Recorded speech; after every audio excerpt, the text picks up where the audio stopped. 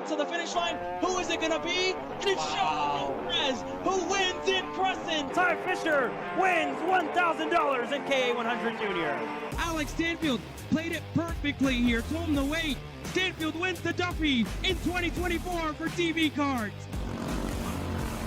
Amarillo Kart Complex is now the official distributor for TV Kart in the continental U.S. Become a dealer today. Brandon, why are there all these charges for just over $200 from Acceleration Kart Racing's website? That's because AKR gives you free shipping on orders of $200 or more within the continental U.S. Okay, but I thought you were just getting a pair of gloves. That's what, 70 bucks? But if I'm getting a new pair of gloves, I might as well get a new pair of shoes to match. And then on top of that, I'll get a neck brace because with the shipping, it's basically free. Yeah, I do not think the math checks out on that. Everything you need, all in one place and shipped to your door for free for orders of $200 or more. Exclusions apply. Spend responsibly. Shop AKR.com.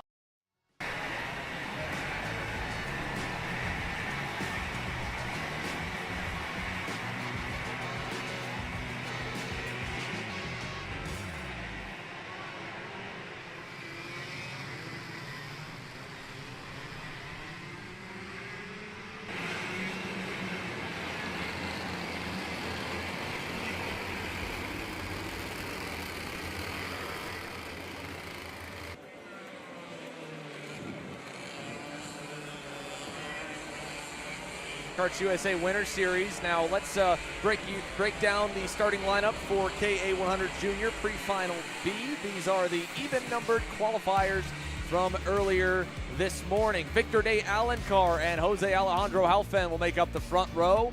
Edward Kennedy and Marco Samet on row number 2. Rookies there in 4th, and from what I can tell, I believe at least down to one, Jose Paramo in 10th. So 2 of them inside the top 10 for this group, potentially also Teo Salamao. But row number 3, Rob, David Morales, Augustus Toniolo, and then back to row 4. Yeah, you said Felipe Benito will be on the inside, Teo Salamao on the outside, starting in the 8th spot. Martin Jaramillo starting in 9th alongside Juan Jose Paramo. Outside the top 10, Eli Steinbrook and Jensen Michelke. Michelke now running with Speed Concepts Racing.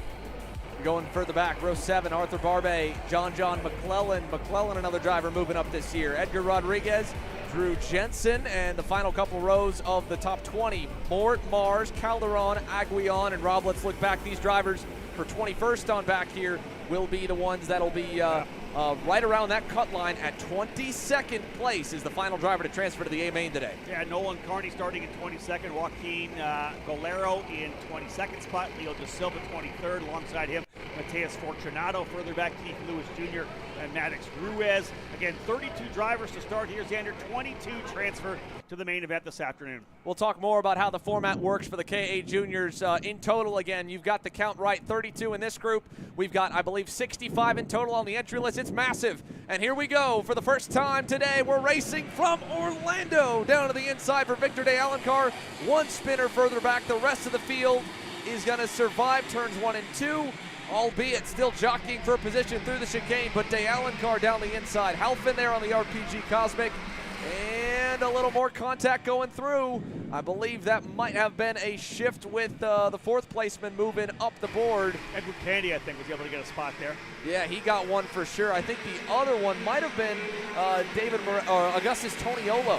So here going through the sweeper. Check it out. That's Jaramillo on screen. The 854, Eli Steinbrook on the Orsolone entry. That's that second group, and they're already fighting for the bottom side down the straightaway. I think that might be David Morales in the 833. Yes, indeed, for 5th, trying to fend them all back, and there it is indeed. 2nd place in the group, 4th overall qualifier, Jose Alejandro Halfin in half a lap has gone from not only 2nd to 6th, but, well, he's probably going to be 2 seconds back when the timing pulls across the screen. Look at the gap already. Well, that was a pure example of doing nothing but defense. You see Morales, all he's doing is looking over his shoulder, trying to run the defensive line. Came in that one corner, as you saw, drove all the way to the inside of the racetrack, and then came back out and over. I'm not sure that the race director's going to love the fact that he defended to the inside. They came back out to the racing line to the next corner, looking over his shoulder in every corner. Finally, loses a couple of spots. Yeah, he finally got rooted out of the way a little bit there. Now he's going to get a little hip check from Jaramillo and lose another one. So that'll put him back a couple positions. There's the pair of Orsolone machines there, Steinbruck, along with Juan Jose Paramo. Marco Samet trying to make up some ground. As up front, here's your 4-kart lead group. Victor de Alencar on an independent entry there in the 870. And here, look at this. Way low for the 898 Vice Racing machine of Keith Lewis Jr. And I think one driver stalled. Well, Xander, perfect opportunity to talk about what's going on in terms of transfer. The reason why we're so crazy right now is this is exactly where we're going in terms of transferring into the main event this afternoon. And that's Ryan Mort in the 812, and just from inside the top 10. Now to the outside of it all. He'll go way back down the board. And like you said, Rob, the transfer is the 22nd zone, and there is no coming back from it. No LCQ. Today it is a B main instead. Superkarts USA officials trying a different style from what they've done in years past when classes have oversold and they've opened them up. There is no way to get back into the A main. So if you've failed to finish, if you get a massive penalty, that puts you to the back of the field, DQ'd in the scales, you'll still get a full main event race, but it'll be a B main. It'll run right before the A main, and no one will transfer. So, unfortunately for Ryan Mort, his work just got a whole lot harder. You saw him not even cross the line last time. He was in the top 10. He'll now be 30th and go into the B main. While up front, these 4 are safe. Now, every position matters double since it's a row, but at the same point, starting in the first 4 rows is safe enough for me. I'd kind of ride a little bit here and just, play it extremely conservative. Yeah. I lean towards you as well. We're the top 4 guys. We're running away. It's almost like that last chance qualifier mentality. Hey, listen, we're trying to transfer into the main. No, there are the heat race points, the pre-final points that you want if you're trying to go for a Winter Series championship. But the last thing you want is to be able to get shuffled out and you're on the racetrack. Because you said there is no second chance. There's no last chance right now. You got to get it done here. Top 22, of course. We'll keep an eye on that 22nd place driver to find out who indeed is on the bubble. This time by it's Arturo Aguillon. That is the bubble driver in 22nd. Ryan Mort, as you said, looking at the B main here this afternoon. That's why I think we're seeing some of the more crazy racing as these drivers who are running outside the top 15, struggling to make sure they stay in position.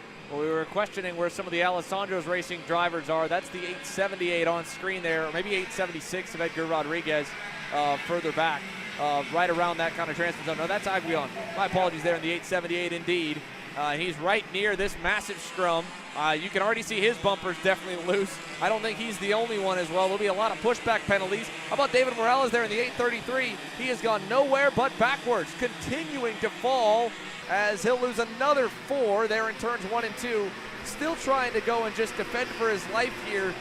But everywhere he goes, it seems like it's the wrong move. Inside, outside, now he'll lose another one as Aguillon goes on by. Yeah, tough one right now. He's going backwards. David Morales was 17th coming across the line last time by. Looks like he's lost a couple more positions. We are coming to the halfway point of a 10-lapper here in this Flight B for the pre-final for KA 100 Junior, the category presented by Orsolone Racing.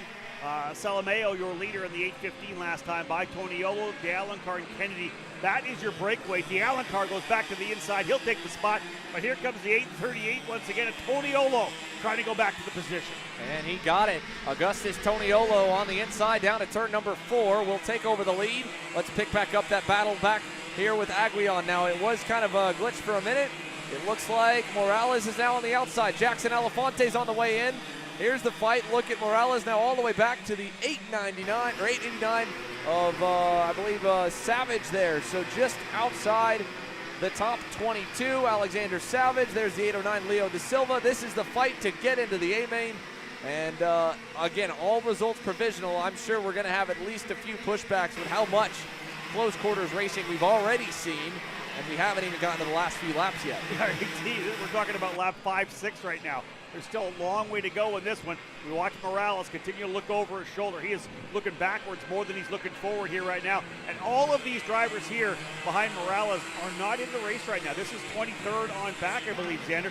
They're battling for position. That's not even a transfer. That's 23rd on back. Jackson Elefante currently in the transfer spot, and he's up the road already. Yeah, long gone. Jackson Elefante racing his way in. He had to start way back in the field, so good news for him. At least that he should be potentially able to outrun at least a half push bumper right now, 2.5 seconds ahead of Morales. So all this group further back, again, fighting for the transfer zone, or at least to get closer to it. They're still fighting outside the top 22. This is 23rd, 24th, 25th, and onwards. That's Leo Da Silva making the move to the inside of David Morales there over in turn number 3, I believe. So he'll take that spot away. Coming back through turn number 7 here. They sweeping right-hander, then they kick back turn 8, back to turn 9, leads that straightaway, that short shoot that comes back up into turn number 10, that hard-breaking right-hander. Good running up front, though. Drivers kind of settling in nicely. As we said right there, the 838s of Augustus Toniolo leading the way. D'Alencar, who had led for a time, Xander, all the way back to P4 right now as he slots in behind the energy of Edward Kennedy. Jose Halfin has kind of stopped the bleeding at 5th. He and Felipe Benito have pulled away from Martin Jaramillo, so they're kind of on their own. 5th and 6th with a second to boot to Jaramillo, Marco Samet. Big gap to Steinbruck and Paramo on the Orsolone entries, 9th and 10th. But your 4-car group out front, led by Augustus Toniolo, and then Salamao, Edward Kennedy, Victor D'Alencar led this race to green. And so from going from what would have been the pole to 4th in the session could put him to 7th or 8th. And I think now, while things have gotten calm enough, coming to the 2 to go signal, Rob, is a great time to explain who gets the inside lane for the main in the A and the B. So indeed, we're going to go by the fastest lap, right? Fastest lap of the race winner, I believe. Yes. Not just the outright fast lap, but the fast lap of the race winner. Whichever race, Flight A or Flight B, has the fastest winning lap for the driver who comes across the checker P1. That's what the group is going to get the inside. So, hey, you know what? If you're not winning, you want to make sure that your winner has got the best lap possible. Yeah, right now, Augustus Toniolo has a 57.37. Theo Salamao has a 57.04. So if you're hoping for better odds, well, you want this to go, and it will. Salamao to the lead there with a slick over-under in the back hairpin. Well, that was nice. Obviously, you can see that Toniolo was trying to run that defensive line and is running defensive again. Coming down to the inside here, may lose a spot to D'Alencar again. So, yeah, we have not seen the defensive work here in our opening wheel-to-wheel action of the weekend. Toniolo back to the inside. D'Alencar's going to lose a spot again. Kennedy goes to the inside. They're battling it out nicely here. They work their way again through 1, 2, and 3. Kennedy now going to have to go defensive from D'Alencar, and here it comes 5th and 6th. Alphin and Benito are there to the inside again for Toniolo. Xander, they were about a 10th of a second faster lap, but this racing up front has brought them right back into the fight. The top 4, we said, were locked and loaded. Salamao's now up the road because Toniolo's battling that with Kennedy, but it's brought Halfin and Benito back into the fight. Yeah, side by side now. D'Alencar will lose 4th, might lose 5th. Yeah. Oh, Toniolo's way low. He's going to try and park the bus. How about Eddie Kennedy to the outside into the dirt? Still dirt tracking in, and he'll get clear. I like that. Big defensive run.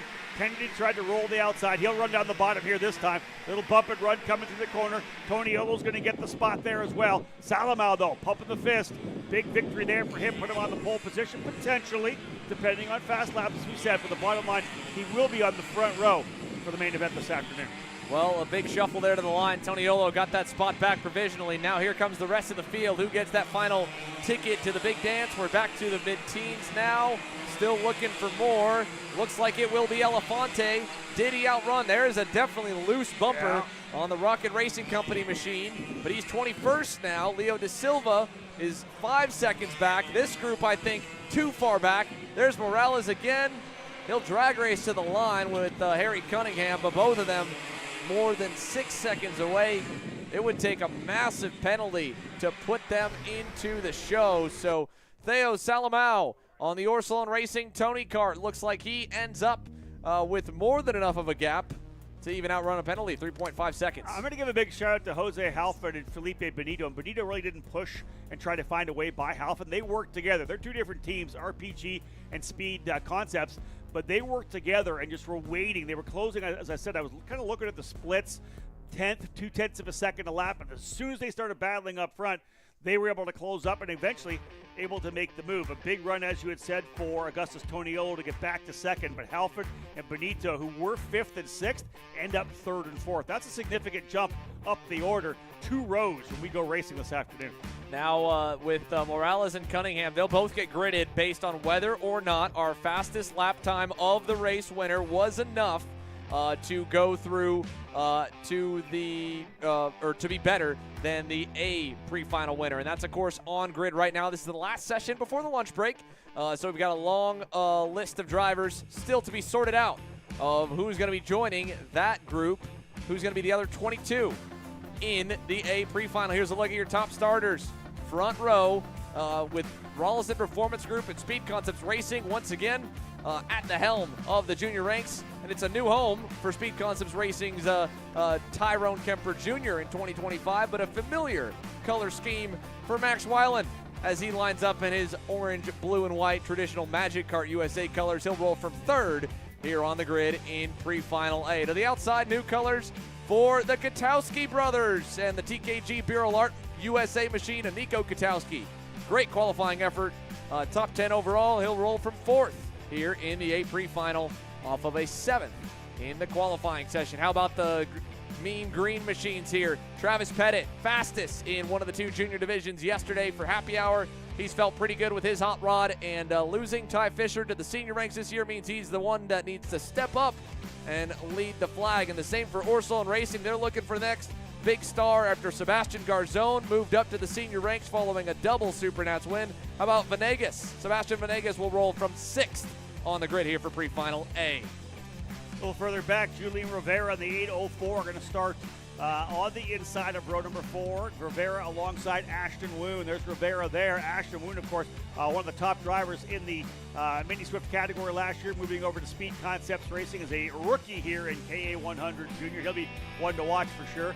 Gabriel Balog in the number 881 on the Magic Kart machine. And on the outside, on the parallel in the 866 of Alessandro Truchot. He's always had a lot of success here in the Winter Series. And he would love to help give Paralyn USA another big-time Winter Series win. This is only his 2nd time in the full-size car in the U.S. Made his debut in the junior ranks at Supernats, but now he's on familiar territory, one of the Florida tracks where he's grown up racing here before another big European campaign is on deck for Sandro. Now let's go outside your top 10. Max Christia on the Jay Howard Driver Development Kart Republic. The 839 enters his 2nd year in the junior ranks, looking to take up where Enzo Vidmontien left off for Kart Republic North America. He'll start to the inside of the 897 of Sebastian Cortez, another Kart Republic manufactured Alonso Kart entry here with the DPK Americas branding for him. Back to row 7. You've got Rodolfo Lavin Jr., Valentino Manta, and Isaac Malcuit there at the top corner of the screen on the PSL Bureau Art. Will round off the top 15. We're moving off to the side now because the engines have fired, though. We've got a lot more to get through. Let's go to the rest of our lineup here, Rob, kicking off with 16th of Isaac Payne. And back to row number 9, or row number 9. Yeah, Tristan Murphy will start on the inside in the 811 alongside Alex Miller in the 840, starting 18th. We'll cap off the top 20, row number 10, starting 19th, Iago Lempen, and on the outside, Valentino Santian, starting in 20th. Santian, another one of the drivers moving up to the junior categories with a debut this weekend. There was a big group that moved out of junior, so now who moves into the spotlight, and as well a big group moving up from the mini class. Santian, one of those. He'll be joining Paralyn USA this year after spending a lot of last year on a black and orange Sodi kart. Now outside your top 20, of course, we've talked about the first group of them all there with Kemper Jr. and of course Alexander Vanchev. Great qualifying effort for the RPG Cosmic. Let's go to 21st. Talon Laney, Emerson Lane. First 2 drivers on this page, and the final 2 drivers that will start inside the cut zone, 21st and 22nd. Last 2 tickets to the big show. Yeah, everybody further on back from 23rd to 33rd, all thinking about moving forward. They've got to get into that 22nd or better spot to transition into the A main. Otherwise, they'll be B main racing this afternoon. Grayson Walcott starting on the inside of row number 22 alongside Maddie Grace. Row 22 is Luke Fedowitz alongside Ciro Flamini. Then we'll have Ruben Gutierrez and Antonio Flores as well back there on row number 14. Work to be done for the drivers further back. The final few drivers on the grid with a long view from the rest and a long way to go to get into the main and to get a better starting spot in the main from where they sit or could get to. Facundo Hernandez, Sebastian Enriquez, Kian Ayer, Cole Medeiros, and Santiago Duran shotgun on the field in the 864. That's one driver that could definitely make some big moves and get up the field. Here we are for two drivers in new colors, debuting their outfits for 2025. Alexander Vancha from Sodi to the Rollison Performance Group Cosmic Camp. Tyrone Kemper Jr. from his own CS55 entry to Speed Concepts Racing for Prefinal A in KA Junior. Let's get them going here from Orlando. We're green down to turn one. Indeed, Vanchev's going to go to the bottom of the racetrack. Kemper trying to hold to the outside. A couple of drivers contacted further back through turn number 2. Another driver off on the outside of the transition from 1 over to 2. Vanchev will hold the spot coming through. I believe Max Weiling getting a good jump there, Jenner. I think he's got up to P2. Another spinner coming down into turn number 3. That'll take a few of them around. That's the 819. A Luke Fedowitz going for a ride. Emerson Lane involved as well as the leaders head through the sweeper for the first time. Great start for Alexander Vanchev. And it's not nearly that massive divide yet, but this is where it began. The run down the long back straightaway. Who is going to be the first driver to really start the defense?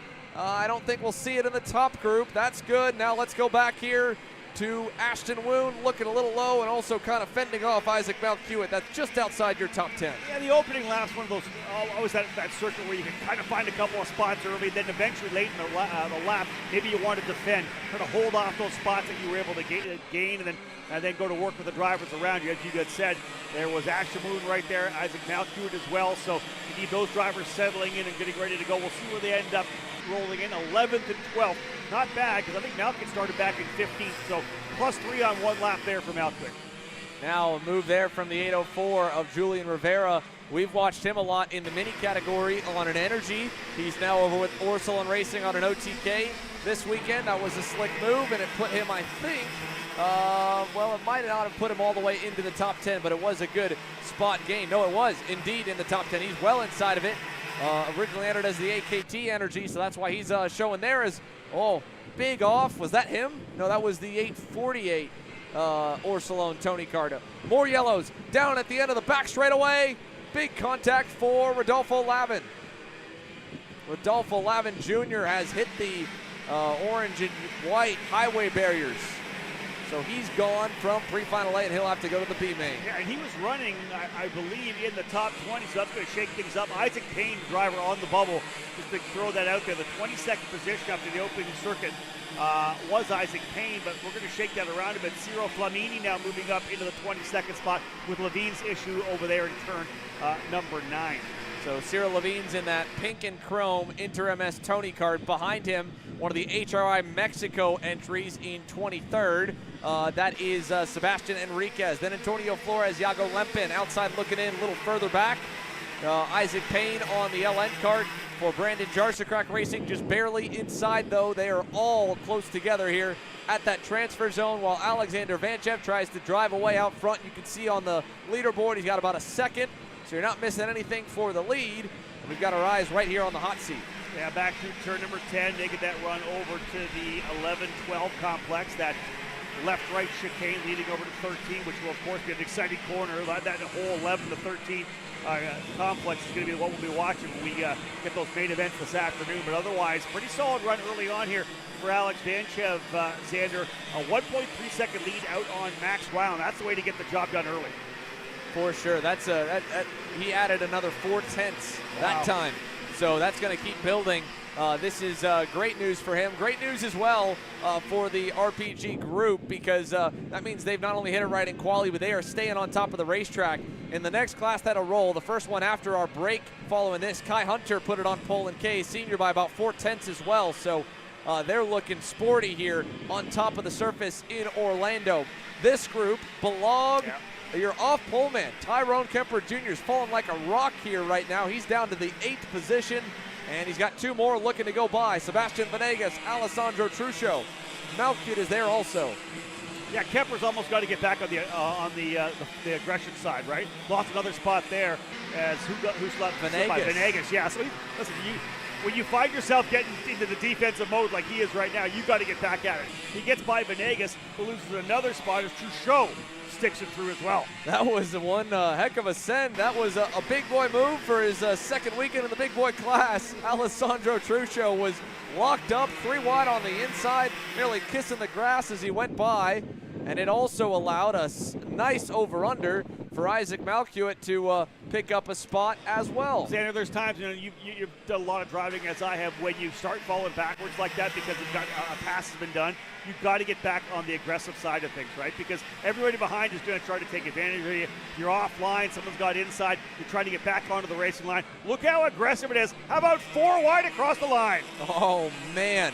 Julian Rivera, and as well, that's Katowski, Nico Katowski, Max Christia.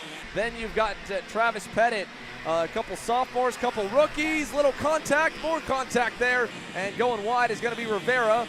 He'll stuff it right back in on Katowski in the very next turn.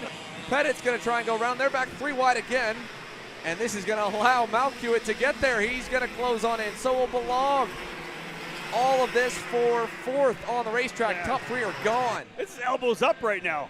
We're literally just midway through lap 5, working lap number 6 of this pre-final, and the elbows are up from 3rd on back. These guys are actually 4th on back, right? No, you were right, 3rd. I missed 3rd? Max Christia. It is, yeah. He's behind Katowski, so only Max Weiland and Alexander Vanchev are enjoying the morning session.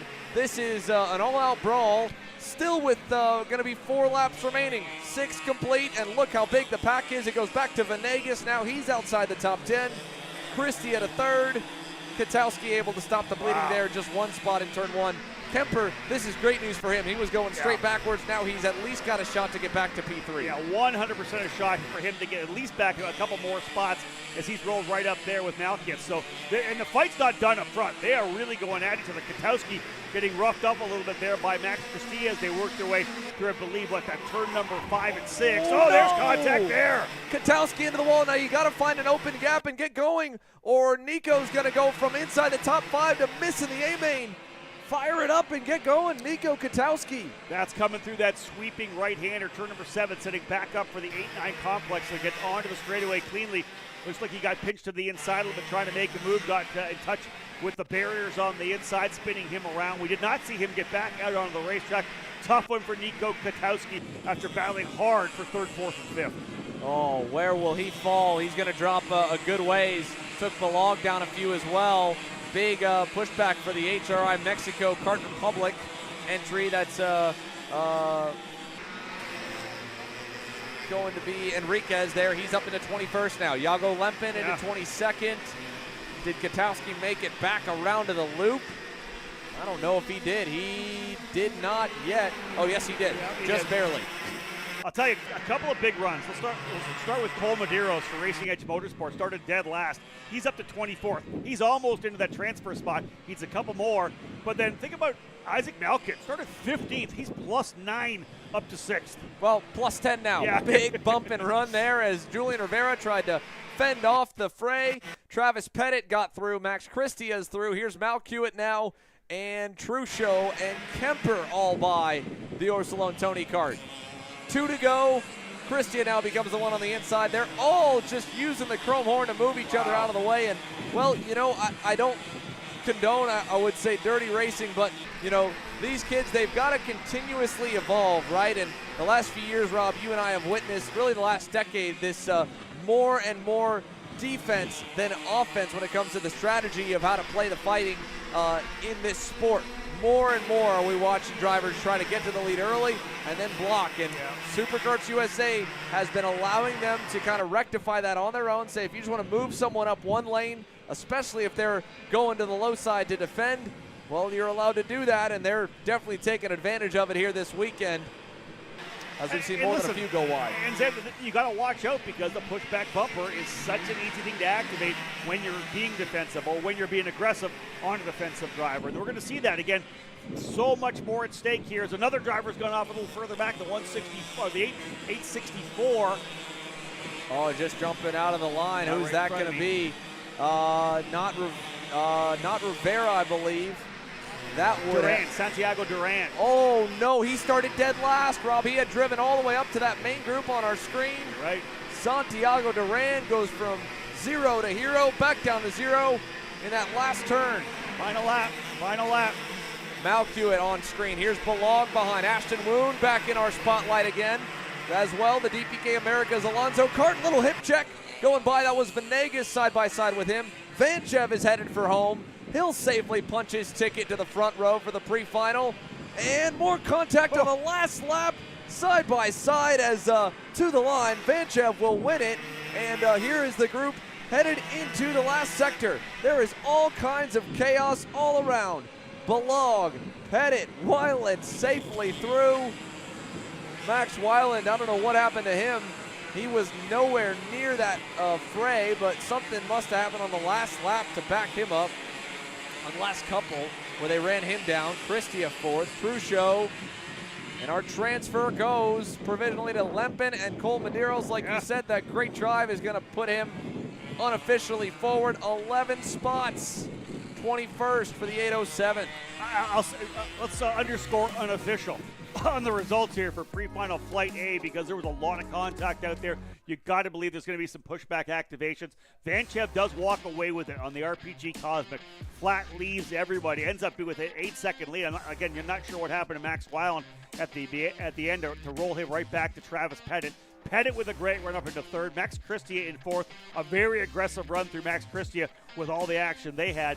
Truchot had a good drive as well. Ends up P5. Tyrone Kemper from the outside of the front, Rosander into sixth spot. Fell back but was able to dice his way back forward. But Isaac Malkit +8 started 15th up into the 7th position. Yeah, big mover Isaac Malkit. That, I think, big testament to all the 206 and K experience he's been getting. Probably more pack racing laps done for the 879 than anyone else on your screen. Balog, Ashton Woon survives his first ever junior pre-final. It was a wild one. 9th for last year's mini champ. Julian Rivera, top 10, solid result. Venegas, Walcott, Murphy, Gutierrez, and Sebastian Cortez. Let's take one more look back of who was above or below that cut line of 22nd. All results, again, unofficial, going on down to the likes of Medeiros and Lempin that were the first ones in. First one outside looking in will be Maddie Grace, 23rd for the young lady here out of Orlando, Florida. Well, we've got a Coastal Link printing recap from that race, and this one's probably going to be long because we had a lot. First up, Talon Laney, unfortunate there for the LN Kart, getting spun around, and then here more spinning. That was Luke Fedowitz going for a ride. Rodolfo Lavin Jr. going out. In fact, there were surprisingly only 4 DNFs from all the carnage. And as well, probably surprising there wasn't more carnage, period. That 3-wide move was sketchy. And that was a big move to the inside for Truchot, able to take the spot. You saw a number of drivers on the move working their way back forward. Truchot right in there. We know that Tyrone Kemper Jr. was scrapping it out. He fell back, but got his way back forward. Here was his big run with Pettit all the way on the inside. He ended up coming up into P3, but he was a part of a huge battle there midway through. Now, this huge battle, well, it started with 4, then went more and more as the race went on. Katowski right there in the 892, the rookie, taking it to some of the junior names we've talked about last year. Kind of got it back a little bit in stone there with Christie, and then right here, tried to stay, I think, on the inside, just the way it all shook out. Isaac Malkit was right behind him. He gets spun, hits the barriers, and then he's just in a terrible spot. Can't get going till the whole field goes by. The 804, Julian Rivera, was the next one to go wide, but at least he didn't go fully off like Santiago Duran. Or right here, Sebastian Venegas, I think, getting shuffled wide. The same with the DPK entry of Cortez there. Balog and Pettit, you can see with a good gap to Christie. And this was the fight. I believe this is probably back for the final couple transfers. What a save for the 874 Parolin. My goodness, so much in one. That was Santian. Wow. There we go. Valentino. To hold on to 18th. Another junior rookie, but he will be going through if things hold for the A-main. Tough one for Nico Katowski. We saw him kind of lose the rear end, try to have the thing pitched down, a little bit of contact with Ian Malkit into the wall there. Tough one. He's going to go to the B-main now. And like we said, we'll reiterate that. No opportunity to get into the A-main. He is a B-main driver now this afternoon. Now, the one good part about the SKUSA Winter Series, similar format to the SKUSA Pro Tour, complete new rounds on each race day. So he'll get another shot to prove himself for the A-main tomorrow. But outside of a plethora of penalties, which we wouldn't be surprised if we saw. I would not be at all. He's going to be watching the A-main from the scale line as the B-main concludes. We do have a short break in the action, folks, at 12:25 Eastern here.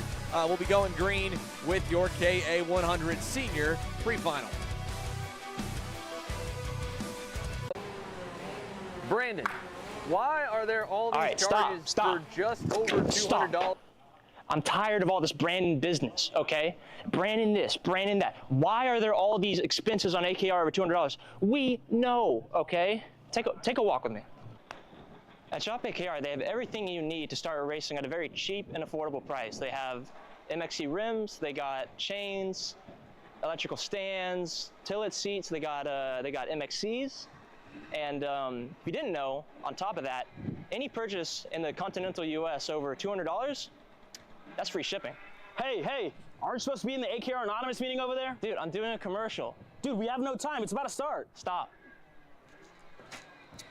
We all love Shop AKR. Me? More than others.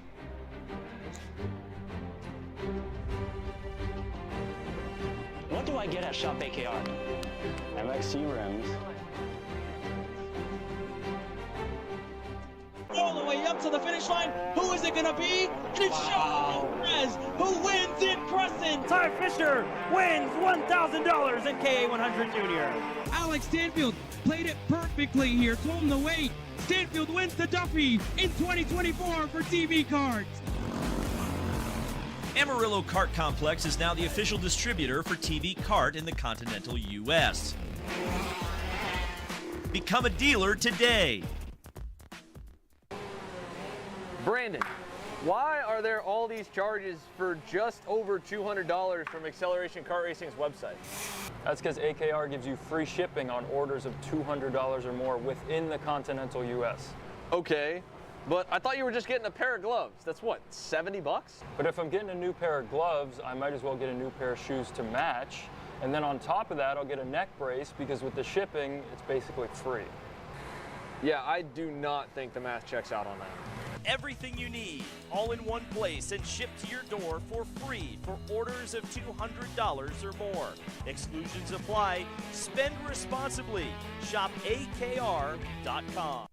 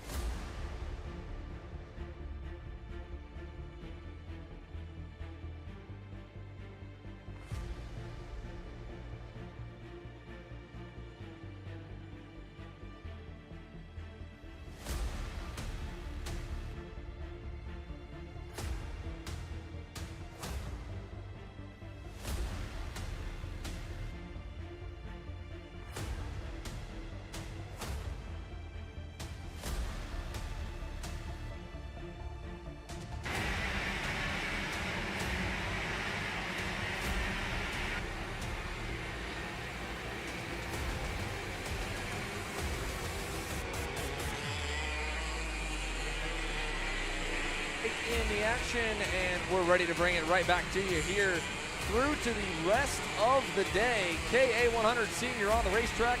Kai Hunter will lead the field of green. Alongside him, Sebastian Garzones. You have a wily veteran and a rookie on the front row in this 46, I believe, total drivers sold out class. And then a familiar name to those familiar with Supernat's history, Bradley Madgman from Down Under, racing for JHD alongside Blake Nash. Yeah, Bradley Madgman, a former Micro Swift winner at the Super Nationals. He'll start third alongside Blake Nash, as Xander had said. Ty Fisher starting in the fifth spot. A fantastic Super Nationals for Ty Fisher. I think really kind of exploding his name onto the map with a great run in Las Vegas last November. He'll start alongside Santiago Fernandez on row number 3. It'll be Frankie Mossman and Henry Wheeler, 2 quick drivers on row 4. Jose Carlos Hernandez returns with Orsilon Racing alongside Oliver Marak, who had a solid quality effort. That'll put him in the top 10 and on the outside of row number 5. Mick Gabriel on the AEM Karting Cosmic rolls from 11th, and a return at his home racetrack, Aaron Benoit with Team U-Race rolls from 12th. Yeah, starting on row number, 7, I think. Yeah, row 7, it'll be Ibrahim Din alongside Victor Franzoni. Franzoni, a former USF Pro 2000 champion, ran Indy Lights, was a winner there as well. Does works for a lot of teams right now. Franzoni starting in the 14th spot. 15th and 16th, Dominic Karai and Ethan Williams.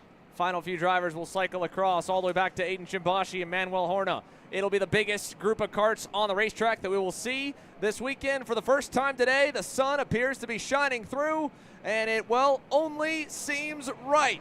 Green flag in the air as Kai Hunter leads us at a slow start down to turns 1 and 2. Garzone does a good job to come across from left to right to hold the spot. Driver further back, you can see, had a bit more trouble coming through that transition to 1 and 2, losing a couple spots. Hung up to dry on the outside. One of the Orsilon Racing drivers. Are some yellow flags, Xander, flying here on the opening lap as there was contact further back in the pack. Yeah, it looked like it started kind of in the chicane. I don't think it got any better by the time they got down to turn 4 and 5. There, that kind of kink there is what they call turn 4 here at Orlando. Turn 5 being the right-hand hairpin. And we're already well past that, of course, as they rocket down the back straightaway for the very first time.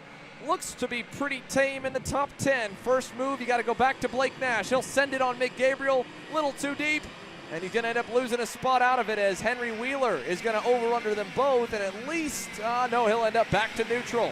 Gabriel, Nash, Wheeler, all that. Same positions. Now they're a full second back from the next group. Yeah, it didn't play out really well. They were trying to battle each other. They've lost a bit, as Xander had said, all the way back from Fernandez back to Gabriel, Nash, and Wheeler, 7th, 8th, and 9th. Olivier Marak in the number 998 in the 10th spot. But there's the 966 who's gone off track, Xander.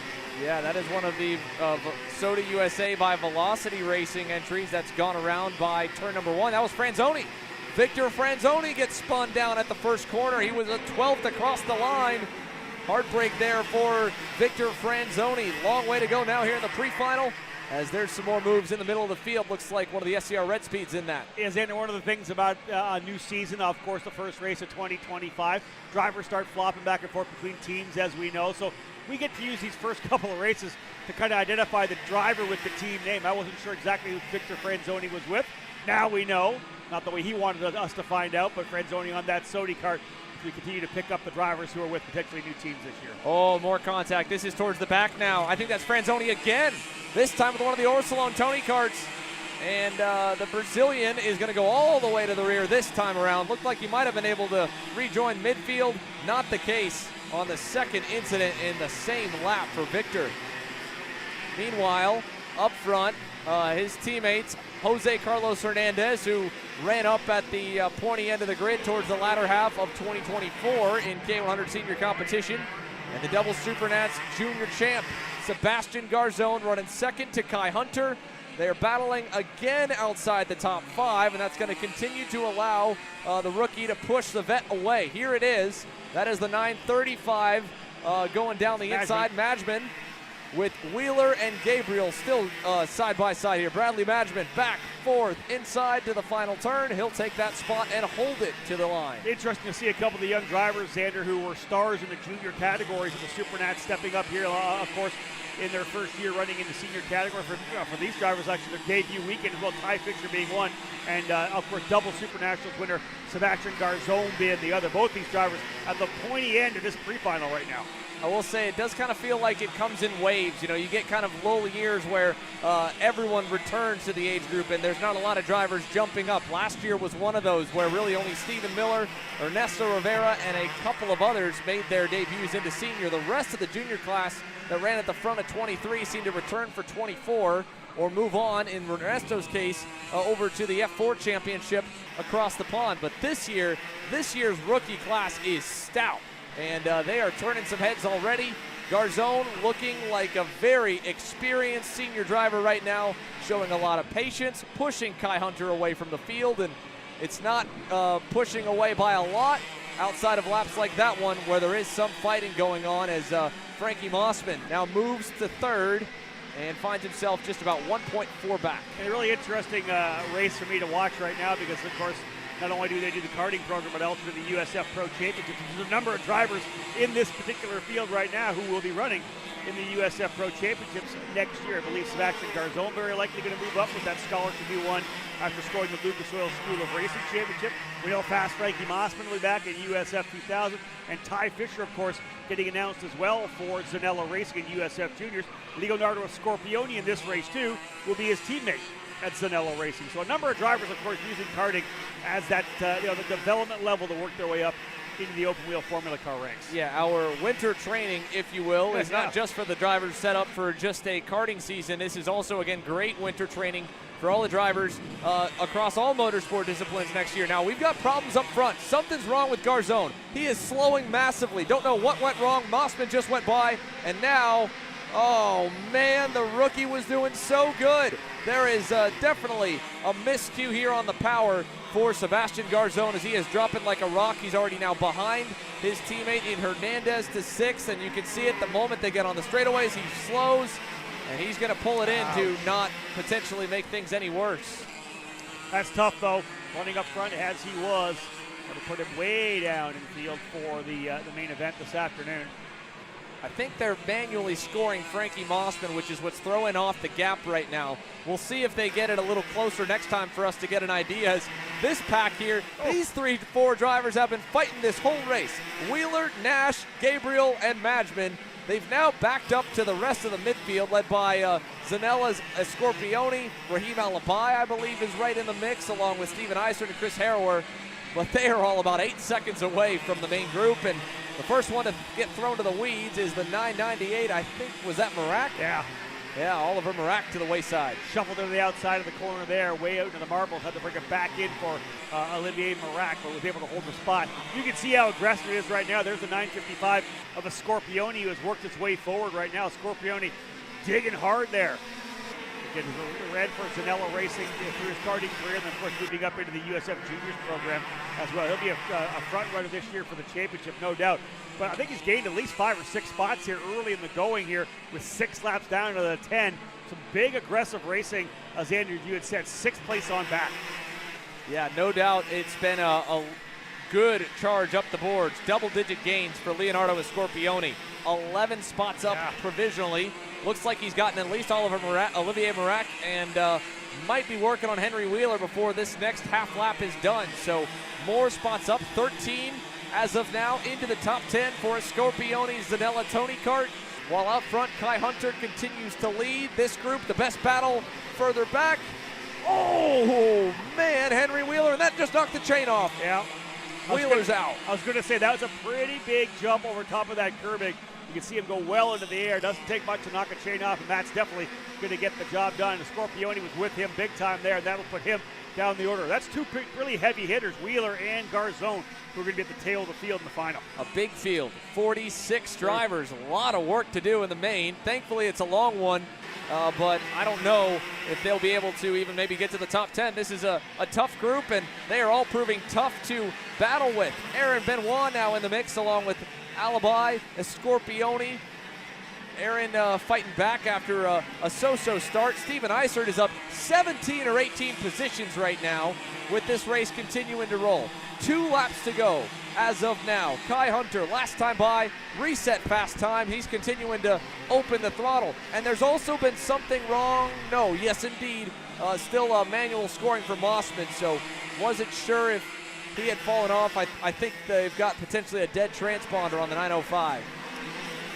Scorpione right there in the yellow, white, and black Zanella colors as he has dug his way forward. We talked about the fact that he's been pushing hard to get himself back up to where he needs to be. He's 11th right now in the order. I'm not sure how he fell back. I thought maybe he was a little farther forward, but he's holding on now to P11. So the battle in front of him, right in front of Zanella, is rather Scorpione's Aaron Benoit. So that's the 10th place driver. Yeah, Benoit there in that his yellow and red and black helmet, traditional colors for him. Back with Italo Silveira. How about it for Team U-Race?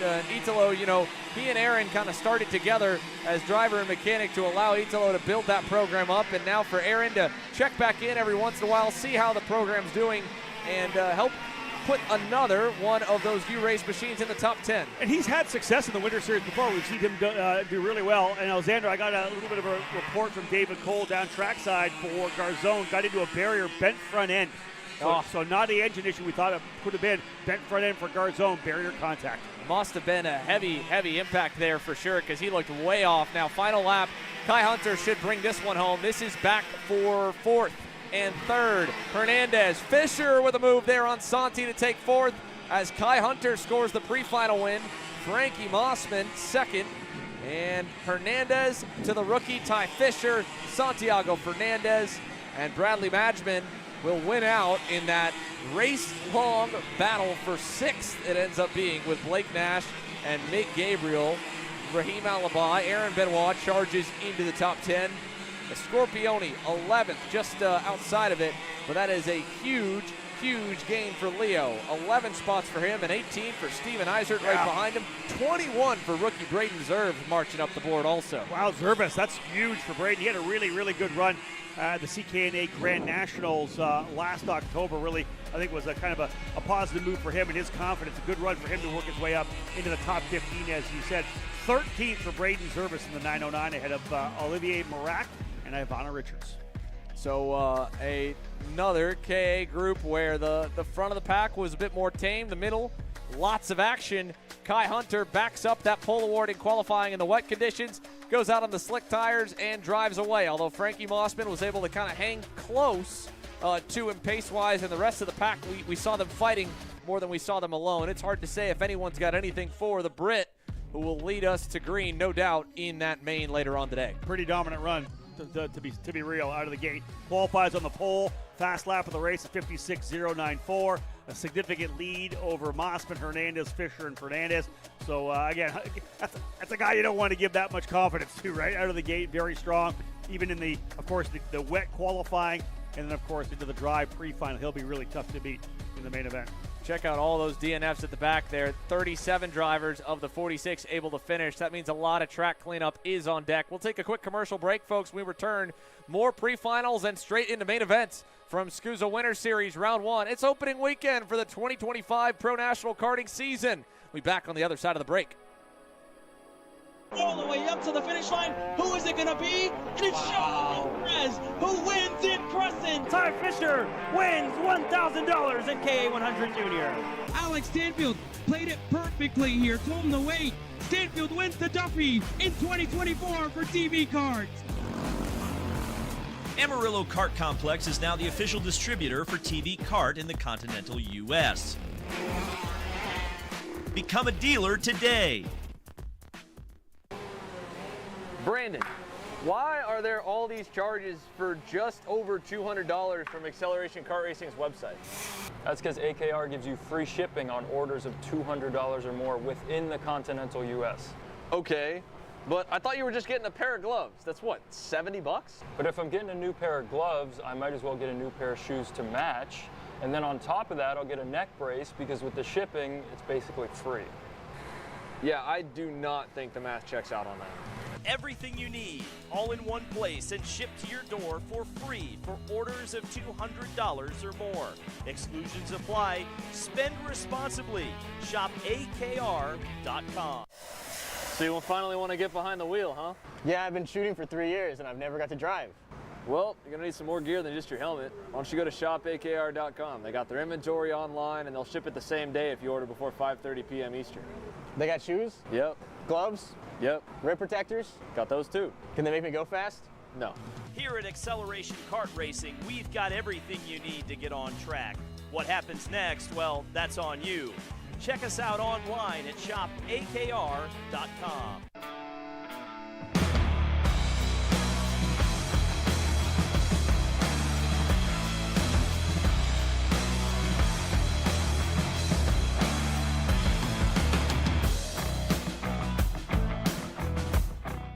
I need a new 219 chain. I need a 77 toothbrush sprocket. I need some more chain lube, and I need it probably as soon as like tomorrow.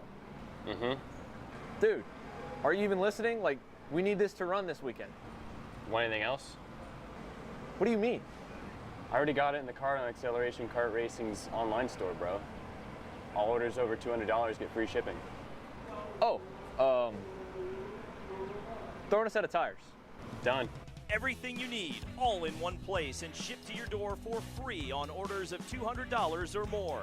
Exclusions apply. Shop akr.com. Brandon, why are there all these charges for just over $200?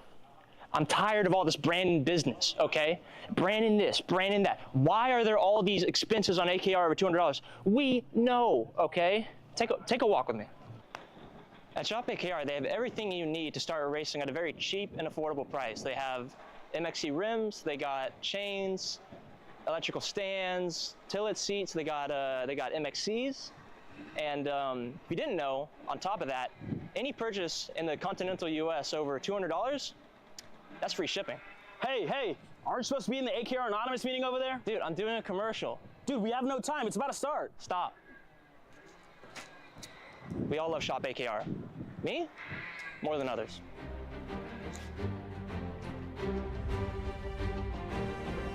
What do I get at Shop AKR? MXC rims.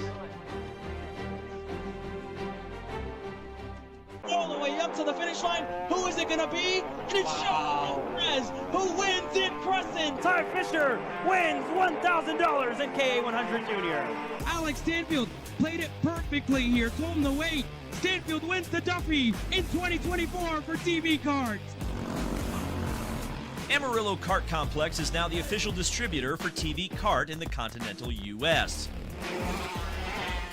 Become a dealer today.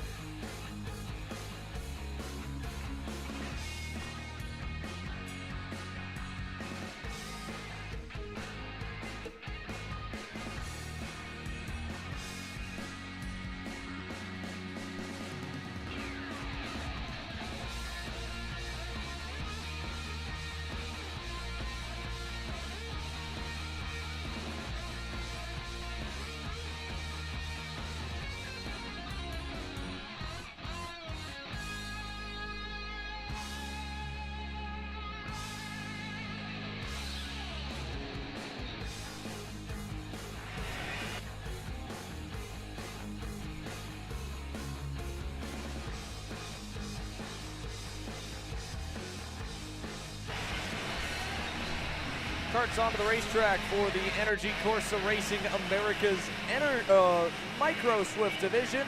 And it's time to learn some of the new faces that we'll be potentially seeing at the front of the grid in 2025 with Zane Burgess, Santiago Orioli, and a number of the superstars from 2024 moving upwards and onwards into the Mini Swift class. It's time for new drivers to take over the limelight, and Isaac Carvalho and Marcelo Flores will be the first two to do so as the Kart Republics roll off from row number 1.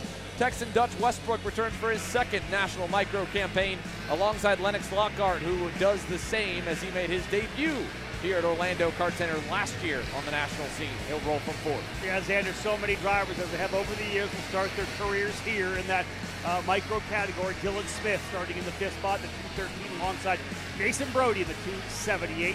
Jack Katowski in the TKG Burrell number 292. A roll off from 7th alongside Brody Stoffel in the 229. Mauro Nario and Hudson Howard will complete the top 10 starters and start from row number 5. Slade Harrell and Dominic Nagel from row number 6, starting 11th and 12th. Let's go row number 7, row number 8. Logan Arteta and Liam Francisco, row 7. Row 8, Danny O'Gara in the 267, and Iker Alvarez in the number 225. Don't be surprised for O'Gara to work his way closer towards the front. We saw him at the front of the field in the Winter Series last year. The same for the driver, starting on the outside of row number 9, Leo Simone, who rolls alongside Leandro Ramirez, and more. Zev Gottschalk rolling from row number 10.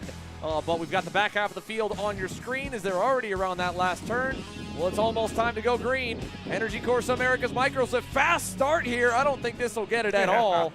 No green from Aaron Likens. He did not like what he was going to see there, and a smart move will avoid catastrophe on the first attempt. They were at race pace. Oh, and there it is. There it is, yeah. Even on the yellow, we got a number of drivers getting locked up from deeper in the field there. Yeah, very quick coming out of those final couple of corners, rolling out turn number 13. A little bit of a kink that leads back to start finish. And not surprisingly, Aaron Likens not throwing the green flag there. Let's give a little shout out to Aaron Likens here right now. His 30th year as a flagger. Started back with the St. Louis Karting Association. Obviously, we know he has come all the way from there. Got essentially picked up, got found by Tom Kutcher, became the SuperKart USA Pro Tour flagman, then went through the Super Nationals, and now we find himself as the flagman, the starter of not only the IndyCar Series, but also the Indianapolis 500. What a privilege to have him still here with us in the grassroots of karting, back where he was when he first started. No doubt we are lucky to have one of the best in the business on the sticks down by the front stretch, and Aaron knows exactly what it takes to get a clean start, so he opted to send them around. Now Isaac Carvalho, Marcelo Flores, both trying to motion to each other, let each other know, hey, all right, listen, we need to get our act together a bit, but they don't need to do it just yet. If they wait a little bit longer to really slow things down, then we'll be all right. But if nothing else, there's plenty of time to get the field together, as we've still got one off in an awkward spot. That's over in the sweeper, I guess, right in front of our cameraman by the mechanic stand. So benefit of the leaders kind of taking their time coming through the hairpin right here. So hopefully we'll be able to get all of our starters in the Microsoft field around the green. Can't say enough about how great it is to see another packed house in Microsoft with such a big contingent moving up to the mini class, another sold-out grid. That's great for the health of our motorsports altogether. Really, Xander, that's where you look, right? Yeah, it's nice to have the good senior fields. It's great to have shifter fields. But we have full fields in micro and full fields in mini. We know our future is going to be strong. And our current is fantastic as well. 65 in K Junior, 30 plus X30 Junior. A packed house of 316 entries in the Microslip drivers, ages 7 to 10, the youngest of them all. It begins here. Let's see if we can't get them green on attempt number 2, Rob. Back once again to Aaron Likens, waiting as they'll get into those tram lines to get things underway. Carvalho on the inside, Flores on the outside, another yellow. Oh no, in front of the field, that's gonna be a lot of spinners.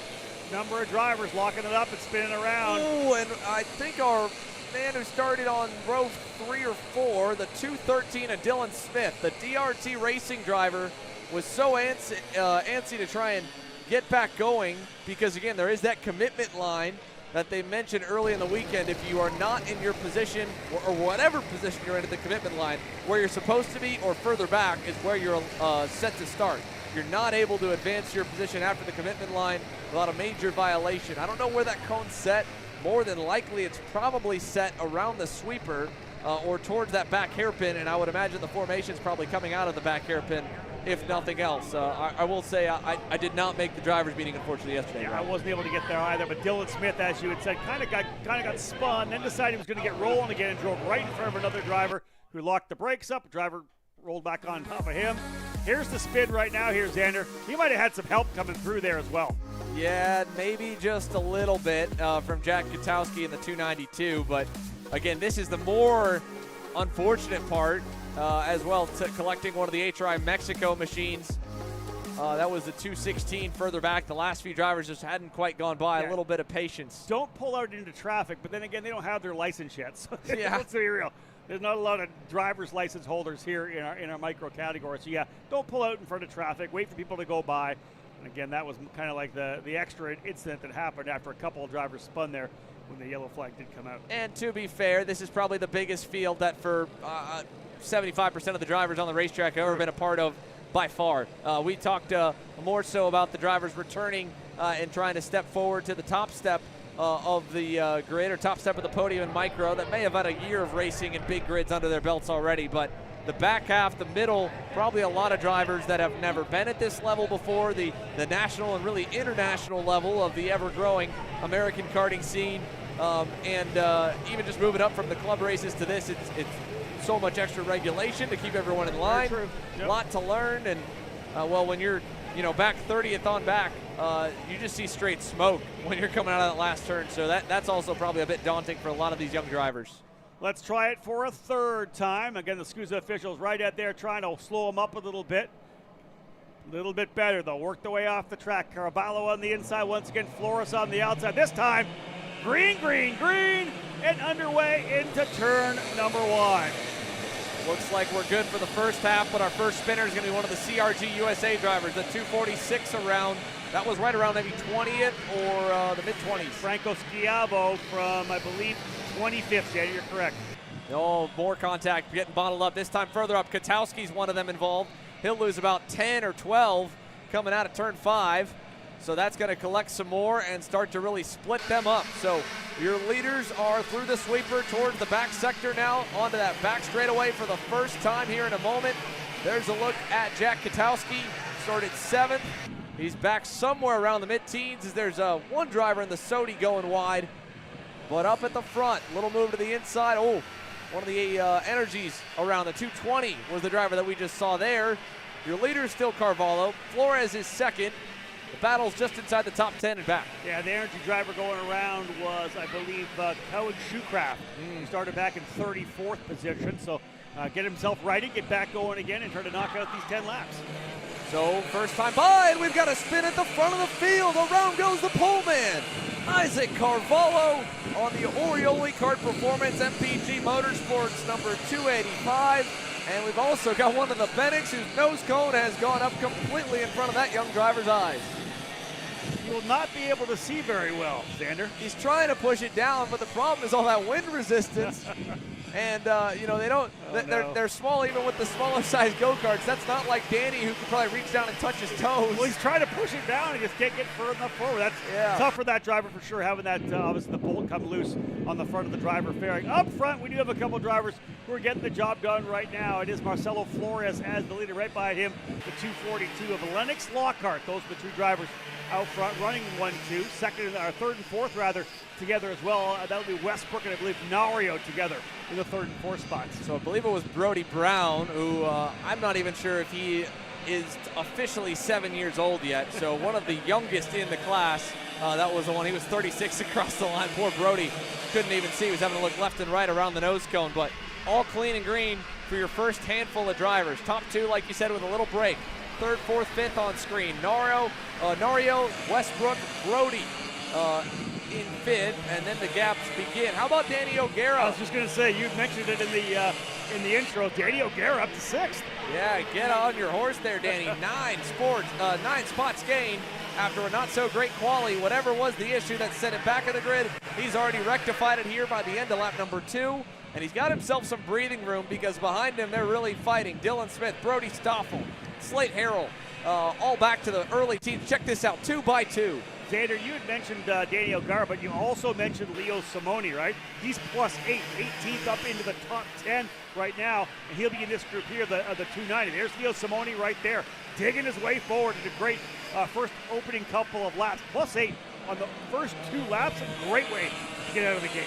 Hudson Howard leads this train here in the 249. He picked up 4 spots that lap. Getting back on the positive end. He was down 1 from his starting position earlier. That's the 221 machine on your screen. Zev Gottschalk also started deep, up 6 as of last time. 3 complete with another move in turn 5, and it hurt Dylan Smith's DR card. He's going to be slow to continue now. Watching some of these drivers that are working their way forward in a big way. Aiden Go started all the way back in 35th, +17. He's up into the 18th spot for Aiden Go. You keep moving forward like that, get yourself potentially into the top 15, top 10, and it's not out of the realm of possibility. You can work your way up into the lead group if there's some early action in the main event. Into the S's here for another lap completed, and it looks like we've got a lead change. Miami's Lennox Lockhart now to the point on the Velocity Racing Sodi Marcelo Flores in the SLA Kart Racing Kart Republic takes a look back. Big gap. 2 seconds last time. 2.4 this time. He'll go a little wide in 1 and 2, and Lennox pulls away. I'm telling you, Lennox Lockhart looked really good through 1 and 2. He's running a good race line. For the most part right now, not looking over his shoulder, a little peak there. But if he just runs those really clean lines, I think he may be able to pull away from Flores here right now. It's a shorter race here for the micros because they burned those laps at the beginning. So already given 2 laps to go. It'll be the white flag this time by. That means in terms of race laps, it's only going to be a total of 6, it looks like. They'll complete lap 5, and the white flag will wave. They were given the double sticks that time around, so they lost 4 in all of those outlap exchanges, or at least lost 2, I think. Might have been set for an 8-lapper based on the timetable. Either way, the white flag is coming out next. The checkered flag is what you race towards. Lennox Lockhart, Marcelo Flores, time to dance. Aaron Likens will wave it as they head towards turn number 1, and here we go to the inside for Lennox. Yeah, Lennox holds the inside line, and Lennox Lockhart, but Flores look to the outside coming into the corner. The Sodi versus the KR right now. Right there with them is Flores. A little bit of a defensive line. Lockhart will cover down the bottom of the racetrack through turn number 3, back to 4. Thinking about it over-under. Coming back into turn number 5, but nonetheless right now Lockhart holding on to the spot. Looks good here. He's going to go really low into the sweeper. Flores high, wide, and handsome, trying to keep the motor wound up to maybe set something here into the hairpin or the backstretch. Let's see it. Through that corner by the grid. Now down the long straightaway. Lockhart low. He saw Flores starting to go, went even more low. And around the outside, Marcelo's going to make him play the game of chicken with a big over-under. Here he goes, clear. Marcelo Flores goes to the lead. Textbook over-under after Lockhart did the block. Here comes the move to the inside, though. Another over-under coming. He gets it twice. He's got the lead once again. What a great run here for Flores, but they're going to come for the drag race side-by-side to the line. This is going to be close when they come across. Wait for it to stop. Flores with the win. 34,000 at the line, Xander. Unbelievable. Great, hard, clean racing here for 2 drivers that could become the next 2 on the national scene that we talk about for the entire season. Marcelo Flores and Lennox Lockhart putting on a show. Their first race at the front. And nice fist pump there from Lennox Lockhart as he comes across into the scale line. Even though he ended up P2 at the line, both drivers should not hang their heads low at all. That was a great race, a great run. And if they take a look back, they'll see 3 seconds, basically the gap back to 3rd, 4th, and 5th. Danny O'Gara picked up another one, so that'll move him as a net gain of 10 from 15th to P5. That MPG Kart Republic is going to be a force come the main event later this afternoon. Yeah, big movers further back, plus 16 for Alvaro Medeiros up into 13th spot. Right at the very bottom of the order there, Aiden Go, plus 20. Started 35th, ends up 15th. I'm telling you, a great run for the Parolin driver to work his way up into what will be the 8th row for the start of the main event. Moving on back outside your top 15. The good news here for all the young drivers, they will all move forward into the main. Here is a look back to Dylan Smith there in the 213, Dominic Nagel, Grayson Powers. We saw, unfortunately, though, a bit of contact on the opening couple laps. I think it was pretty clean after that. Let's see how the back of the field ended up there. We talked about the big movers going forward. Well, Brody Brown had to pull on in on the Bennett. He ended up 43rd with a DNF. Max Schubert, Caden Cadera, I don't believe Cadera was able to make it out for that pre-final, but Max Schubert, the only other driver failing to finish. That's another great sign. So of the 44 that took the green flag and Brody Brown, who we saw pull on in, Max Schubert ends up as the only DNF. Here's your Coastal Link recap. Well, it starts really before the green with some of the chaos there on the attempts. Here's another one, Dylan Smith going around in front of everyone. Took about 3 more spinners with him. Then there was 4, 5 stacked up. But after a few tries, they finally got their season started, Rob, and Isaac Carvalho led them through with at least most of the front half getting through cleanly. Unfortunately, Chavo, one of the ones going around in turns 1 and 2. Yeah, there was a lot of action as we saw further back. Finally, it settled in. We had a couple more spinners, including the driver started on the pole. Carvalho, as you said, he went around. There was the issue with that young Bennett driver who lost the bolt off the front of the fairing. Finally, things would settle in the battle midway through. We would get to see some good hard racing from the youngest drivers on the SKUSA's class structure with moves forward. Oh, well, a few hiccups there. That was the back half of that moment we missed with Dylan Smith trying to get back going. But here, Lennox Lockhart getting to the lead, pulling away a little bit. But on the last couple laps here, Marcelo Flores brought the heat right back to him in this shortened 6-lap pre-final. And these two, textbook clean, hard racing, not giving an inch, definitely wanting to lay it on the line here in the pre-final. But Marcelo Flores, over-under number 1, good, and then right here again. That's right, back-to-back over-unders, so one over in turn number 10, then over in turn 13. Comes away with a win by less than 0.04 of a second. One of those races that just makes you smile about the future of motorsports, Rob, when you get that kind of action. That was a pleasure to watch it call. Indeed, exactly that. And that's what you want to see, the clean race. The only thing I didn't like was a bit of a move in reaction there at the front. Driver Flores was making the move to the driver's right. Lockhart kind of moved over with him. I wouldn't be surprised if Bo Barfield, the race director, might have a little chat with him to let him know that's not approved. Nonetheless, a great run to the end and a great run for Flores with 2 great over-unders. We've got a moment here. We'll step away for a word from our partners. When we return, Speed Concepts Racing X30 Junior is ready to go. 37 drivers on the grid for the 125cc class, biggest grid they've had in about a season and a half. And it's on the other side of the break. We'll see you there. All the way up to the finish line. Who is it going to be? And it's Sean Perez who wins in Crescent. Ty Fisher wins $1,000 in KA100 Junior. Alex Stanfield played it perfectly here. Told him to wait. Stanfield wins the Duffy in 2024 for TV Kart. Amarillo Kart Complex is now the official distributor for TV Kart in the continental U.S. Become a dealer today.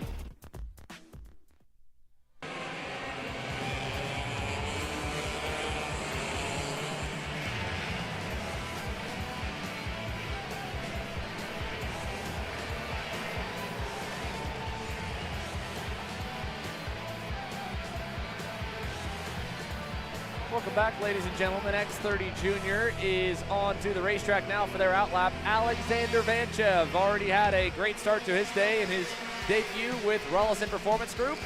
Well, it was a top mark in X30 Junior pole over Mad Max Weiland on the Magic Kart. 2 drivers that returned this year that were kind of biting at the heels of some of our superstars in the junior class in 2024. This could be the year for either one of those 2 young men, and they're starting off right here from the front row. Yeah, for me, it's just a lot of new names, isn't it? Names we've talked about in the mini category, so who've now moved up into the junior class, which I love to see. Jose Halfin will start on the inside of row number 2 alongside Ryan Gondor. Tristan Murphy, another driver we've talked about all the way through his cadet career, starting 5th here alongside David Zhao in the Speed Concepts Racing number 727. Moving back now from David Zhao, you have Ethan Sky Manichek, Felipe Benito, Kit Belofsky makes his U.S. debut alongside Lucas Palacio, makes his U.S. return on row number 5. There's 37 of them, so we'll go all the way back to Achilles Sapirko, Jackson Elefanti here on your screen. And the pre-final is ready to rock on the inside in the blue and pink. Vanchev on the outside, the blue and orange. Max Weiland, here we go for X30 Junior. Vanchev already with one really clean pre-final win. We'll see if he backs up with another one here. 2 poles, he's been perfect thus far on the day to start off this year's Winter Series, to start off the 2025 SuperKarts USA season. We'll see if that continues. As some contact further back. Number of drivers off into the grass with contact deeper in the field. You can see them trying to get back onto the racetrack there. 723 involved there. Yeah, one still off that won't continue out of the bunch. That was Kai Mars with 723. So one of the JHD Kart Republics goes down back on the back straightaway. Look at this here, the RRC entry of Manichek trying to go by. Looked like that was the 725 of Rayon Gondor, his U.S. debut with RPG inside the top 5 right now, and he was able to hold that spot. But just in the same way, you got to worry about those reactionary blocks and defensive maneuvers. Any kind of moving while you're side by side also could be an issue, as we've got 2 stuck in the grass now in that last corner. So a lot of drivers going into the dirt on the opening lap. Let's keep our eyes on the leaders here. There's a lot of grass and dirt and mud that just got kicked up into the infield or intersection of turn 6 now. Yeah, look at that right there. All the mud that came off the track. We had 4 or 5 or maybe even 6 karts off over there. Not really in the racing line. Drivers going just far enough around it, but another driver, I think, had gone off the tail of that shot there as well. Yeah, we'll see if we can get an ID on who was the driver that was out over in turns 4 and 5. But through the backstretch this time, how about the start for Kit Bolofsky? The 759 has gone up and into third around Max Weiland. That is already up 6 positions, so great job for Kit navigating the opening couple of circuits. Xander having a look at the order here, just some of the drivers that dropped in a big way. Martin Jaramillo falling down 12. Cole Medeiros went down 12, 11 drop for both Nicholas Guth and Mateus Romalho. So very likely those drivers involved in the incidents in the opening lap. Down into turn at number 5. Weiland's trying to take that third spot back from Bolofsky. They'll go side by side. Bolofsky's going to put him in the mud. Weiland will happily still hold his ground, and they're going to beat bang door to door. Finally, Weiland will have to give way. Let's see if he ends up struggling for grip, and he will. He'll lose about a car length through this section. He'll lose a spot now because of it. Yeah, that was Augustus Toniolo, I think, potentially up into there as well. Or, yeah, I think it was Toniolo, other than Gondor, actually, I believe, able to get that spot done. Picking up the different carts here for Rollison Performance Group. Further back, there's the scrap there with the 729 of Travis Pettit getting another spot forward. Travis up now 10 positions over the opening 3 laps. Not a good qualifying effort, but in the draw yesterday, Travis Pettit shined in X30 Junior, so no surprise he's starting to make some hay here in this pre-final. He now goes to work on another one of the SCR Red Speeds. Looks to be maybe Benito in the, no, that's Sarah Bradley in the 785. New lid for Sarah. She runs just as the last driver inside the top 10 with 3.5 laps complete so far. The other surprising thing, right, Xander, to start any new season when somebody gets the new graphic design on the helmet, you get so used to picking up whatever the colors is of that helmet, especially with a lot of the karts, the teams have very similar liveries. It's oftentimes that personal color in the helmet that pops up that allows us to be able to differentiate some of the drivers. When they go to a new helmet, you've got to give us a break for at least a weekend or two. Yeah, give us a little bit of breathing room, a little bit of leeway. Yeah, leeway there to get to know them all. Along with, of course, all the new drivers joining the grid here for 2025. Bolofsky, you saw there side by side again with Gandor. Doesn't help that there's so many under the same contingent, same kart sticker kit. RPG having 5 drivers inside the top 5 or top 10 right now, going back to Fianchy in 8. But Travis Pettit gets by Sarah Bradley. Gondor got by Manuchik earlier. Toniolo was the next one to go by him. And now it looks like Fion's gone by Manuchik also. So the Rocket Racing Company Cosmic dropping to 8. Now the RPGs have shuffled. It's Toniolo to the front of the trio. Gandor in the middle. And, well, he's going to be back third in line, as that's a nice move there by Fianchy, but it was not fully done yet. Gandor's going to bring Manuchik with him and Tristan Murphy to the inside. Yeah, well, Manuchik's going to help him through as well. You can see he's ready to go. He made sure he wasn't going to check up coming into the turn 10 braking zone. He's like, listen, we're getting this done. I'm behind you. If I got to be the locomotive to push you through, I'll be that guy. So they continue to push forward. But again, very similar to what we saw in the KA 100 junior race, Xander, with the fact that Vanchev out now to another 3-second lead. Alexander Vanchev is on another level right now, Rob. He was 4/10 better again last time by than his teammate, Jose Alejandro Halpin. When you're that much faster than the field and you're on different programs, different teams, different go-kart chassis, sometimes, drivers might say, well, your engine's better, your go-kart's better, your setup's better. These guys have full access to Vanchev's data, his video, his onboard, and he is still putting the work on his teammates and the rest of this X30 Junior grid, although they're making it easy for him with moves like this here where they go down into the dirt. That was Pettit getting shoved low by the 725 of Gandor. Yeah, definitely some aggressive racing. We see a lot of that coming out of turn number 9, the little right-hander leads you back onto the long straightaway into turn number 10. A number of drivers, either pushing drivers down or pinching, you name it. Again, look at this over the shoulder. That's Manjetta continues to look over his shoulder, both left, both right. Getting pressured hard right now by Tristan Murphy in that number 711, the RPM machine. So Murphy put a lot of pressure on, but big-time defense from Manjetta there. So now into turn 5, looks Sarah Bradley's going to take a trip through the mud to make up a spot. She'll make that stick on Fion. So Bradley moves forward, Pettit's forward. They're 9th and 8th. 7th still is Gandor, but if they're not careful, the drivers in front will get away and they'll lose more of a shot. Well, they don't have to worry about that now. It looks like Manuchik and Murphy are going at it. And again, Gandor going back on that reactionary driving. That was another big right-hand down moment, and Pettit hand in the air saying, hey, that's not all right. So Gandor on his U.S. debut may not be as familiar with some of the regulations here. In my opinion, they're a bit harsher than what some of the international talent are used to and what's allowed in different regions of the world. And Bo Barfield and his crew, they've got a lot of education, I think, here for opening weekend. Murphy and Manjusek really going at it again, allowing these guys to get back in. You see, here comes that move. Gandor's going to make the move to the inside of Manjusek now. He'll take that spot. Pettit trying to fight his way back up as well. This is some really aggressive racing. 6th to 10th right now. Yeah, very aggressive stuff in this pre-final. Again, keep that in mind. Yeah. It's a one shot to line yourself up for the main, but any miscues here, we've already seen it plenty of times today, and your hopes at a main event win are gone. So with this group now kind of going back to maybe 16th, 17th, call it all the way to 20th almost, one miscue, one moment of racing a bit too hard could lose easily double-digit positions, if not take you fully out and send you to 37th. Sanchez out to 4.1 seconds now. That's the lead, but watching here now the battle for 6th, 7th, 8th on back. Murphy, Gandor, Manjusek, Bradley, Pettit, all further back now outside the top 5. That's Sanchez, Halpin, Belofsky, Toniolo, and Weiland within about 6.2 of each other. But really, from Halpin back to Murphy, it's only two, or rather, from Halpin back to Weiland, it's only 2 seconds. It's a 4.1 second lead.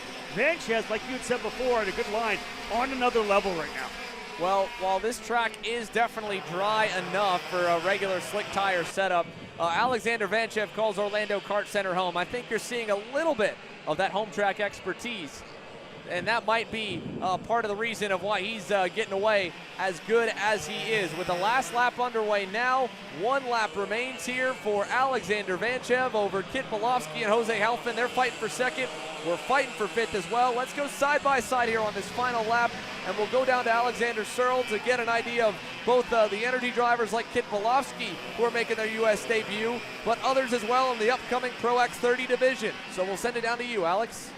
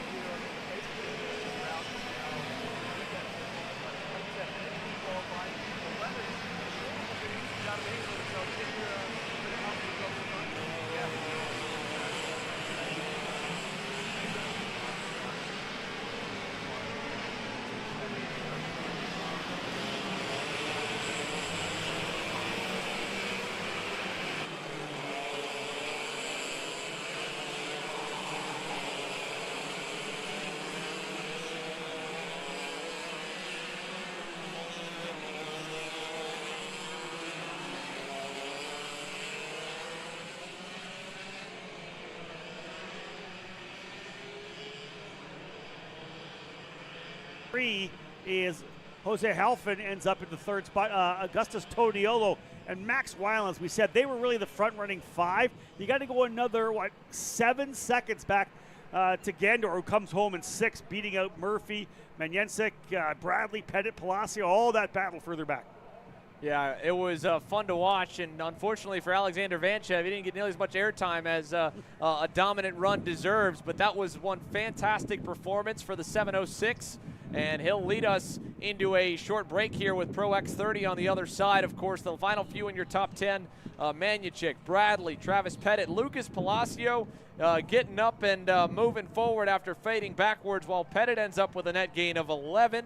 The biggest mover, at least in the front half of the field, Alessandro Truccio up 12. The Parolin was moving from deep in the pack. He ends up 16th, just behind Edward Kennedy. But Pro X30 is ready to go here, the first of the 2 headline divisions. Check it out. JT is back, but he's not starting on the pole. It's a Kart Republic of Jacob Kolar. The Vice Racing machine will lead us to green, and Colin Lloyd, who lines up just behind him. A couple of South Florida natives weathered the elements, and they'll be representing the home state here in this upcoming 44-driver pre-final. What an impressive run. A small team, small effort, but a lot of heart for the number 33 of Jacob Kolar. There's his dad, Jerry, as well. The Vice Racing Group has a handful of drivers here this weekend, and they've got the superstar on the pole, Rob.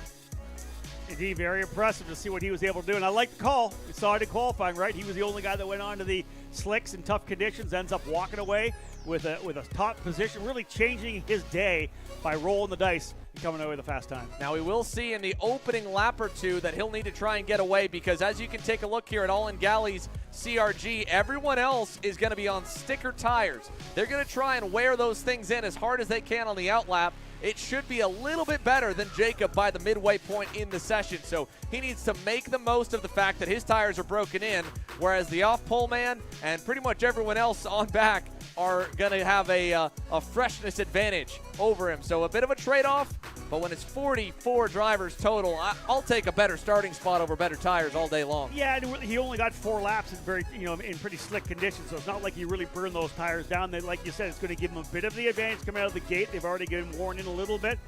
He's going to want that and maybe some action around him to allow him to pull away. That's not something that we would think we wouldn't see in a Pro X30 Prefinal. Sometimes it gets pretty hectic with drivers trying to grab positions early. Well, there's a lot of them, and as they make their way onto the racetrack, let's bring you through the starting lineup for the first of the 2 headline classes on the weekend here. Pro X30, you'll see a few of the names from the K100 senior class. Not a ton that'll run in double here this weekend. Most are one or the other, but there are a handful that have already seen the racetrack here in racing conditions. Jacob Kolar, All in Galley, not in that contingent, and neither is the second row. Colin Lloyd, a last-second move up from KA Senior to Pro X30, and he looks good alongside Stephen Miller. Yeah, Joe Turney, 2-time winner of the Super Nationals back in November on the Kart Republic for Jay Howard Driver Development, starting in the 5th spot alongside Marcelo Tortado. Row number 3, a driver knows this track very well, knows SKUSA competition very well as well. Ryan Norberg, national number 1 to the championship last year. He'll start alongside the young shoe Chase Gassiet Lee in the number 13. 11 consecutive seasons at the top of the American karting scene for the number 1 plate, and he starts ahead of the KA's number 1 plate, James Overbeck, who makes his Pro X30 debut this weekend. He'll start to the inside of row 5 alongside Raheem Alabai, career best quality effort for the Rocket Racing Company driver in Pro X30. Yeah, British star Caden McQueen on the Energy Course America's number 95. His debut here in SKUSA competition. Debut racing here in the U.S.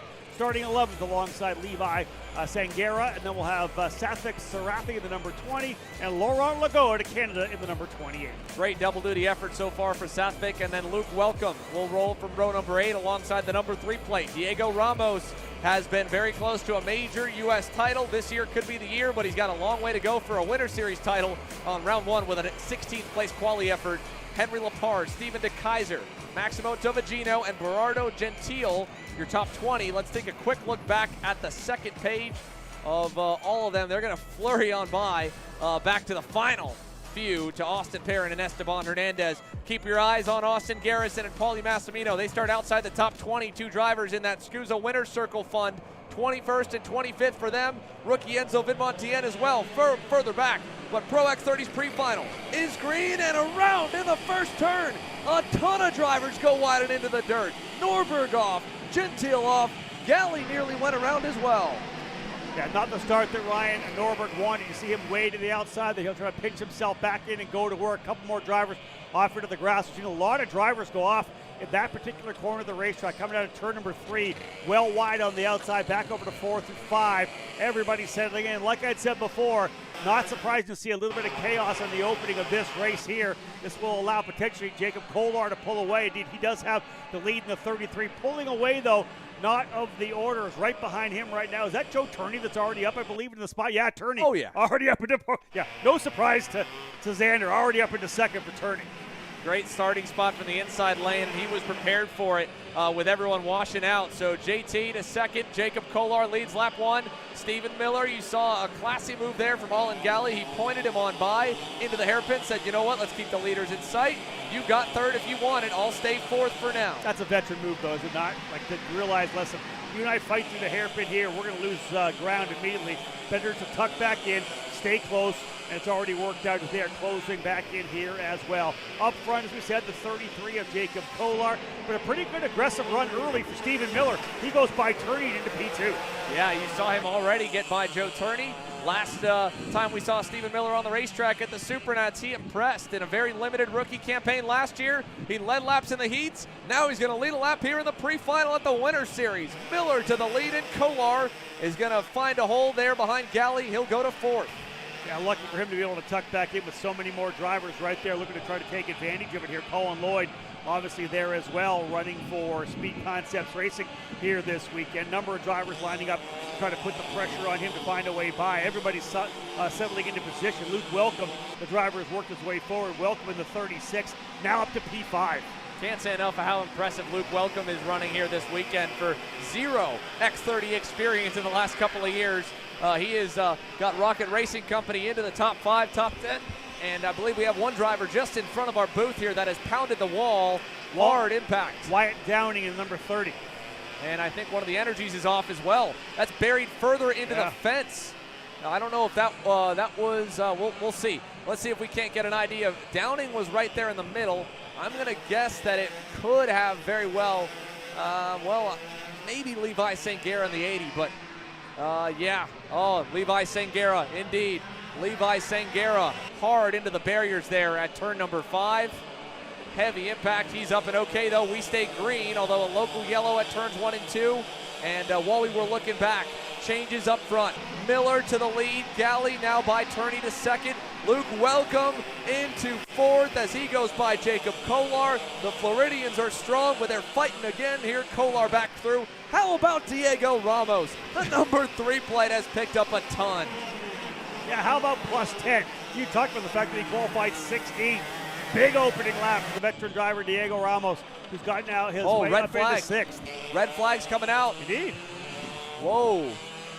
Maybe a further check on Sangera. We saw him up and out of the go-kart. He's standing right in front of us down here, Xander. He looks fine to me. I mean, maybe you were right about the SCR red speed involved, the number 30. He's sitting in the cart here in front of me as well. So I don't know indeed why we've gone red at this point here.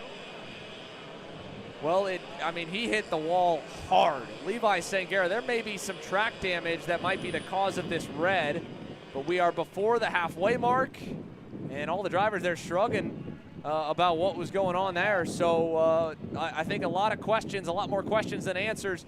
So that will put us at only 3 laps complete. The order on your screen, I believe, should be correct. Unfortunately for Luke Welcome, the moves back and forth with Kolar will be all for naught. How about Paulie Massimino up into 10th? He's already up double-digit positions, 21st on the grid. Austin Garrison from 25th. Jensen Burnett, 22nd. Amador Martinez from 27th. All of those drivers now into the low teens. Top 15 for them. Ryan Norberg from 7th back to nearly last, back up to 15th. So he's at least rebounded decently. This red flag couldn't come at a better time for the number 1 plate. He'll get a shot now with the field grouped back up. But Stephen Miller is probably the one that is groaning the most. He had pulled a near 7/10 lead in the first couple laps, was pulling away, was looking good. And the red flag is going to put a halt to all of that. Actually, it's going to go back even 1 lap further. So it was something that happened on lap number 3. That'll give Joe Turney a mulligan. He'll go back up to P2, it looks like. Still unsure of why we went red flag. As I said, from where we were here in our position, essentially between turns 3 and 5, looking out, I could see both drivers that were involved that both looked fine. The number 30 was involved, as we said there, but he was sitting in the cart ready to go. He was ready to fire back up. That was Wyatt Downing. I know we've at least got a handful of moments from that opening segment.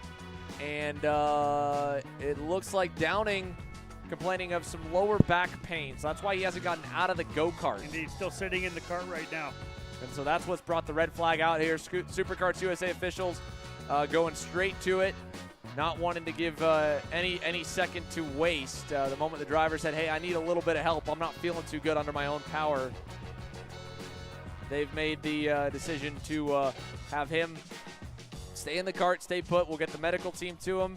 Impound for the drivers. While we're doing that, I know that our hard-working booth team's definitely trying to get all the moments in the first few laps together. So we'll see if we can't get a recap of everything that has happened when it's time. For now, though, we've got just a moment here to stay quiet on the airwaves and admire the fact that, well, while it was a little bit ugly earlier today, Rob, it's starting to turn a little bit of a good day. Here's a replay or recap of what's happened so far. Off the bat, contact. And I don't know if the leaders didn't anticipate the lack of grip in turn one or the rest of the field shoved them through, but it quickly sent a few drivers out of the way. And then right here, James Overbeck, Amador Martinez, welcome to the big leagues and welcome to the mud out of turn number 5. Yeah, a couple of drivers just getting help from the back, right? Since you're getting pushed right off through that corner there. This was that was a really nice pass by Stephen Miller, getting that move to the inside. Now this was the aftermath. We just missed the moment as they were a bit further back. Levi Sangera, he got up and out of the go-kart, but off to the left side was that SCR red speed of Wyatt Downing, and he was the one that the officials are tending to, and that's a quick recap of how we got to this point. Yeah, from where I am now, he's up and out of the cart, folks. Those of you at home, Wyatt is up and out of the cart talking to the EMTs right now. Again, they said that he was complaining of some back pain, but he's up and out right now, which is great, talking to the EMTs still. So that is fantastic to see that the driver's been able to get himself out of the race car after the incident over turn number 4 and 5. Definite scary moment there. You see Alex Feldstein on the return vehicle. Stephen Miller is at least in good spirits. He should be. He's still ready to lead us back to green when we do get it. And it'll be an 8-lap return when we are back underway. So opening race of the weekend for the Pro X30s. A little hiccup, a little intermission, but that's all right. We'll get them back on the racetrack here and race in just a bit of time.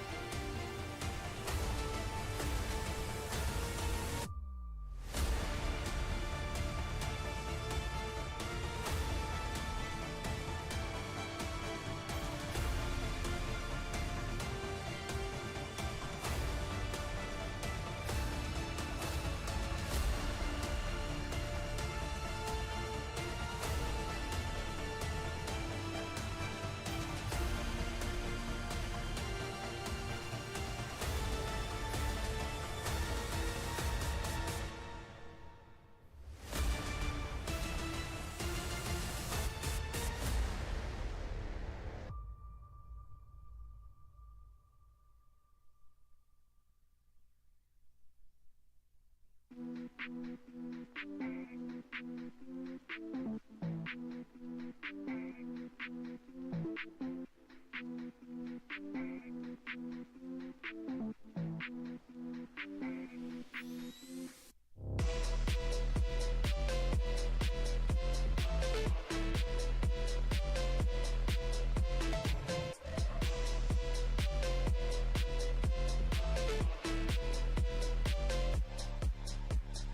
to me.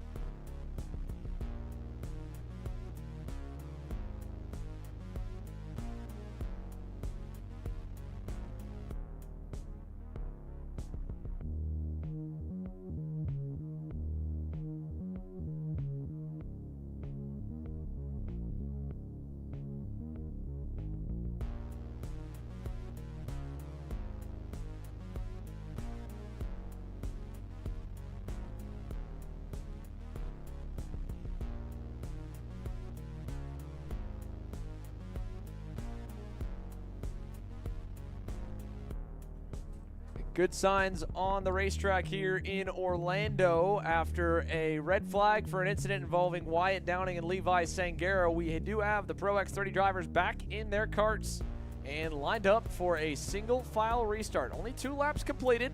8 laps will remain when they go back green, and here's a look at how they should line up based on timing and scoring. Stephen Miller will be your leader here. You're back to Paulie Massimino in that 10th spot. Austin Garrison 11th. Both of those drivers already up double-digit positions, Rob. We knew that they would be moving forward. I don't know if they even expected they'd be that far forward, though, 2 laps in. Well, you know, again, we talked briefly at the start that sometimes the Pro X30s will have a little bit of chaos in the opening laps. We saw that for sure. There was a bunch of drivers that went off in turn 1 and 2. They were off over in turn number 5 as well. So not surprising that a couple of the drivers staying out of that trouble were able to work their way forward. Other drivers, of course, went in the other direction, like the driver we just saw there, Ryan Norberg, who went all the way back into the 18th spot. So indeed, chaos for sure. 2 drivers jumping up on top of that. Massimino and Garrison now put themselves back into the fight potentially for a really good finish to give himself a better starting spot for the main. Well, they've got 40, I believe just 41 that will be ready to go. There's James Overbeck. He gave us a thumbs down. He wasn't happy at all. Not a great start for the number 48. He knows it though, but again, this is the reset button to get back up the board. It was a good quali effort for the BJR driver, but he's still got work to do to get himself in the top half of the field. Let's see if he can't roll from 24th on this restart and make up some ground. You've got 44 drivers on the grid. Alex Feldstein went out before the incident, and you'll take Levi Sangara out and Wyatt Downing out due to damage or being involved in the red in Downing's case. So that will take them all from the field. I believe it should leave us still at 41 in total. They're going to have an outlap here to warm the tires and engines back up. And when they get back around to the final sector of the racetrack, Stephen Miller will have the field at his command. Now, I think, if anything, this is probably the best bit of news for Jacob Kolar, because if there was any benefit to having a fresh set of tires versus 1 heat cycle in the books, well, that's kind of gone now that you've heated them up and then cooled them back down for everyone else. Jacob, of course, the only driver to go for slick tires in qualifying, paid off, gave him the pole, but then it sacrifices that little bit of life, and I think more than anything, less in laps, more in heat cycles. They've all now at least got 1 out of the way with how long they were sitting. So who's got good pressure, whose pressures went up too much? We're about to find out, Rob. Indeed, single file restart will be in the hands of our starter Aaron Likens to let him go. And when they come back around here, Stephen Miller on that number 73, ready to spool things up and get underway. The CDR machine, Chad Dockin Racing into the staging lane. Just nice and slow. Again, he gets to set the pace as they work their way up, but he is crawling them down.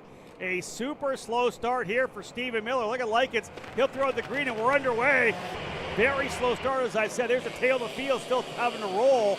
Turney almost gets by him on the opening couple of corners. Let's see if he finishes it off. Coming through 3 over to 4 into 5.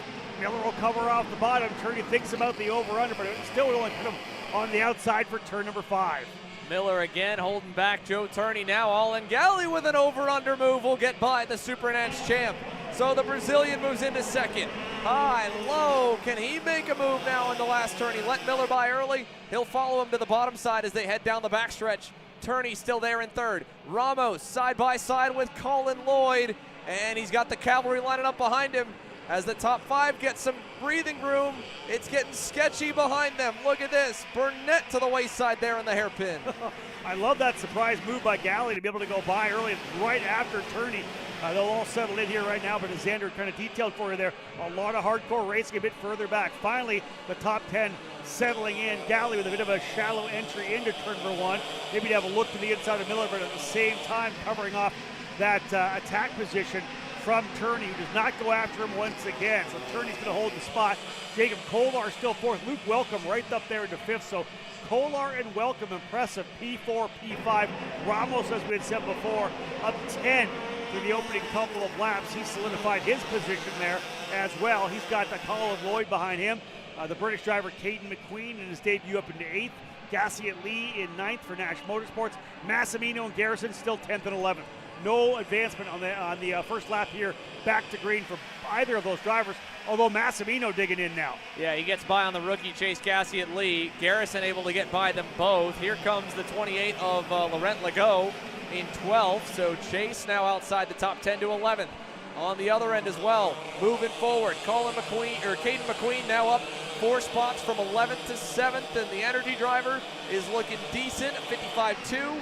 Fastest on the racetrack was the CRG of Olin Galley last time by, though. He was better than Miller. Great shot up nice and close there in turn 6 as the fight rages on for 11th. Gassie at lead, Laurent Legault, door to door, Legault should clear him, and he does to the sweeper. Yeah, very nice run across the bow from drivers left to right. Gassie at lead looks back to the inside of the hairpin, thinks about it. He may have actually snuck by on the inside there coming through that corner, but nonetheless, you see them all rolling down here into turn number 10. There is Galley. He has gone to P1. The CRG back to the front here. Galley takes the lead away from Stephen Miller. Turney watching it all from P3. Movement across the board here, top to bottom in the top 10. You saw Luke Welcome coming off the dirt. On the backstretch, he lost a spot to Diego Ramos. Now he's under pressure from McQueen and Colin Lloyd. Caden McQueen, Colin Lloyd, and now Austin Garrison as Miller goes back to the lead, and Olin Galley tried to over-under. This time he'll pay the price for that move as Turney takes over second. Yeah, Xander Galley looked like he had to check up a little bit, right? Tried to do the over-under, but was just a little too close, had to check up. Obviously, Turney did not. He beat him over to turn number 5, so put Turney back into second. This has brought Jacob Kolar back into the fight. It may even try to bring in Ramos. He sees them fighting up front. Diego Ramos in the PSL karting barrel art closing up as well. Top 5 almost on top of each other now. And here comes the rest of the group. McQueen, Garrison, Colin Lloyd all closing in to your top 5. Ramos is absolutely there from 16th on the grid. Diego's got a shot at the win. 4 to go. Miller to Turney, who's under pressure from Galley, and Kolar gets underneath. Contact between Kolar and Galley. Turney will find a hole there for 4th, and Ramos goes to the weeds. Oh my goodness.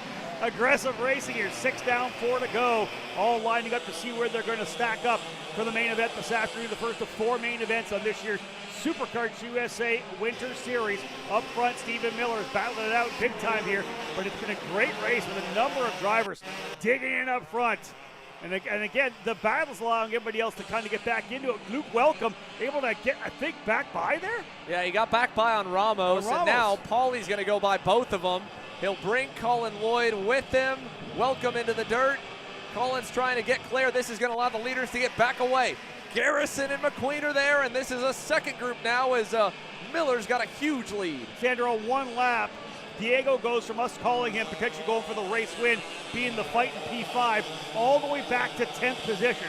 Had trouble in that fight with Kolar trying to get by Turney. Got into the Kirby, I think, coming out of turn number 3 a little bit. He goes all the way back to 10th, so press the reset button, work his way back forward. Kolar off the racetrack, driver's left. Yeah, that was all straight from the Brazilian. Olin Galley and Jacob Kolar in the last half a lap were throwing haymakers at each other. I don't know what kind of spurred that moment, but Joe Turney goes by, Kolar into the dirt, and now he's got to deal with the rest of the cavalry. Massimino and Lloyd next up. Jacob's going to go load a block here in the hairpin and try to stop the bleeding there. Yeah, a little look there at the lead for Stephen Miller, and so we saw the drivers coming up led by Turney, all not knowing that it was Miller actually up front. You'll see it again here. Miller already out of turn number 13 with a comfortable gap as they'll bring it down into turn number 1. You don't even see Miller right now. There's Turney second, Galley third. Look at this move to the inside for Austin Garrison. 11th at the restart. He's now up into third. Austin Garrison rolled from 25th in this pre-final. P3 now for the number 6 plate as Paulie goes by on Kolar. Lloyd will do the same, and our pole man now is going in the wrong direction. There are guys moving forward though in a big way. How about the run, just detailed by Xander, for Austin Garrison? The guy is on a roll right now, one of his home tracks as well here at Orlando Kart Center. Good fight here. Caden McQueen looking to the inside as well. McQueen to the bottom of the racetrack. Book it. He'll get by Garrison. Yeah, Galley is, I think at this point, starting to get really aggressive early on in that this pre-final. It's been this long with the red flag as the white waves for Stephen Miller. Joe Turney up the road. Olin Galley, we saw him wave someone by. Stephen Miller at that on the opening lap. and now we're seeing him really put up a fight to stay where he's at. Massimino reached down to adjust the radiator shroud there a little bit, get a little more air into that engine. He goes to the move to the inside. He's pushing hard here as well, trying to find a way by Garrison. They're all on top of Caden McQueen, who's trying to put a top 5 of the books in his first wheel-to-wheel action here in the United States. He's having to fight big time with two of the best we have, of course, in the sport, in Garrison and Massimino. But this is the lead out front there. You can see that Turney has been closing up here on this final circuit. Miller, though, Xander, had a full second to start the last lap. Paulie tried the over-under, but he clipped the curb. Now he'll shove Garrison as they all jockey back into line. McQueen's doing a good job parking the bus. Lots of pushing and shoving as Miller holds on for the pre-final win. Stephen Miller over Joe Turney, Galley, and it will be McQueen to Garrison, your top 5 across the line. Joe Turney was moving, though. He was really pulling the pin in those last few laps, Rob. 53-35. Miller, of course, I'm sure was starting to kind of slow things back down in the last couple of moments, but the Chad Dawkin Racing Kart Republic was just barely out in front by the time the checkered flag flew. 2.5 tenths. Yeah, 2.5 tenths for the win. Interesting. Turney at 53.2 to Miller's 53.8. 6 tenths of a second quicker on the fast lap for Joe Turney, but I think once Miller got out front, as Andrew had said, probably settled in a little bit there. Pretty good run for him. He'll take that victory in the pole for the main event. Olin Galley ends up in third, Caden McQueen fourth, Austin Garrison and Paulie Massimino plus 20 for Austin, plus 15 for Massimino in sixth. Kolar drops sixth from the pole to seventh.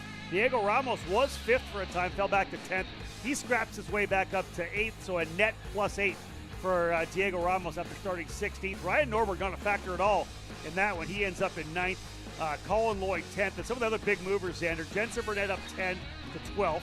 Enzo Vidmontien plus 15 to get to 13th.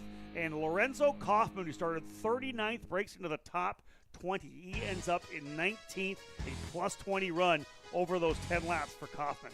Yeah, it's a great debut run for Lorenzo. His first time moving up to the Pro X30 class from KA100 Senior. Here's the middle portion of your Pro X30 grid. The biggest turnout in the class is seen, barring the Super Nats, I think since maybe Winter Series 2022 or maybe 2023 for the last time we saw a full house Pro X30 field. And that means that we've got another page to turn to find where the last few sorted themselves out. An unfortunate run, of course, for Alex Feldstein. He barely got any minutes of airtime besides running on the kart recovery vehicle out on the opening lap. Brian Garcia out. Levi Sangera, Satvik Sarathi, Wyatt Downing, of course, that caused the red. Brooke Shambo ends up across the line as the last driver to finish, from what it appears, on the BJR LN kart in 39th. Indeed, big field, as you said, for this this category, but also bottom line is, I know you had talked to David Cole about it. We'll go into that in a second. Here is your Coastal League printing recap, Xander. Of course, as we know, a bit of a tough start. We had some drivers off the racetrack, one of them being James Overbeck, who was not happy with that at all. But there was the chaos that we thought we may see at the start of this race, including a wreck just below us here in turn number 4 and 5. Yeah, heartbreak for the Energy Corsa Americas guys. I think they got a lot more damage to repair than the SCR crew. That was a mangled go-kart for Levi Sangera, but the red flag in the middle to check on Wyatt Downing. He was checked, released, and okay. And so that had the drivers sitting around gathering their thoughts and then having to kind of lock back in moments later for the eventual single file restart, as only 2 laps were completed of the 10-lap pre-final. And then Stephen Miller was like, okay, well, time to fire it back up and go again. And for Austin Garrison and Paulie Massimino, it was a much-needed reset at a perfect time. From the mid-20s in qualifying to 10th and 11th for the restart. And then as the field got underway, well, the battles were right off the bat. Joe Turney taking the fight to Stephen Miller. Galley able to split them up. And then further back, things kind of, rubber banded at times. They would get close as the leaders fought, like right here, with Galley getting by on Miller. Miller going right back in on him. And that would, of course, bring the rest of the pack close. But the pack also had fights of their own. Paulie Massimino, Colin Lloyd there were 2 and 3 wide. The leaders, though, this was the moment where one of them lost a lot of momentum, Ramos. Yeah, that's when Ramos went off on the outside there, turn number 4, ended up going all the way back to 10th. He would fight his way back to 8th, But up front, we'd see Kolar in the middle of the fight. Turney was scrapping out with it. But again, up front, you can't even see him already with Stephen Miller taking advantage of that battle you talked about, Xander, further back for him to be able to pull away. So with Olin Galley there shoveling Kolar wide, that hurt his chances, and he, like Ramos, stayed in the top 10, did not stay in the top 5. But it was a pretty quick recap when it came to Stephen Miller. Restart, race start, well, a little bit of passing off the restart. Beyond that, he was able to get the lead once again and build that gap. He is going to be the driver to keep our eye on as the senior sophomore is on the pole for the main, while your K Masters here with Franco Crivelli and Rafael Matos on row number 1. Miguel Mir and Charlie Fonseca, some more familiar names there on row 2. 15 in total on the lineup. Yeah, veteran driver Scott Carapoletti, great qualifying section there on that damn session. He ends up P5. He'll start alongside Scott Falcone. Field set, green is out, and we're underway. Rafa Matos gets nice. the jump. Little brake lock there. Yeah, he had it sideways, but he did get that motor to fire off better than Franco Crivelli. So the interim S driver's under pressure as they're 2 and 3 wide, and oh man, around goes, I believe, Tom Gerstner. The Magic Kart spins in turn 5. Yeah, he was on the outside there, looped it around, getting on the brakes, spun him around quite quickly, but you can see how Matos backing it into turn number 5. They're really trying to get the cart rotated with the tires that are cold. There's Nicky Coelho on the Franklin Motorsports Merlin. Not the best qualifying effort for Coelho in the 9th spot, but he'll look to work his way up quickly here just to make sure he's in the right position to be able to fire off nicely for the main event this afternoon. Miguel Mir at least has some breathing room back to Carapoletti, who got it through that start clean as well. So 1 lap completed this time around, and Rafa Matos, one of the stars of the Trans Am Series, leads the way in K-Master over veteran engine builder Franco Crivelli, was already looking to tune the needles there as they hit the line. Yeah, Matos with a storied career coming his way up through the open wheel ranks. As I said before, Star Mazda champion, Atlantic champion, Indy Lights champion, of course.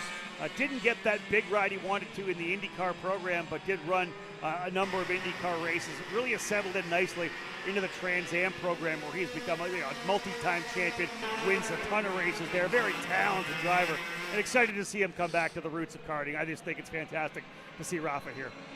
South America 1-2 here in KA Master as Matos leads to Crivelli, then Miguel Mir in 3rd, and I think we've got a little battle forming maybe for that 5th spot. Local Orlando Kart Center talent Alex Dalbon in the 5th position has gone by Charlie Fonseca. I don't know if Scott Falcone is close enough to kind of consider him in that little group, but you've got the 2 out front. Miguel Mir kind of watching along. Carapoletti in no man's land in 4th, and definitely defending already back there for that 5th spot. Nicky Coelho, Dalbon, Fonseca, and Falcone all together.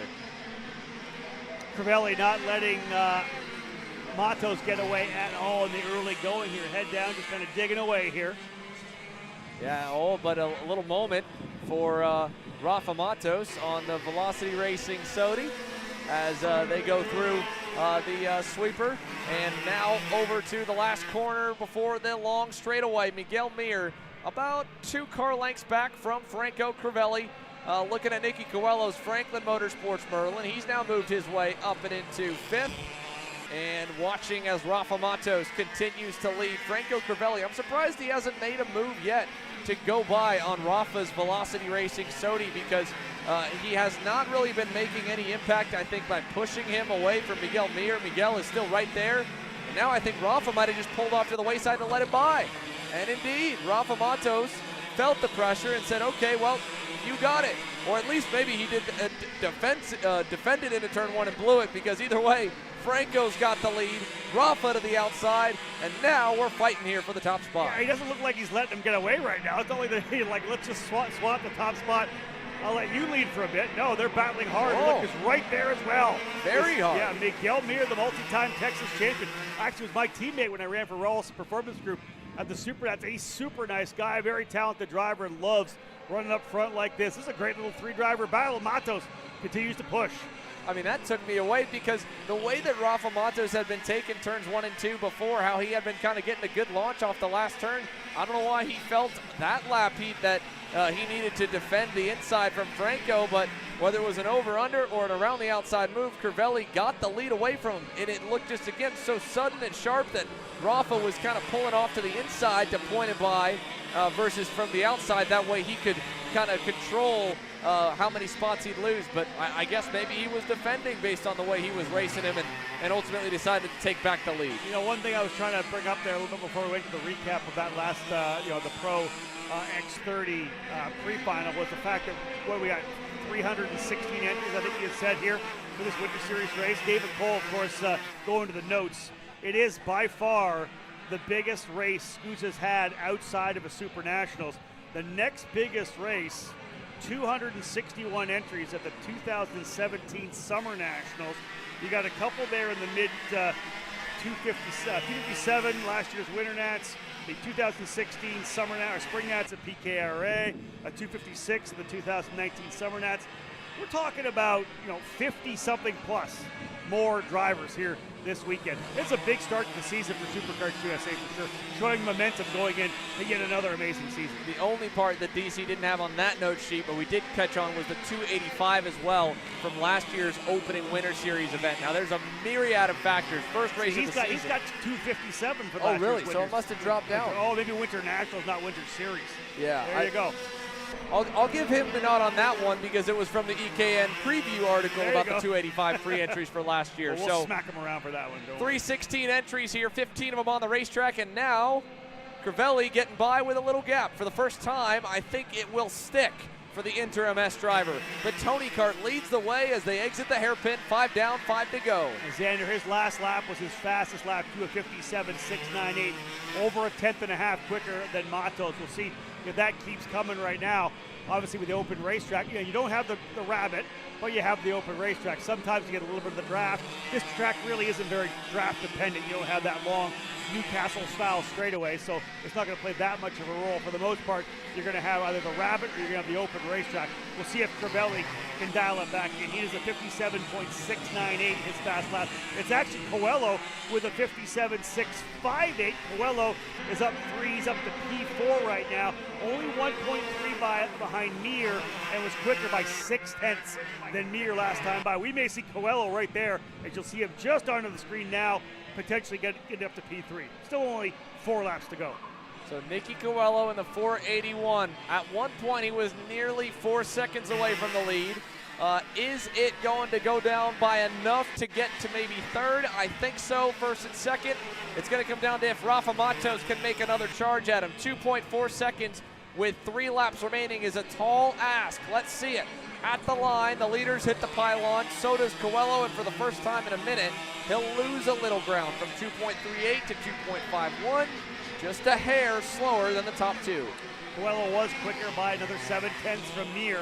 Gets it now down to just 0.7 of a second, but again, can he get to the front? That's a different story. As Xander said, he's going to need Rafa to get in there to scrap it out. Crivelli with a nice little lead right now, 0.3 of a second. Coelho still pushing though. I will say a cool tidbit here for the Soda USA Velocity Camp with them in the spotlight here for Rafa Matos. Their new home for the Black and Orange group is here at Orlando Kart Center. And just about a couple containers down for our broadcast booth between us and the SuperCarts USA officials, Rob. They've got a full engine dyno. This is everything anyone could have dreamed of. Track dyno, engine dyno, chassis shop, everything on site here for this new and invigorated program that'll be leading the charge for the French-based manufacturer. Indeed, Soda Kart's been around and has had teams here, operations here since the mid-90s. The program only starting back in 1991, so they've always had some level of attendance and participation here in the U.S., but really a bigger push over the last couple of years, led by Kerry Germanovich. Nelson Reyes, who is one of the managers on the Velocity Racing Soda USA group, was telling me they had to rent a crane to be able to lift that thing into the container. This is no standard engine dyno either. We'll get you, I'm sure, viewers at home some more intel on that between EKN and Kart Chaser, I'm sure, over the coming weeks that we've got here in Orlando. But for now, unfortunately, they may be needing to go and make a quick trip to the engine room if that's what they think they're lacking, because fellow engine builder Franco Crivelli pulling out an 8/10 gap here, headed to the white flag, and at the same point, third. Did it change? I wonder. Yeah, it did. It did. Yeah, Coelho gets by for P3, final lap. So Nicky Coelho and the Franklin Motorsports Group now take Merlin to P3 with Miguel Mir on the Orsillo Tony Kart fading back. inside of row 4 to the inside of row 2. That's an impressive run. He'll start right behind Crivelli now in the main event. If he holds the spot from where he is over this last lap, he has set himself up to be a part of the discussion for the race win up front. Crivelli, Matos, Coelho, and Mir seem to be the 4 drivers with the speed to win here this weekend. When you look at Nicky Coelho's 2024 season, I mean, Miguel Mir was at the front of some of those races. Then you have Laurentiu Mardan. You have the rest of all the Masters drivers. And he's like, okay, I can go toe-to-toe with those guys. I'll up my game. I'll beat them. And then here comes Franco Crivelli and Rafa Matos, a professional race car driver there in second, and a driver that is, well, probably decently active in not just the off-track activities, but the on-track testing as well to make sure his power is good. It's good enough to win it. Franco Crivelli first across the line to Matos and then Coelho. So Nicky's going to have to get even better. But like you said, that was a great start from the middle of the field. Now he'll start to the peak 3 for the main. Hey, Crivelli just dropped down to 57.296 too. A smoking lap for Crivelli to show you the pace he really had. He was at least 2/10 faster than Matos.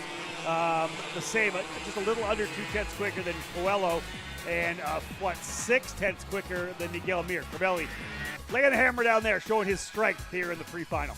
Ridiculous. So Franco Crivelli, Rafa Matos, Nicky Coelho, Miguel Mir, Scott Carapalati, your top 5 from K Master.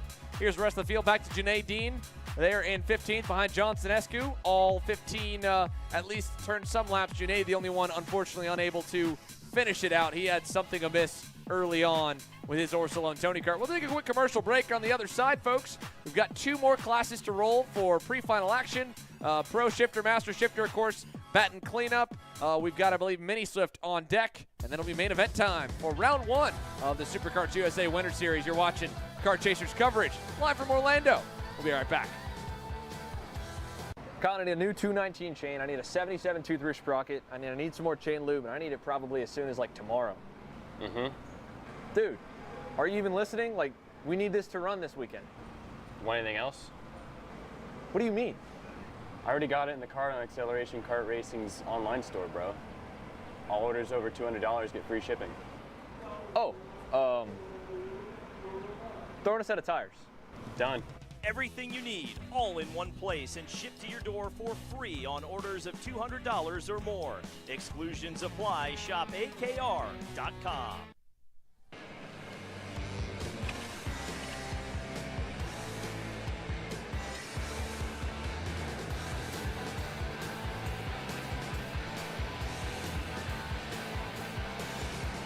Kart Mini Swift beginning their outlap here. Let's go through the lineup. We touched on it a little bit in qualifying. The now signed Andretti Global development driver Zane Burgess makes his mini debut on the national tour with a top honor in qualifying. Pole position for the Velocity Racing Soda USA entry. Liam Nachawati will join him on row number 1 with his Parolin entry in the 180. Enzo De Janeiro, Santiago Orioli there on row number 2, with row 3 having Supernats champion Benja Fernandez on the inside, Royce Vega on the outside of the 161 Bennett. Row 4, Maxwell Macha to the inside of the 174, and Cameron Johnson's Franklin Motorsports Merlin on the outside in the 111. Win Gottschalk and Callan Berghofer back on row number 5. Win moving up for the micro class. Callan returning for his second full national season in Mini Swift. Luca Becquerel and Ludmila Geraldine Ibarra back on row number 6 with Cooper Lopez and Aston Wyatt on row 7. Simon Klein advancing as well into the mini class along with Nicholas Mose. Last year, they're back for a full tour this year. Dominic Gaddis moving up on row 9 along with Nathan Ramirez. Then it's Paxton Romero and Nico Salazar that complete the first half of another sold-out division for the SKUSA Winter Series. Going all the way back to that final page with Hudson Kelly and Lawrence Perriman there, 41st and 42nd. 42 in total. Fennec Mini Swift headed down the front straightaway. Zane Burgess on that yellow and black Sodi on the inside. Nachawati on the JHD Kart Republic on the outside. We're green down at turn 1 here for the 8-lap pre-final. Lots of pushing and shoving, and off the back, Fernandez will go in, move forward as Orioli is turned. Santi Orioli goes around in turns 1 and 2. Yeah, that's not what you're looking for at the start of a race right there. Orioli will not be happy with that at all, but otherwise everybody's slotting in the opening lap. A couple more drivers. You can see it left side of the screen here. More contact. Someone climbed up on top of each other. Another driver off to the driver's left into the barrier over there, Xander. A little bit of chaos here on the opening circuit. Yeah, a little bit is an understatement, that's for Sebastian sure. Piemonte, I think, one of the drivers involved. Jaden The 172. Francisco in the 133 Nitro as well. Oh, Benja, big move for the Supernats champ. He's got some confidence and was looking to show it there. 5th to 2nd, nearly the lead, but slick over-under from Zane. Holds that top spot. He'll lead us at the end of lap number 1. And for Zane Burgess, his first lap in the Mini Swift class will be his first lap led. 1 down, 7 to go. Burgess leading the way. Fernandez, DeGennaro, Nakawati. Top 5 drivers, top 4 rather, with Nachawati right there. With Gottschalk back by a second. Lopez, Besserell, Berghofer, Gaddis, and Salazar. Top 10 in the opening circuit. Quick move to the inside for Fernandez, and as Xander had said, showing some confidence there from the Supernats winner. They're pushing hard to work their way up. There's the 180 and Nakawati as well. He'll slot back into P4. Burgess still there, P3. See whether or not the fighting up front allows 5th and 6th to come back in. Gottschalk and Lopez indeed. Look how much closer they are, Xander. After really just a couple of corners worth of action, you put Gottschalk right back into the fight. Yeah, he's right there. The interim SCRG of Cooper Lopez, only about 3 car lengths back. Next up to join the fray will be Luca Becquerel, if it does not split back apart again before he gets there. For the first time now, it's Benja Fernandez at the helm, and Burgess is feeling the pressure from fellow front row starter Liam Nachawati. A quick fade down in turn 1 buys him 3 corners. Let's see if Nachawati goes in turn 5. No, he'll stay back behind, and Gottschalk continues to apply some pressure on the Bennick. Nothing through 6 either. They'll stay single file, and Benja Fernandez's lead will grow to about a car length and a half to the Paralyn of Enzo De Janeiro. Number of drivers using these opening couple of laps for big moves. Nico Salazar up 11, 20th into the top 10, P9 for Salazar. You got to go back to Colton Schniekenberg, who started 27th, up 13 in the opening couple of laps. Schniekenberg goes to 14th position, and William Vitor, who started all the way back in 33rd, all the way to 17th, split the difference, up 16 in the opening 2 laps here, and the drivers in this Mini Swift category. So a great run for all 3 of those drivers, taking full advantage of the chaos from the opening corners. Across the line now, 3 complete, 5 to go. Fernandez still leads back to De Janeiro, and you saw Burgess and Nachawati going at it. Liam went by in, I believe, turn 10, and right back, Zane was able to cross him over down that backstretch, take over the spot again in turn 11, the hairpin, and he brought Wynn Gottschalk with him. That's now allowed Zane to kind of open the gap up a bit with Wynn dealing with Liam. And let's see if the 156 can kind of close up to the top 2 with no pressure. He'll get an even bigger gap now as Nachawati reclaims that position for 4th. So the JHED Kart Republic is at least back to neutral again, but further back time-wise. And here's that next group led by Luca Becquerel. You've got the likes of Nico Salazar, Aston Wyatt, Callan Berghofer, and more back to the early teens. With halfway going this time by. A big send down the inside. I believe that may have been Marcos Burgess in the Nicholas Mose in the 173, so he'll get into the top 10. He threw it in there deep in turn number 13 to come away with a strong, aggressive run here as we're now into the second half of this race. 4 down, 4 to go. Working lap number 5, the gap up front. Only 0.3 of a second at the line for Fernandez over De Janeiro. The top 3 drivers separated by 7/10. Taking a half a second back to Nachawati right now. You can see they're kind of pulling away here now. Remember, they were nose to tail just a couple laps ago, but once they get themselves settled in, get into line, and realize they're working together, not against each other, you're able to stretch away a little bit. Nakawati leveraging a bit of the draft, a little bit you can get from 9 to 10. He closes right back up. Wynn Gottschalk trying to do the same as well.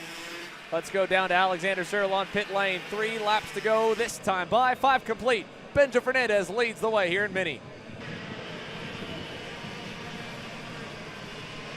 Down here with Gavin Bailiff, starting in the top 3, the debut for Trinity Karting Group and Burrell are partnering together. Gavin, how would you kind of rate how you've adjusted to the new chassis so far? For sure, with not a lot of testing coming up with the short off season and lots of preparation. The atmosphere, it's something to get used to, but I think we're coming up with the industry of so I think we're going to be one to fight with the whole year. Thank you, Gavin. Thank you. Great insight there from Gavin Bailiff as the drivers, of course, getting ready to go here, rolling out on track here momentarily in the Pro and Master Shifter category for their pre-final to set the grid for this afternoon's main event. Looking at likely around 5:30 this afternoon for the main event for the Pro and Master Shifter drivers. That'll be a battle for sure. Looking forward to see which one steps up. But Gavin has been getting quicker and quicker. You mentioned the lack of testing through the offseason. Super tough to get all that done between the Supernats and now that Team Trinity karting group swapping over from Kart Republic into the Burrell Art camp as well. So a new brand, new material for Gavin and the crew over there to get a feel for. Nonetheless, he's been getting quicker and quicker since rolling onto the track earlier this week here in Orlando. I believe qualified in that third position, ready to battle it out with Danny Formal and Mateus Morgado. Here's your front-running battle continuing. The 105 of Benja Fernandez continues to set the pace. 5 drivers in the lead group right now. Significant gap back into 6 now. It's almost, it's over 2 seconds back to Cooper Lopez in 6th. 7th, Besserell. 8th, Mose. 9th, Wyatt. And 10th, Salazar. Oh, an issue there. As I believe that's, was that Fernandez who went off? Or that might have been Nakawati. One of the drivers going off, dropping a wheel, coming through the corner, and that is not good in terms of that forward bite. This has allowed Zane Burgess to go back into the lead. Burgess goes back to P1. Fernandez into 2nd. 1 lap to go. Zane Burgess, Benja Fernandez, 2 drivers that have cut their teeth here in Central and South Florida, and now they're going at it again. And the Supernats winners for Micro and Mini last November are side by side through 6 with Burgess getting the upper hand. Here comes Win Godshock now back into the fray again, Rob. It looked like for a moment the 125 would be too far back. Now he's got a shot at 2nd. He'll force Benja to go low. Zane might have just bought himself just enough time to get away. You know, this for me is just such a big thing for Zane Burgess. Coming off, of course, that big victory at the Super Nationals, that perfect year last year. He rolls into Mini Swift. If he can win this pre-final and then set himself up to potentially win a main, the amount of confidence that is going to get injected to that young man's head is going to be massive. Of course, the support now from Andretti Global will be big as well, but the bottom line is if he comes away with the race win this afternoon, it's going to be so huge for him. He will start from pole. It's a pre-final victory for Zane Burgess. He will win by just over 0.6 of a second. Benja Fernandez finishing in the 2nd spot when Gottschalk gets up to 3rd. That was the driver who was further back. He leveraged all the action to get himself up into a position to get into P3. DeGennaro ends up in 4th. Nachawadi in 5th, and again, as I said, it was almost 2 seconds back at one point for Lopez. He finishes just 4/10 back of Nachawadi in P6. So decent delta when you look at it on paper here, but that doesn't tell you how much battling the leaders were doing, because there was quite a bit. A very entertaining pre-final. Another clean one from the cadets, something that maybe the full-size classes could learn a little from right. when it comes to racing for the lead and the win. Zane Burgess, Benja Fernandez, Win Gottschalk, Enzo De Janeiro, Liam Nachawadi, the top 5 all staying close together. Cooper Lopez, and again back to Callan Berghofer there in the 10th spot. He stayed right around where he started. There was not a ton of movement outside of a few. Nico Salazar picked up double digits to go from 20th to 8th. A lot of those came in the early few laps. And you got to go kind of the early teens to see some more of the shakers and movers. Colton Schniegenberg, 14 up to 13th from 27th on the grid. Great move for Colton. And now it'll be our one and only standing start group on the day here. The last class for pre-finals before main events are ready to roll. Pro and Master Shifter, presented by PSL Karting and VTM or Velocity Racing, all ready to go. And Danny Formal was able to get the pole in tricky conditions, but nobody was better than Mateus Morgado yesterday in the dry. Let's see if he can't hold him back. Yeah, no doubt about that. Mateus Morgado will be ready to go with the national #1 machine. Of course, these 2 drivers battled it out last year, had a big scrap at the Winter Nationals. We'll see what they're able to do here today as they're now teammates at PSL Kart. We'll go to row number 2. Had a chance to talk with Gavin Bailiff in the TKG Beryl Art number 64 machine. He's lined up to continue his run forward. This will be a really good opportunity to see what he's got chasing both Formal and Morgado over the opening couple of laps. Outside of row 2, the number 31 for Orsolon Racing. Xander, that is Juan Acosta. He'll start P4.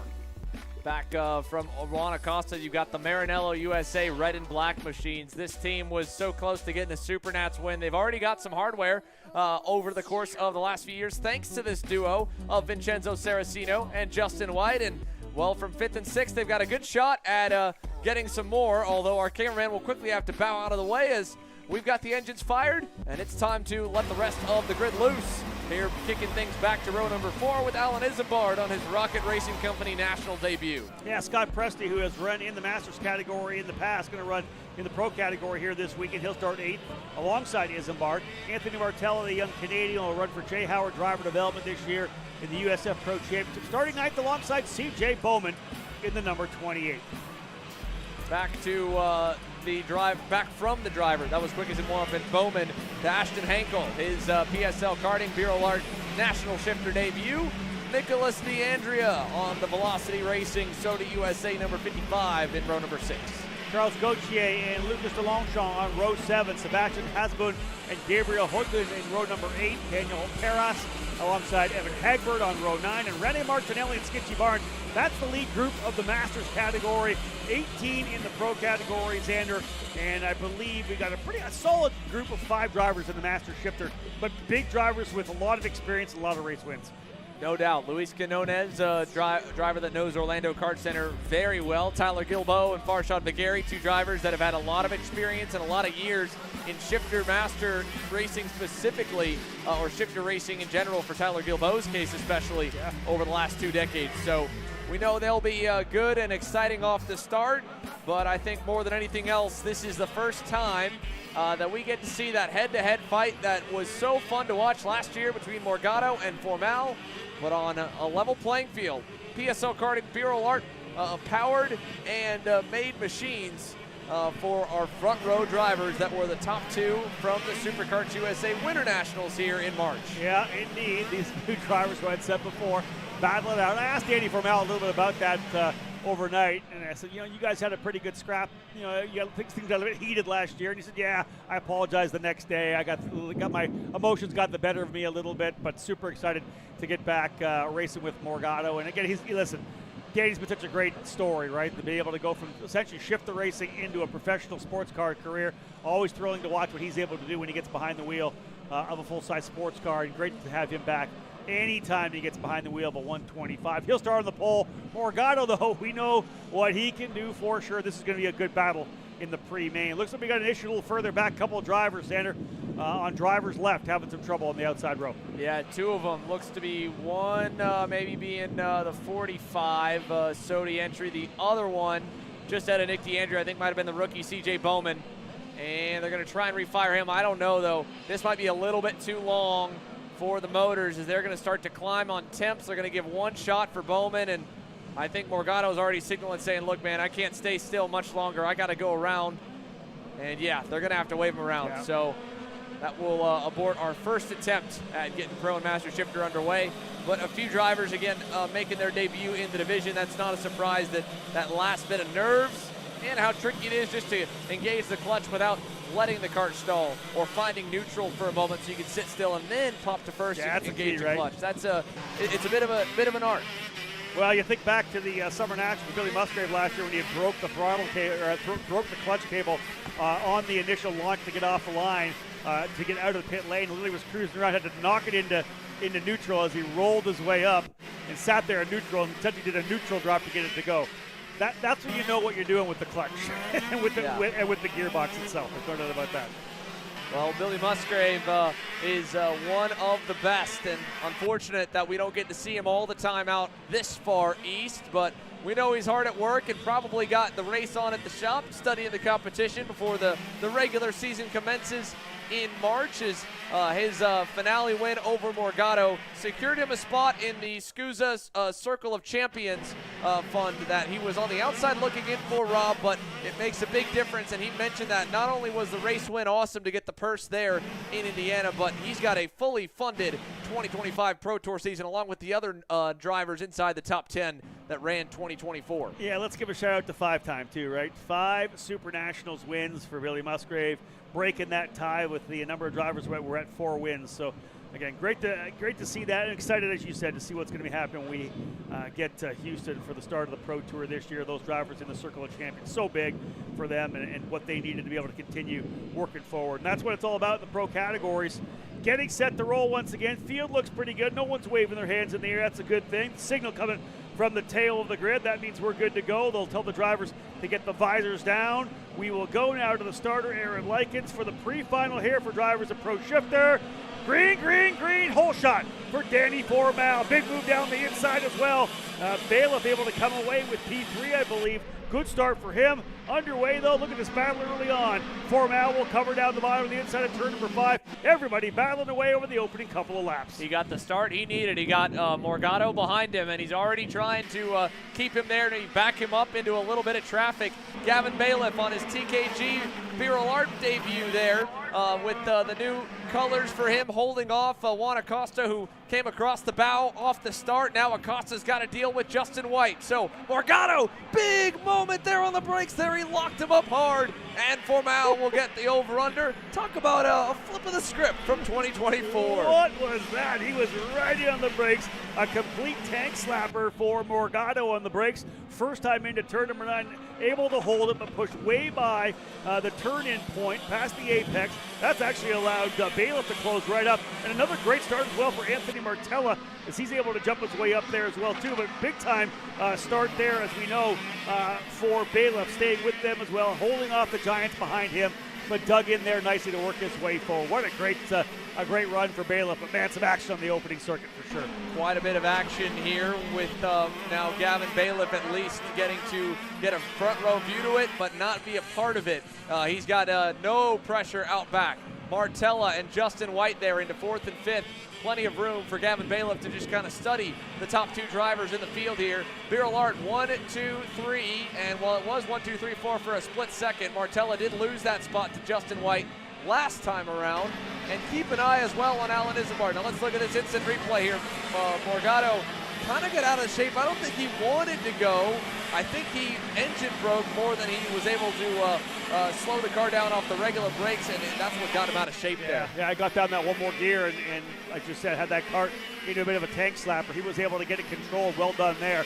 Watching this fight now between Martella and Alan Isambard. Isambard in the 53, Martella in the 95. That's currently for P5. A really good come off the line, launch off the line for Martella, as he, I think, was +5 coming off the gate. So great start for that young driver out of Canada, working his way up there as well. But nonetheless, Formal, Morgado, Bailiff, your current 3 drivers running away, and a good lead now for Formal. No pressure behind him. That's going to be easy for him now to start putting down the laps that he likes to do. Check out the midfield scrum here. Lucas DeLongchamp and Charles Gauthier right there, the 12 and the 27. The pair of Canadians right behind what looks to be Juan Acosta, who has somehow managed to really fade early in this pre-final. I mean, the driver that was on row number 2 is now back into the 9th position. Moving ahead is Henkel, Scott Presti on the Praga, as well as Anthony Martella, and of course Alan Isambard in the 53, who has now clawed his way all the way up the board to 5th. So a great run for Alan. Sketchy Barnes leading the way in the Master Shifter categories. He's got a bit of a gap, almost a full second right now, I believe, over Martinelli. So a big gap for him up front. Oh, Nick D'Andrea around in front of the field, and there's still more. Oh, those man. are all the Masters drivers coming through. Woo. Wow. Crazy stuff right there out of turn number 10. Nick, I don't know if he dropped a wheel or kind of got some help, but the Velocity Sodi gets spun in front of everyone, and thankfully they all scatter to avoid him. As now back towards the lead of the race here, Danny Formal is putting the whooping on him. 2 seconds back to Morgado, who seems to have, at least for the moment, kind of conceded the race win and is more so just trying to hold station in second for that main event. He was 10th slower than Danny last time, just kind of matching the pace of Gavin, it appears. As more contact this time, this seems to be a big impact moment. Master and Senior colliding. The 45, Gabriel Holgun, and then Tyler Gilbo on the DRT racing machine. Cool. Those drivers are battling it out a little further back. I want to say probably 4th and 5th. Well, Gilbo was 4th, I think, in his class, and Holgun was a little further back in the Masters class. Man, contact there sends both drivers off. So now that's going to move everyone else back up a little bit, including this guy, Juan Acosta on the Orsalone Kart Republic. He'll at least improve to the 8th position from 10th. Yellow's waving still in that sector there at the chicane. And Acosta is starting to try and close the gap back up to Scott Presti and pull away from the sea of red that he's got lined up behind him between Henkel, DeLongchamp, and Charles Gauthier. Fast lap of the race right now, Morgado. It was Formal early on, but now at 50.394. Morgado's got a bit quicker. It's still 1.77 seconds. He's got a big gap up to Formal. 50.5 last time for Formal, 50.3 for Morgado. So there you see the gap there. Well, actually, no, that's the gap actually back to Gavin Bailiff. A little further up there as Burrell's run 1, 2, 3 right now. Justin White in the Maranello in 4th. And Alan Isambard, that number 53. Tony Kart, correct, for Isambard in the RRC program? Yes, indeed, Tony Carter, or in this case, this weekend, I believe they've got the Cosmic to match the Rocket Racing Company colors. Now, while Mateus Morgado did not get away clean, it is definitely starting to look like the script of 2024. He picked off another 2/10 last time.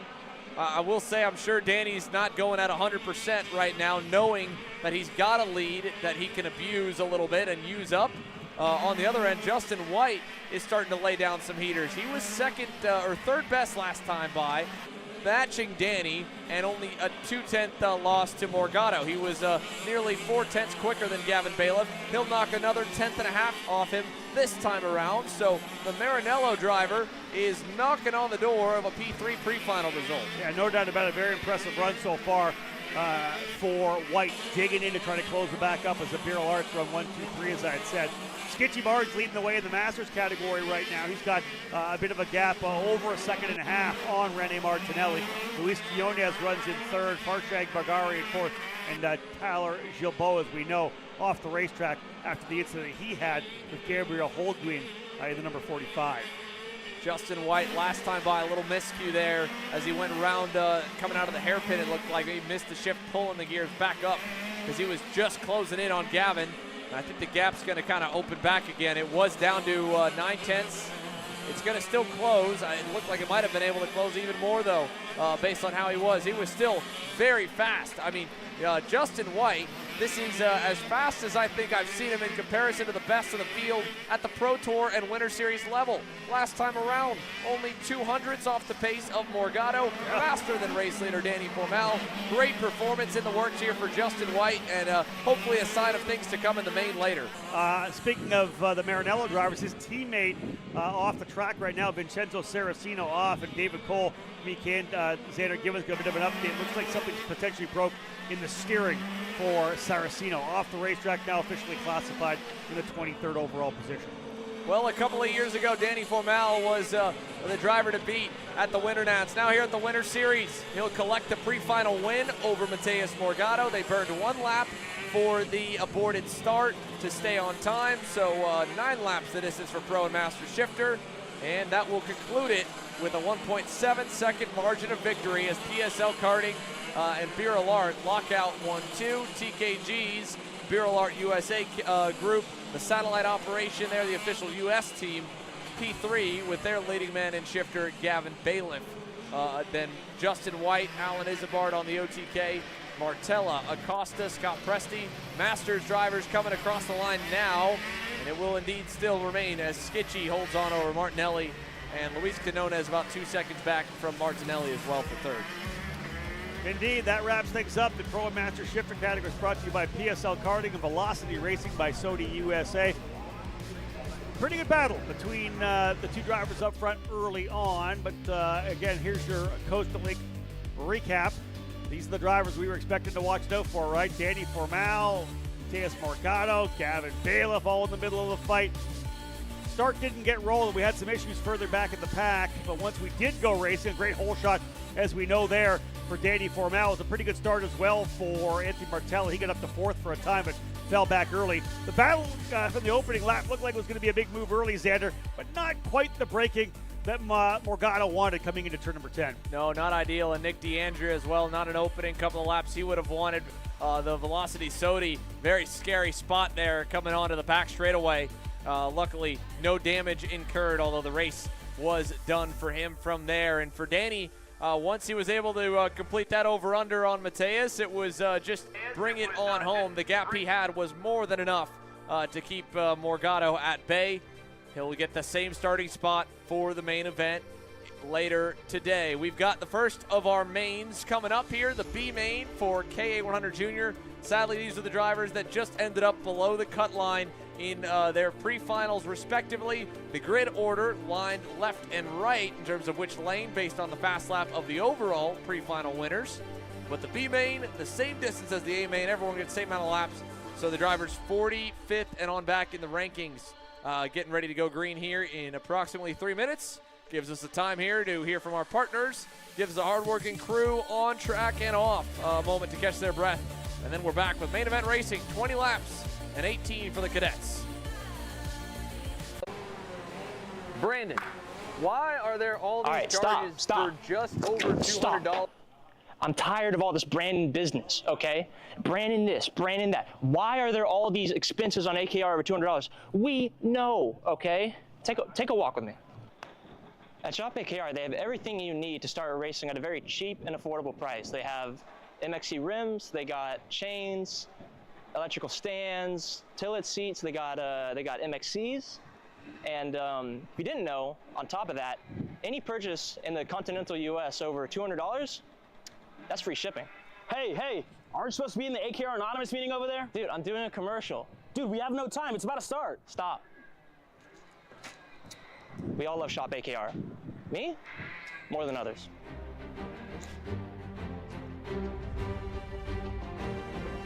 What do I get at Shop AKR? MXC rims.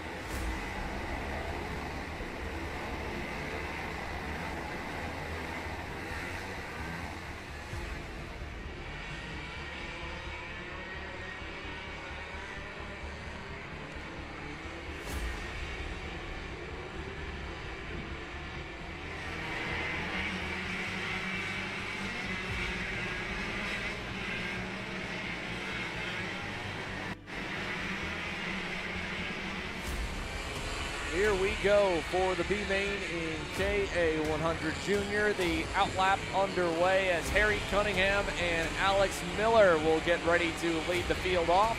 Maddox Ruiz and Cyril Flamini on row number 2 as the next couple of drivers that were 47th and 48th in the overall rankings following the pre-finals. Rob? Yeah, starting 5th inside of row 3, Alexander Savage on the outside, Sebastian Enriquez. Row number 7, we'll see Lucas Drevi and Facundo Hernandez.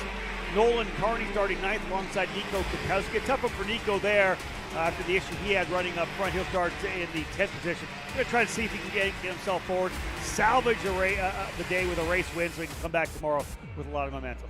Moving on now to Arthur Barbe and Antonio Flores outside the top 10. Little ways to move forward for them, and Grayson Knoll, Keon Ayer on row number 7. Arturo Aguillon and Santiago Duran will be on row number 8. Mateus Fortunato and Luke Fedowitz on row number 9. Ryan Mort and Rodolfo Levine rounding out the top 10. Top 10 rows, rather. Yeah, we've still got more drivers to go, folks. This is 60 in total. Last one on the grid there, Talon Laney on the Brandon Jarsacrack Racing LN Kart. 21st here for the B main. 20 laps. And here we go as we look for green. Our first of the main events, and no green on the first time by. Did not like that one, maybe a little bit too quick. Drivers looked like they were pushing a little bit further back as well. Maybe not having the ability to stay in their lanes. Otherwise, we'll go back around again and try it one more time. As Xander mentioned with some of the issues we had earlier in the day, you're going to lose your fast lap or lose at least one race lap there. So it'll be 19 laps of racing action if we go green this first time by. For those of you tuning in right now, your order will have the KA100 Juniors, the B main first. We'll follow it right up with the A main. KA100 Senior after that. Then we'll go into an 18-lapper for Micro Swift. The X30 Junior set to go. Then we'll cap things off with Pro X30.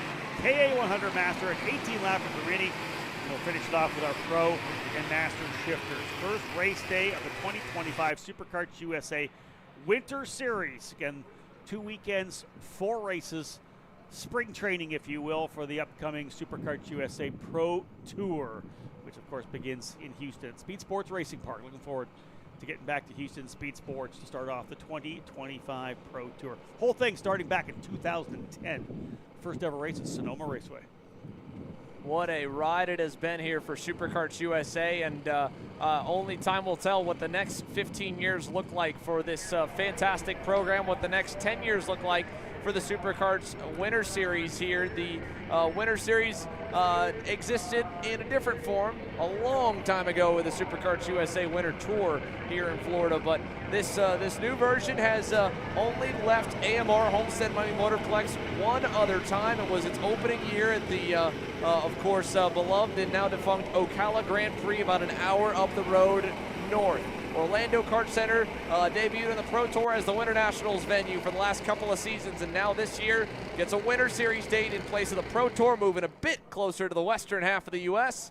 And with 316 drivers here in January, the first day, the first main is ready this time. Attempt 2 gets the green, and I think with that first start waved off, we'll probably be at 19 laps. So 19 to go for the B main, 21 drivers.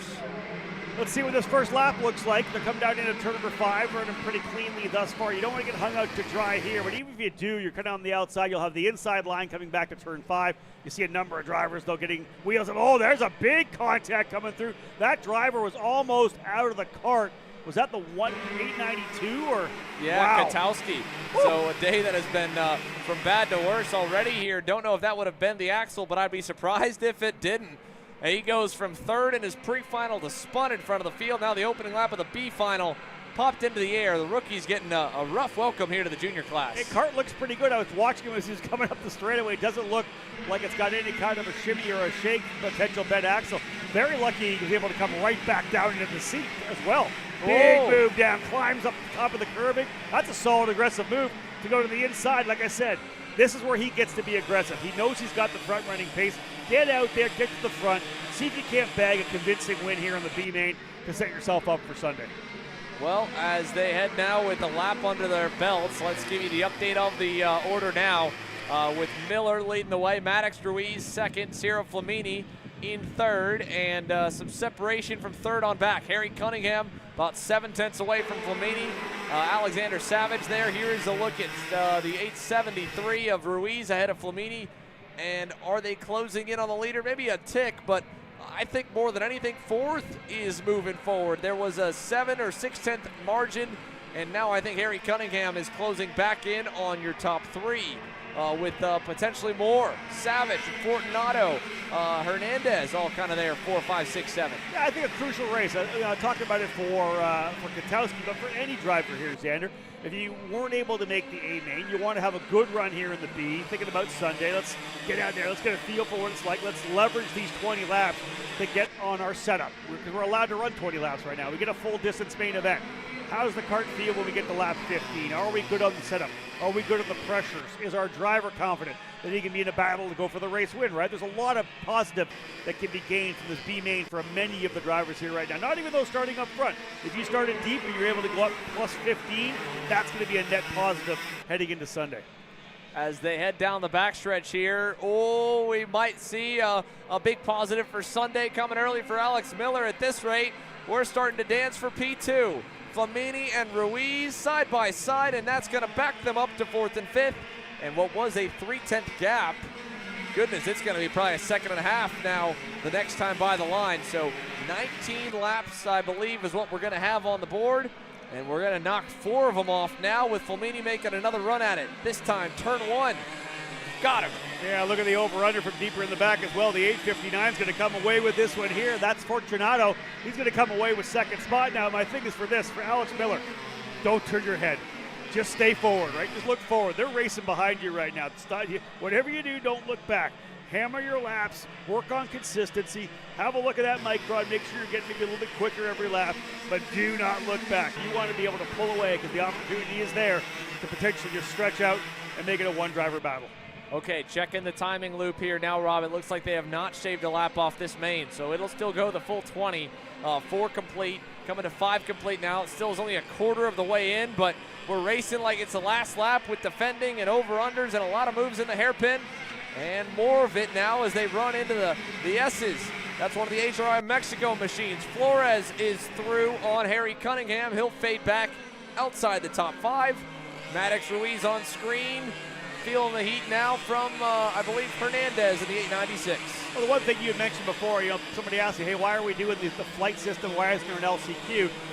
Look at the quality of the racing we're having here right now. Normally, these drivers here in their last opportunity to race would be running into the last chance qualifier, where it gets a lot more hectic, where you're going to get potential for a lot more kart damage, right? Because people are going to be a little more desperate to try to get spots forward.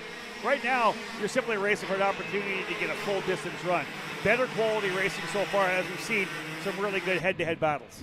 Right, I think one of the things that all the series are trying to figure out is what's going to keep drivers coming back. And, how many times, Rob, have we seen over the last few years we start any championship with, well over the cap space of the grid.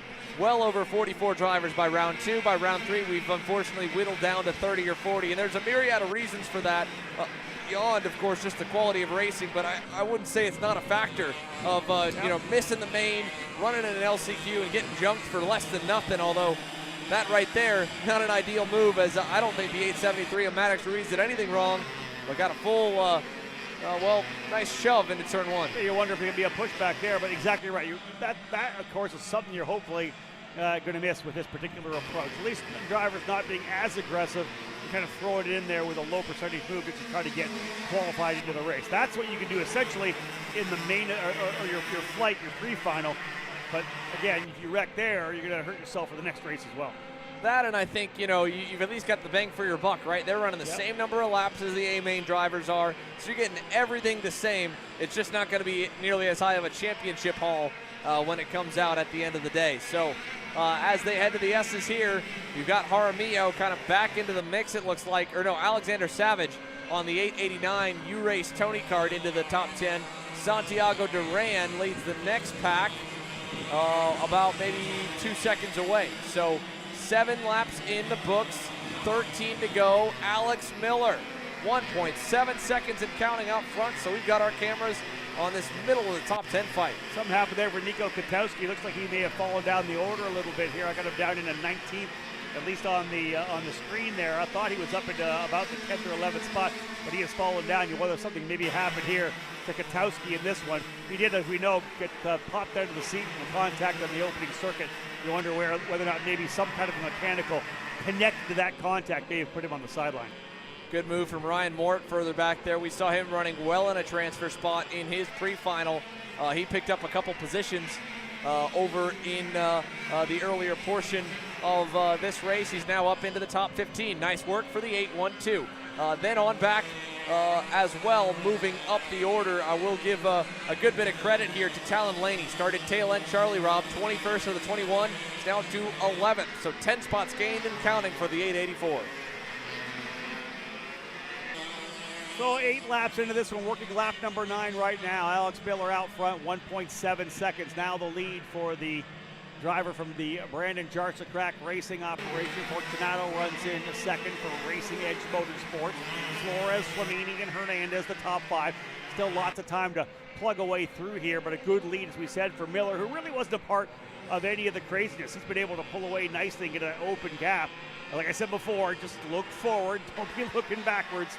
You're in a great spot to pull away. We'll see whether or not Fortunato can find some speed to close up. Both those drivers 57.8 last time by. It was actually Antonio Flores who was quickest from P3 at 57.651, a couple of tenths of a second quicker than Miller, but he's 4.3 back. So the gap right now, even though Flores pretty good laps, very likely not enough to be able to work his way up to Miller, as we are closing now into the halfway point, working lap number 10 of a scheduled 20. Xander and I were both wondering, with that wave start, that we wouldn't go to 19 laps. They haven't shown us that on timing yet, so we'll see whether or not we get the 2 to go early. It may happen 1 lap early, but nonetheless, still a ways to go before we get to that. Big movers so far, the biggest, to go back to just outside and inside the top 10. Luke Fedowitz started 18th. He's up 8 spots into the 10th position. Talon Laney started, I believe, all the way out the tail of the field, now up into 11th. Laney started 21st, now into the 10th or 11th spot, up 10. So pretty good move there as well. Although the biggest mover is actually the position to potentially finish in the top 3 here in this race. That's Mateus Fortunato. Started 17th, up into second, from 15 position improvement to get himself forward.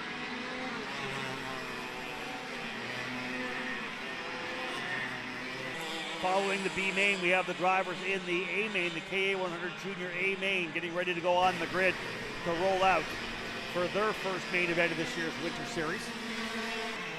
62 degrees trackside right now. Maybe thinking about some blue sky around here a little bit. Still a lot of cloud cover. Not nearly as warm as it was yesterday, the high of 70, but the days coming in as the teams were setting up and getting on track with practice, significantly colder earlier on that Wednesday and Thursday. Looking for another day, maybe a little bit cooler tomorrow than it was here today, but at the very least, we're not going to see the rain that we saw earlier this morning. Of course, pulled the drapes of the hotel this morning, and there it was, just as we expected, potential rain. We're looking at sun tomorrow, all sun, but a high of 63 degrees. Currently, as I said, 62. It may get a little bit warmer before the day's up, but we're looking for 63 tomorrow. Some blue skies would be nice. Xander Clemens taking a bit of a break here as we work our way into the main events. Alexander Searle spent some time on pit lane back into the booth. Alexander looking good down there. It's been some good racing so far here today. Fantastic racing, right? I mean, this is why we love Orlando Kart Center. It's, you know, we may miss Homestead for this year, but nonetheless, we're going to be here a lot for the first couple of months. No doubt you guys are. Yeah. Yeah, especially for me. I live an hour away. It's much closer for me, but nonetheless, great racetrack. It's proved to be phenomenal racing all throughout. I mean, look, not only the pro classes, but the kid classes. You got to highlight the Micro Swift drivers. I know you guys were raving about it. They were awesome, yeah. With Lennox Lockhart and Marcelo Flores put on a great show for us up front, showing that the future of racing is incredibly bright here. Even up to the KA Junior guys in the B final alone, it's been pretty good racing. It's very strung out, but nonetheless, I think we're going to see some pretty good stuff as the year progresses. Anytime I get to a racetrack, for me, it's okay. How many overtaking opportunities are there? Like, what are we going to be able to call? Like, there are some tracks, as we know, there's only 1 or 2 places to pass. A track like this one in Orlando, probably 4 or 5 passing opportunities, and some complexes that set up the passes, like, you know, the 11, 12, 13 to end the lap here, which is so exciting with the chicane and a potential dive bomb move to the apex. We've seen a couple of those. That's what I like about this racetrack, I think, is the fact there are so many overtaking opportunities. Well, it's also it's a chess game, right? Because I've seen in multiple races so far, not only today, but in years past when we go to OKC, you have the hairpin. If you block too much, you get crossed over. You have a second chance at it here in the final hairpin where you dive into the corner, and the slowest part of the corner is the entry, not the exit, right? So it's pretty easy to get the over-under done. You can ruin your entry quite easily, and if you overdo it, then obviously you're going to get passed on the exit as well. So a lot of opportunities to make the move stick. You get the double right-hander for turns 1 and 2, sets you up for a very wide entry to turn number 4. Do you defend? Do you not? That's the give or take, because it leads to another hairpin. So like you mentioned earlier, the passing is great, but also it's a chess match between the drivers around you. Yeah, turn 5 here, that right-hander that opens up, it really reminds me a lot of the corners at NOLA Motorsports Park, where it's such a wide entry, right? If you go to the inside, you're 100% getting over and under on the outside. If you open up to get that really good lap, that lap time, that really good entry to get the car to rotate, someone's going to dive up the inside. And again, that's very similar to the turn here, turn number 10, where it's a wide entry into that hairpin, which allows drivers to go deep on and provide us with a lot of excitement. Up front still, Alex Miller leading the way, 13 laps in the books. Could be anywhere between 6 or 7 laps remaining if they decide to pull that 1 lap away. Nonetheless, the Brandon Jarczyk Crack Racing driver in that 840 on the LN cart. There he is there, leading the way over Mateus Fortunato. The gap now down to just 0.7 of a second. Fortunato is chipping away at it right now. Again, last time by, just 0.7 of a second. I'll tell you, Miller's got to dig in here right now, Alex, because there's about maybe 5 or 6 laps to go, and he has just been quicker and quicker. Fortunato closing up from P2. Yeah, but keeping tabs in this fight the last couple of laps, 2 tenths, 3 tenths quicker, 4 tenths quicker in certain laps. Look back at third place, green helmet, Antonio Flores. He's even faster, yeah. Than both of them. And if they race, and like we mentioned, it's pretty easy to race around this place, and the crossovers are there. You can't get caught up in your own battles because he's coming. Yeah, agreed. And I know the laps are winding down. You can see how close Fortunato is getting. But yeah, I think they have to be very mindful that Antonio Flores further back. Facundo Hernandez has not been that bad as well. He's only about a second behind Flores too. So if the battle happens, you can see Hernandez a little further back there. We could still have a 4-driver fight. Now it all depends on how Fortunato and Miller deal with it. They'll come up here right now. Fortunato thinking about the inside. No. Tucked back in.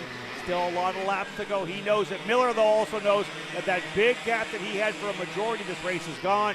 The fight for the B main victory here in KA100 Junior about to get good.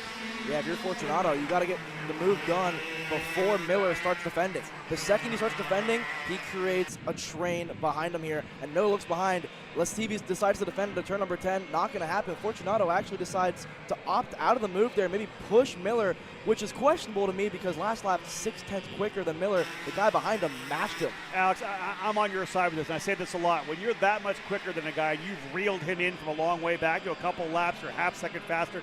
The key is when you get there, you go. You've got to get past him immediately. You can't slow up to his speed because he's doing it right now. He's getting himself set up. He's not going to have those open passes. He's not going to have that big momentum that he would have had closing up, and that's going to allow Flores to close back up, as you have said. Here's a couple times down into 2 or 3 of the opening passing zones. He has not made the move on. Here it comes over in 5. Does he do it cleanly? He does. To the inside. Book it. Fortunato taking over the lead. Miller coming right back. Flores ready to close up. No. Where's Flores?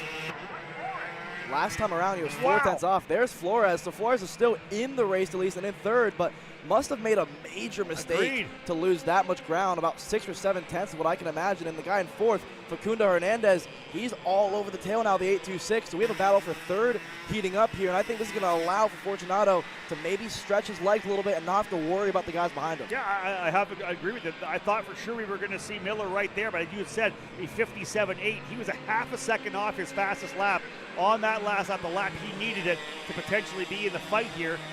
Coming back again across the line, a 57.8 again. Weird. He does not have the pace here. Very similar to Fortunato, but he's about a half a second slower than he has been the last couple of laps. This looks like a good lineup for Mateus Fortunato with 16 laps in the books. He finally is able to get a nice pass by Miller. And listen, normally we see the passes in turn 4, an over-under, not really even an over-under, he just got the inside line coming into 5. That was a well-executed overtake in turn number 6. Yeah, it's a textbook move you see around this place, right? You're hanging around the outside of 4, and you let them think you're not going to go for the move, but all you have to do is just keep your hands straight. You don't have to set up for 5 because the corner comes to you, and because the next corner following that is turn 6 and 7, the long sweeper, you don't have to worry about your exit being fantastic out of 5. That's true. Yeah, he's not going to dive back to the inside here. You're exactly right. Although I'll tell you this, Alex Miller's not giving up quite yet. White flag flying this time by. Indeed, they are going to lose a couple of laps here for the issues that we had early on. We weren't able to go green. So this is the final lap right now. Fortunato versus Miller. Flores not close enough to be part of the action. He'll be fighting himself potentially with Hernandez. Here it is, the final circuit. Through turns number 5 cleanly, 6 cleanly as well. Here comes that sweeper we talked about. So the opening couple of corners, those overtaking opportunities for Miller, he does not take advantage of them. Fortunato trying to bring it home for the B main victory, our first final of the day. It's the B main, not the A main. That'll be up next. Here comes Miller with a big long run. Does he dive into the inside of the apex? Thinks about it, but not quite enough. Only really one more opportunity now coming through. He's got to really rock it through the chicane and try to dive to the apex at turn 13. Is he close enough again? No. Fortunato covers the inside. Not close enough even for a run down the line, I believe. Indeed, a big run there, Mateus Fortunato. We'll see the twin checkers from Aaron Likens. He will win the B main. 71 thousandths of a second at the line. Miller ends up in second. Flores over Hernandez in third. Fourth was Harry Cunningham.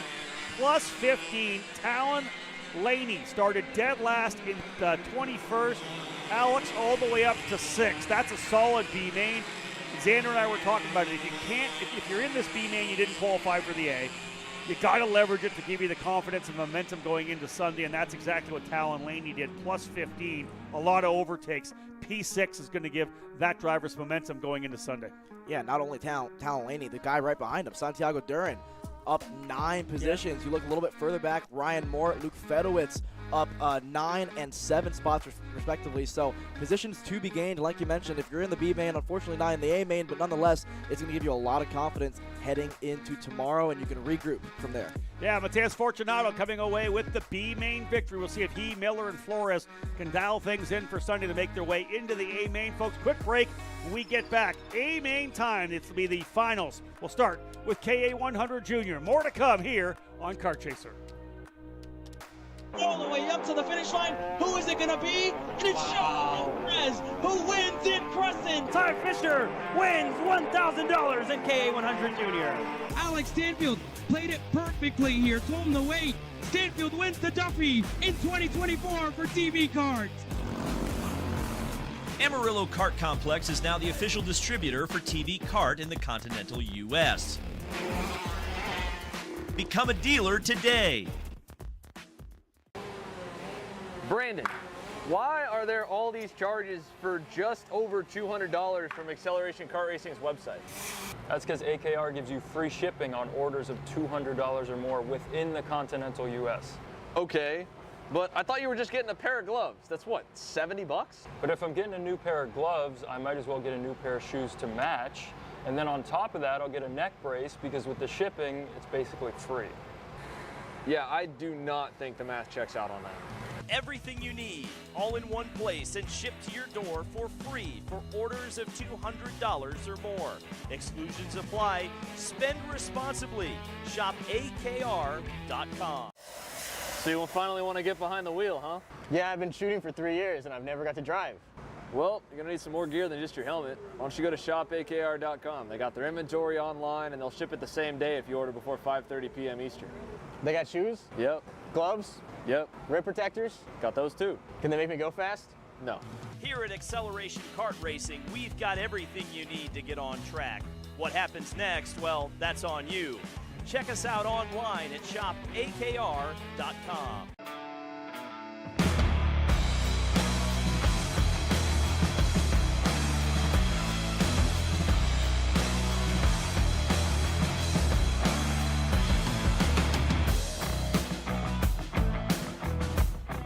I need a new 219 chain. I need a 77 tooth sprocket. I need some more chain lube, and I need it probably as soon as like tomorrow. Dude, are you even listening? Like, we need this to run this weekend. Want anything else? What do you mean? I already got it in the car on Acceleration Kart Racing's online store, bro. All orders over $200 get free shipping. Oh, throw in a set of tires. Done. Everything you need, all in one place and shipped to your door for free on orders of $200 or more. Exclusions apply. Shop AKR.com. Brandon, why are there all these charges stop. for just over $200? I'm tired of all this branding business, okay? Branding this, branding that. Why are there all these expenses on AKR over $200? We know, okay? Take a walk with me. At Shop AKR, they have everything you need to start racing at a very cheap and affordable price. They have MXC rims, they got chains, electrical stands, tilt seats. They got MXCs, and if you didn't know, on top of that, any purchase in the continental U.S. over $200, that's free shipping. Hey, aren't you supposed to be in the AKR Anonymous meeting over there? Dude, I'm doing a commercial. Dude, we have no time. It's about to start. Stop. We all love Shop AKR. Me? More than others.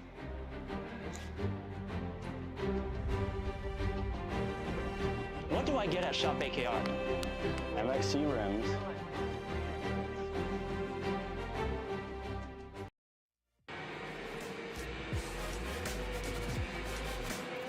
For Kart USA Winter Series 2025 opening event.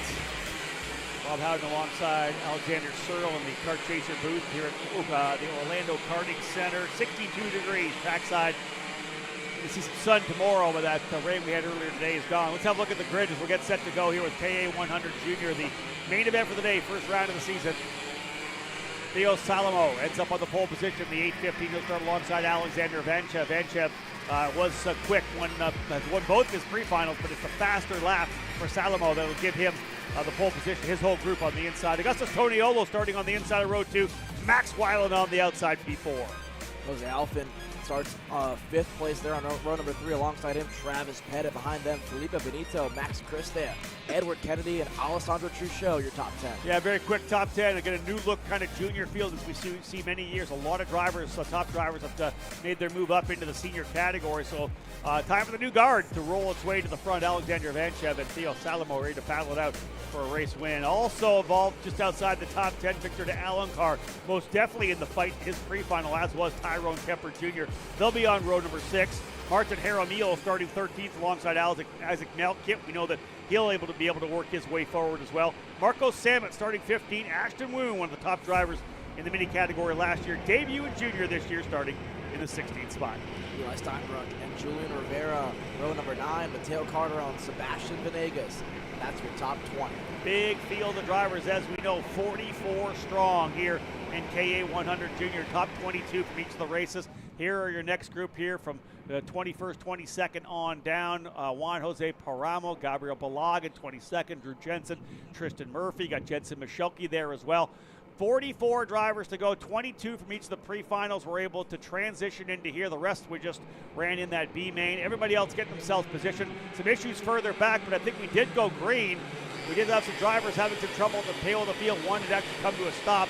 Otherwise, the green flag's flying. We're back underway here. A 20-lapper for KA 100 Junior. They'll dive their way into turn number 5 for the first time. Everybody racing pretty cleanly here. They're staying on the track, at least for the first half of the grid. One driver around right in the middle of the track. He's going to try to get re-rolling. He looks like potentially one of the Orsolon cars. But again, everybody else getting through cleanly. Indeed, one of the Orsolon cars further back. Alex, first couple of corners, opening lap in the books. A lot of action, a lot of drivers making moves forward. Yeah, one of them being Max Weiland up the P3. Started on the outside of row number 2.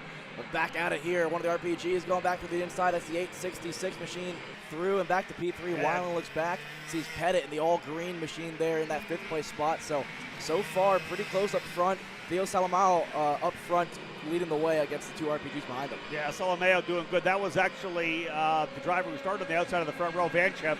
Again, outside of the front row, never an easy place to start, depending on the racetrack, and kind of got hung out to dry a little bit. He went back into the 3rd spot, but in both of his pre-finals, in both KA 100 Junior and X30, Vanchev was dominant. So we'll see whether or not he settles in, shows some patience, and is able to go back to the front. Right now, Salamao, Toniolo, and Vanchev.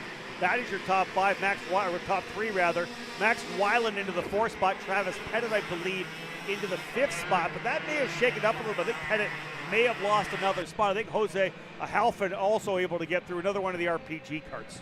Yeah, Halfin there now up in the 5th place. Behind him, Christia. So Pettit's the one that's lost out in a couple of spots here on this 2nd lap. But again, a long main event. Still 18 laps to go. That's double what these guys are used to from the pre-finals earlier today. So a long ways to go here. And I can't fail to note, it's gotten hotter. Usually as the day goes on, right, we reach that peak at 12, 1 o'clock, and it gets colder, but it's gotten hotter as the day's gone on because the cloud cover's gone away. The sun's poking out here through our booth. So again, this is going to be kind of a new situation in terms of setup. Obviously, yesterday was pretty hot, but nonetheless, a new day. And Vanchev back at the P2 behind him. Halfin tried to make it stick, and he does on Max Weiland. Pettit now through as well, and Christia. Alex has obviously been down pit lane throughout the day, so he's been able to feel trackside the temperature changes throughout the day, the sun coming out as he had said. And I love that. It's always that challenge for the mechanics, right? Where do we go tire pressure? Are we going to get some sun? All of a sudden, are we going to get the minute the sun starts beating down, the asphalt of the track will really start to heat up with the direct sunlight. So we'll see who played it correctly and who's got the cart that's going to be good in that that latter half of the race. We're still very early, as we had said, only a couple laps in the books right now. Salamao, Toniolo, Vanchev, Weiland, and Halfin for the top 5 last time by the stripe. Christia was up into 6th. Pettit 7th, Truchot 8th, Benito 9th, and Malkin in the 10th spot. Isaac Malkin started 14th, was able to get his way up to 10th There's a driver dropping a wheel. That, I believe, was Edward Kennedy on the Energy. He had worked his way up to 10th spot. May have lost a spot there, dropping a wheel on the outside of turn number 1. Yeah, I think Kennedy has some help there entering turn number 1. So good job to keep the kart facing the right way and on the racetrack for the most part. But here's a good look at Travis Pettit, the all-green TB machine there through the sweeper, trying to stick with Max Weiland behind him. Alessandro Truchot, whenever he comes back to the States, whenever he's not running WSK over in Europe, he's very quick. He tests a lot down there at Homestead. He's doing a lot of OK driving as well, OKJ. So still getting acclimated back up to the 100cc stuff as he's made his way back up into direct drive machinery over in Europe. But always good to have him here at stateside. Usually a very quick driver, getting used to it all, like I mentioned. And again, top 10 in this field, it's always a stout field, no matter how many drivers move up or down throughout the year. I don't have the stats right in front of me, but I believe a couple of Winter Series championships for Truchot in the micro category, maybe even one in mini as well, or maybe just a back-to-back micro. So I'd have to ask David Cole for that confirmation. But nonetheless, he's always come back over here, done a great job. Homestead kind of his home track, Alex, as you had mentioned, not so much up here in Orlando. So getting settled in, but showing good pace still here, running inside the top 10, as we know. Salameo is still up front. The gap just a little over a half a second from Alex Vanchev. He has been able to go by his teammate Augustus Toniolo as the RPG drivers now run second, third, and fourth. That's a chain, very likely, that's gone awry. So we'll see if someone slows up. Did that look like a chain to you? Yeah, I thought for a second it was going to be Salameo's, but I'm waiting for somebody to slow down. Yeah, but it looked like it caught him off guard because last time around, Salameo was a couple of tenths slower than Vanchev. Now Vanchev's hot on his tail here, so we're going to have a battle for the lead brewing up here. You see the signal from Toniolo to Vanchev saying, listen, we have 3 RPGs in the train. I'm not gonna go against you. I'm going to work with you here. Coming out of turn 4, expect a move here from Vanchev. Yeah, as Vanchev looking to the inside, he points him through, going to try to see if he can't bring Toniolo with him. He does. Not able to bring Halfin as well, as it's getting ganged up there as well. Salameo. All those RPG carts around him. In fact, I think, let's see what happens here with Pettit. Where is he going to go? Pettit's going to the inside. Halfin may lose a spot. Indeed, he does. He's not able to get the pass done on Salameo. And very well played, I believe, there by Travis Pettit, as we're still going too wide further back. Pettit going to make the move to the inside right now. Pettit holds off the first pass to get him through and from Halfin, and then is able to get the job done on Salameo. Those were a couple of really nice corners for Pettit, really trying to use the strategy to make sure he would come out on top. Yeah, I actually don't think he even made a move. He just let the other ones go for it, part the C's for him here, and now you see Salameo parking the bus on the inside of 1. Truchot's going to follow through. Christia wanted the over-under, didn't get it. And now Pettit following through, and again, Pettit doing what he did last lap, just seeing what the drivers are doing, going the other way. Truchot to the inside, going to third. Yeah, you're right, 100%. Christia wanted that over-under so badly, couldn't quite get it done. But this is, again, one of those situations where there's a driver off on the outside, another Orsilon car. I think Christia might have to get that spot back. He made the move into turn number 5, and I saw the yellow waving. I don't know how late that yellow was, but I think that cart was there before Christia made the move. So let's see if Max notices it and maybe gives that move back. But I'm not 100% sure if the yellow was out, but it looked like it. Trying to figure out which driver that was off the racetrack. Trying to figure out who has not come back around. Ellie Steinbrook, Maddie Grace, and Gabriel Balog.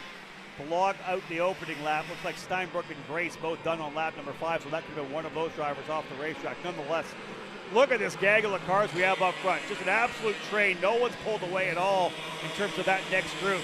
This is the battle up front that the leaders have, but that next group is just so tight. That's essentially, I want to say, Christia. You keep looking probably all the way back to maybe Jaramillo. That's how tight they are. Oh. No, that's not good. That is not good when you drop the wheels coming out of turn number 5. You lost at least 3 spots. Was that Truchot? Yeah, that was Pettit getting a little bit rough there on Truchot.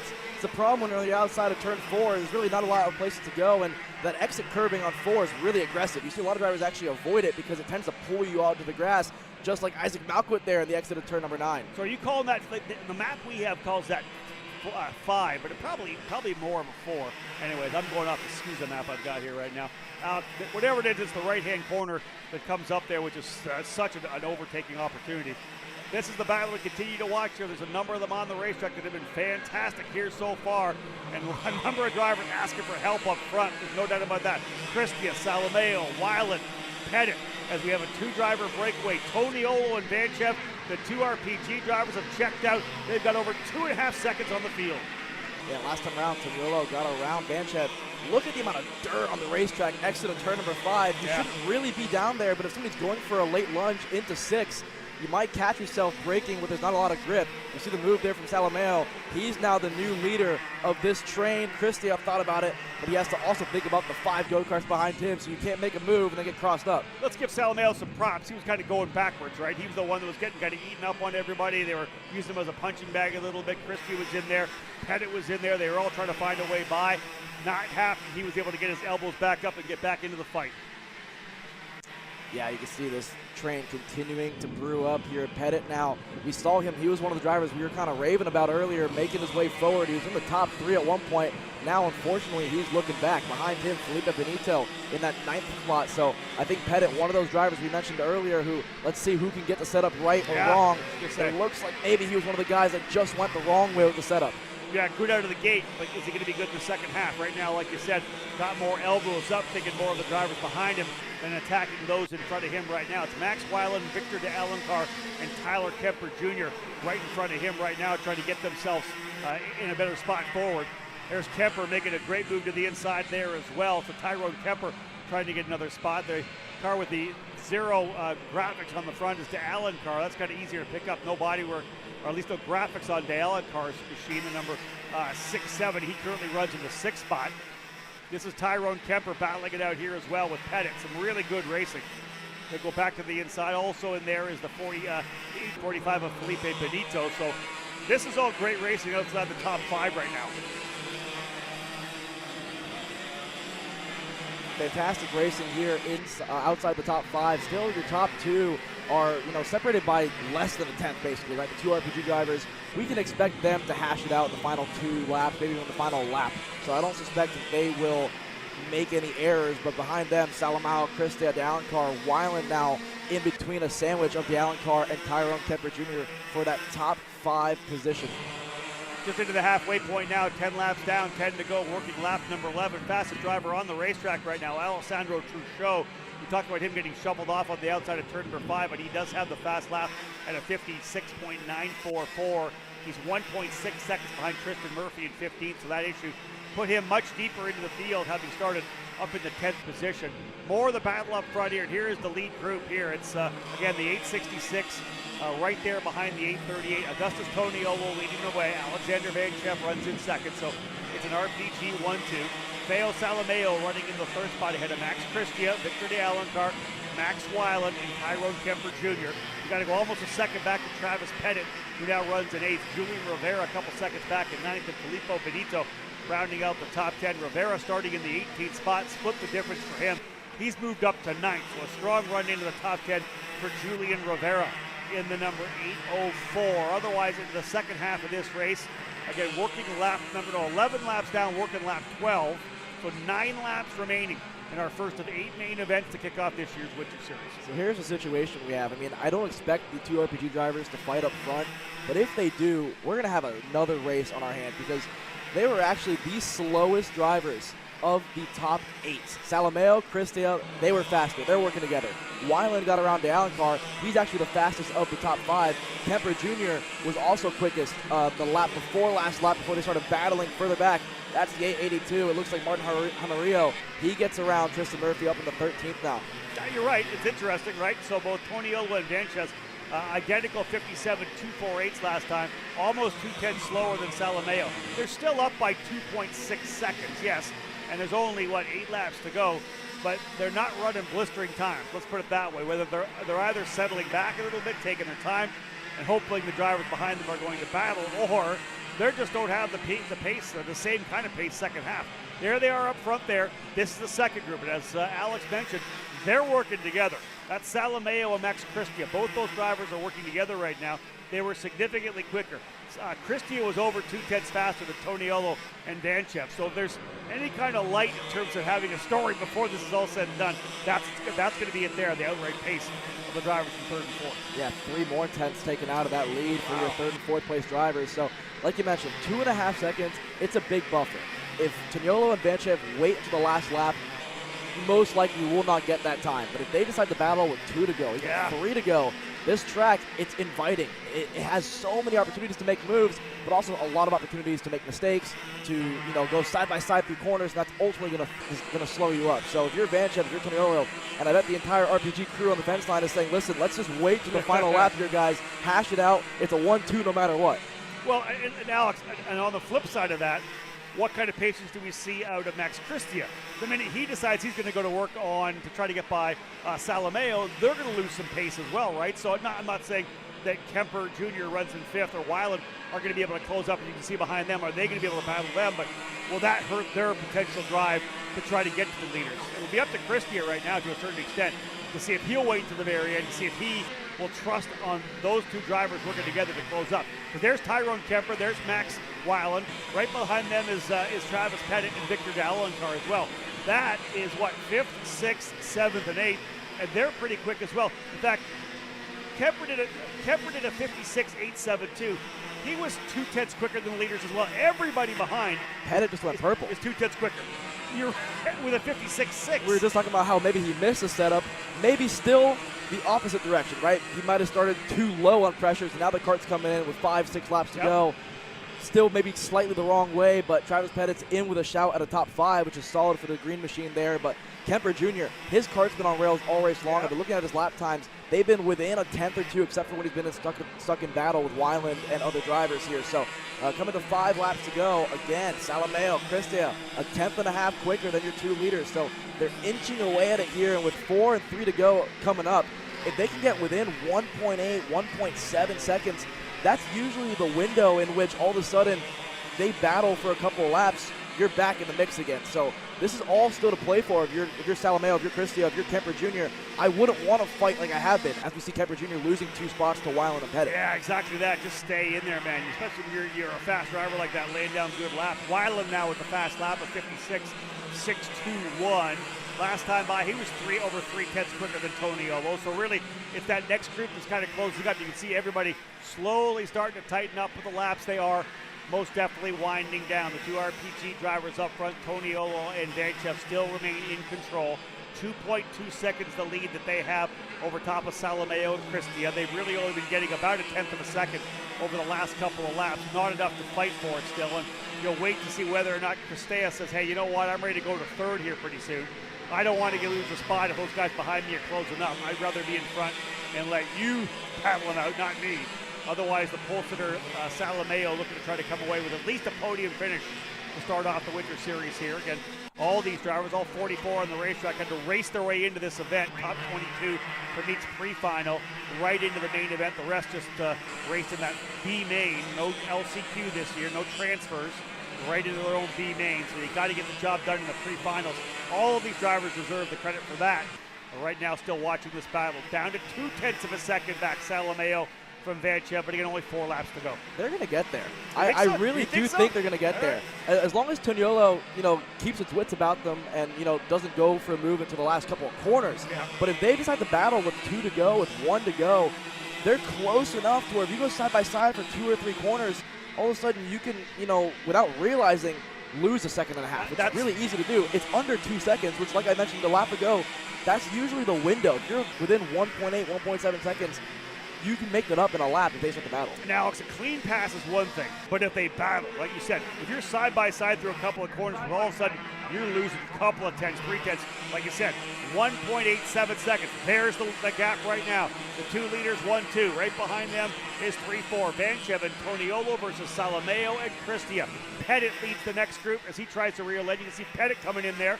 He's got, I believe, Max Weiland and Tyrone Kemper Jr. right with them as well. Now listen, we're going to get fights for all of these positions regardless. We're going to get a fight for the lead, we're going to get a fight for 3rd, and we're going to get a fight for 5th before it's all said and done. 2 laps to go, and it's the veteran Alexander Vanchev, I believe, who's gone to the lead. Vanchev leads Toniolo into 2nd. So he did make the move. The gap down 1.8. Defending. There you go. Defending into 5. Vanchev defends early. I'm surprised that Toniolo gave him the signal on the straightaway saying, listen, I'm going to work with you. And we all know that's universal for, I'm probably not going to work with you, but as your teammate, it's probably the one guy I would trust out there. But Vanchev, 2 times this lap already going defensive. make it 3 times, and all of a sudden Salameo's rubbing his hands together saying, yes, keep doing this. There's still a lap to go. Yeah, there is indeed. Vanchev, as I said before, dominated both of his pre-finals. From not used to, maybe not even expecting having to battle at all here, he was able to stretch away. Toniolo, the first driver to have a look over. He sees what we got going on here right now. Let's see what we get from the RPG drivers. Big defensive run for Vanchev down the bottom of turn number 13. Here's exactly what Alex says. Side by side coming up into turn number 1. Potential contact. White flag flying. They are going to battle each other. Check it out here, folks, coming through, and he is right there. Salameo to 2, Christie to 3. Let me give you props. Searle called it, folks. Look at this battle. It was 2 seconds, and they're on top of it. Alexander Searle called it. Bring him home, buddy. Vanchev still leads there, so he actually got what he wanted. He defended. He still leads. Toniolo, the biggest loser out of all of this, and he's in the wall. Oh, that's going to be, I believe, the 838 machine. That is Toniolo in the wall with Pettit. Vanchev through turn 7. Christia and Salameo there down through turn 9 onto the back straightaway, Rob. Oh my God, Alex, you called it. Vanchev still with the lead. Pettit and Toniolo, the 2 drivers coming out of the bottom of this one. Look at the drivers who have worked their way up front here. Christia's right into it. This is a crazy finish. And indeed, it all came down to that battling all the way up into turn number 1. There's the 815 digging in. That Salameo trying to hold on as well. But the driver is going to come out with this one here. Wow, the 866 of Alexander Vanchev is going to get the win. Salameo come home in second. Max Christia ends up in third. Victor to Alencar fourth. Tyler Kemper Jr. in fifth. Weiland, Helfin, Benito, Jaramillo, and Murphy going to round out your top 10 right now. Plus 14 for Tristan Murphy. Look at that cart right there. That is the 829 of Travis Pettit, who is going to fall all the way to the tail of the field. Watching him fall right now. Man, what a battle that was. They scrapped their way forward. But again, for Toniolo, I'm sure, Alex, as soon as people started climbing on top of him and he realized, man, I'm in the middle of a scrap, he ends up coming away 14th, I believe. Does he indeed end up 14th? He does. Toniolo holds on to 14th. Not so lucky for Travis Pettit, who ends up on top of the barriers. That all happened. You scripted it perfectly. 2 seconds to go, and they started battling in 11, 12, and 13. I'm surprised with how aggressive they were with each other, right? Especially in turn 1, where the entry gets tighter before you make the corner, and that's what caught Vanchev off guard. He kept his hands straight, but the apex actually comes out before it goes in, and so for Toniolo, he got the curb, and then all of a sudden from there, you're kind of a passenger. And obviously for Salameo, unfortunate for him that the corner isn't longer. He would have made the move stick for P1. Agreed. And there been just that little bit longer run, he would be able to get onto the inside. Let's give you the Coastal Inc. recap here right now. The start was a wild one for sure. We saw a number of drivers off to the racetrack, a couple of them backwards coming through turn number 5 as well. Settling into what we kind of expected to a certain extent. We saw the drivers work their way up front. Salameo did a good job early. The RPG drivers were very strong. We saw, of course, Vanchev able to get out front there with Augustus Toniolo. They were able to kind of gang up on Salameo a little bit there. Halfram was in to try to help out with it. Salameo got roughed up a little bit for a time there, Alex, but a little further back, we saw a lot of battling early on. Eventually, it would settle down. Yeah, we saw at one point Salameo here fighting for third with Truchot. Truchot fell back. Then he got fast lap of the race at one point during it all. So he was everywhere. Max Weiland was everywhere as well in the top 5, battling with Kemper Jr. for a majority of the race. There was Pettit. This was the moment in which we thought Pettit was going to fall back and not really be able to regain his speed. He found it, unfortunately found the wall in the last lap with the likes of Toniolo. But nonetheless, that was the group. Salameo and Christia working together, trying to catch Vanchev and Toniolo, and here, probably a lap too early, I'd say, in terms of the fighting for the RPG2. Well, then they really got super aggressive here to start the final lap. Coming through 11, 12, 13. They were side by side, coming through a little contact there, coming back out to the line. White flag flying. This is what you talked about here, where it cuts back out to the apex. Both those drivers making contact. Vanchev luckily able to get through, and it was almost Salameo coming through nicely. Let's see if we'll get a better shot of the thing here. Yeah, here's the corner here coming out. I wanted to see if we get a shot of that battle between Christia. Right there, here's the contact there. Christia getting shot in the back. It looks like, I think, in the contact with Toniolo, he got hit from the back, then the contact came. Wow. That was a wild finish there. Both those drivers. There's Toniolo able to pull away. Not so much for Pettit. He ended up pulling the cart up over top of the barriers. One guy could only win it, and it was Vanchev. The thrill of victory and the agony of defeat for sure right there for Travis Pettit. Man, it's always heartbreaking to see the young drivers there on the fence line. You see how much it means to them, right? And so for Travis Pettit, where he can see a podium finish maybe in his sights, and it all goes away in one corner. Fast lap of the race went to Max Weil in a 56.534. We got the excitement we wanted to kick off our 8 main events, that's for sure. KA 100 Junior brought to you by Orsalon Racing, most definitely delivering on us here. Vanchev, Salameo, Christia, De Alencar, and Kemper Jr., your unofficial top 5. Weil in 6th, Halfren 7th, Benito 8th, Jaramillo 9th, 10th, Tristan Murphy. And the 1 minute board being given to the drivers here in KA 100 Seniors. We're diving right back in, Alex, to another 20-minute battle, or 20-lap battle, rather. Yeah, this one will be just as exciting, if not more. The KA Senior crew to get ready to hit the field and on the racetrack here. And it's Kai Hunter and Mossman on the front row. Those two drivers, two of the more aggressive drivers that we have in KA Senior. They're going to put on an absolute show for us. We just got a pretty good glimpse of Ty Fisher on the green machine. How about that? His debut in the senior class. He's put on a show so far. Yeah, right up in the thick of things, right? He'll start alongside Jose Carlos Hernandez. Right there is Bradley Mashman as well in that number 935 machine, a former Supernats winner on the TKG sponsor you see on the side of that car there. Again, Mashman in the number 935. Santiago Fernandez will be on the inside of the 980 machine right there for Speed Concepts. He's right behind the 970 of Hernandez. Here they go. They're going to roll out here. Let's look a little further back. Row 4 will have Blake Nash in the number 294 alongside Raheen Alibi. That's row number 4, 7th and 8th. To cap off your top 10, Aaron Benoit in the number 906 alongside Mick Gabriel in the 932. Stephen Eisert in the number 978 starting 11th. Ibrahim Din in the number 908 starting in the 12th spot. That's row number 6. Yeah, further back you have Connor Ferris, Leonardo Scorpioni, row number 7. Quentin Angeli, Ethan Williams, Frederick Manning, Ivana Richards, and then Olivier Marac and Braden Zerves. That's your top 20 drivers here in the KA Senior class. Yeah, let's look outside. Zerves having a good run there. As we know, Finnegan Bailiff trying to dial things in there on the new Burrell. Alex Dalbon, who knows this racetrack well. Wrigley Keys, Carlo Rocchetti, Maxime Barron, Dominic Carai, these drivers further back in the field. Some that had some trouble that we may need to watch out for. How about this, Alex? All the way back in 39th, Henry Wheeler. 40th, Sebastian Garzone. Those are two drivers I'm going to be watching from 39th and 40th. Row 20. They've got 20 laps to get the job done. I believe both those drivers could be able to get themselves up into a fight. Let's see what happens up front. Well, that's asking a lot. So deep in the field, two very fast drivers. Well, so far, both in the B and the A main for KA Junior, we've seen a lot of drivers make up 15, 20 spots from starting further back. So it's doable, and especially with the carnage that we can expect in KA Senior, at least if we can just bounce it off of what we saw from KA Junior, I suspect there's going to be a lot of opportunities, not only on the racetrack, but just avoiding things to happen in front of you. Exactly that. And again, the first lap is so crucial. You can gain a ton. The best place to pass, to make those big overtakes, to get big gains is on the opening lap. Take advantage of other drivers having trouble, but you don't want to be the driver in that trouble. That's the other issue. There's the haves and the have-nots. It's the blacks, it's the whites. You never know what can happen. Sometimes you're lucky, sometimes you're unlucky, man. You got to be super smart when you're trying to move your way forward there. Like I said, it's a tough run through these opening laps, especially when it's so tight here. We'll see how it plays out here, folks. The opening couple of corners. Alex, you know this racetrack. Turn 1, 2, 3, all the way over to turn number 5. That's why it's so exciting. The opening couple of corners here are so tough.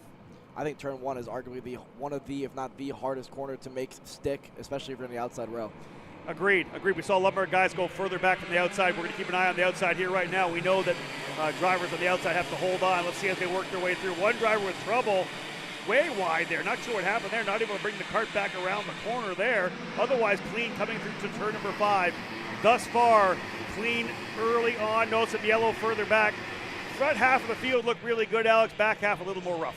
Here we go, side by side up front. We see Frankie Mossman. I think that's Jose Carlos Hernandez taking the lead. He has. Kai Hunter's fallen back to 3rd. Ty Fisher has held on to that 4th place spot. And that's all you can ask for out of the rookie there, to just not lose any spots at the start, especially in a class that is probably more aggressive than what the junior class was. Even though last year it was quite a bit aggressive. Behind him, Santi Fernandez. This is one of the best starts he's had so far. Blake Nash going to go through, and behind them, look at that, Majman. He's going to take advantage of both of them. Who got roughed up there coming through turn number 10? Someone got pushed on the outside. I can't exactly see.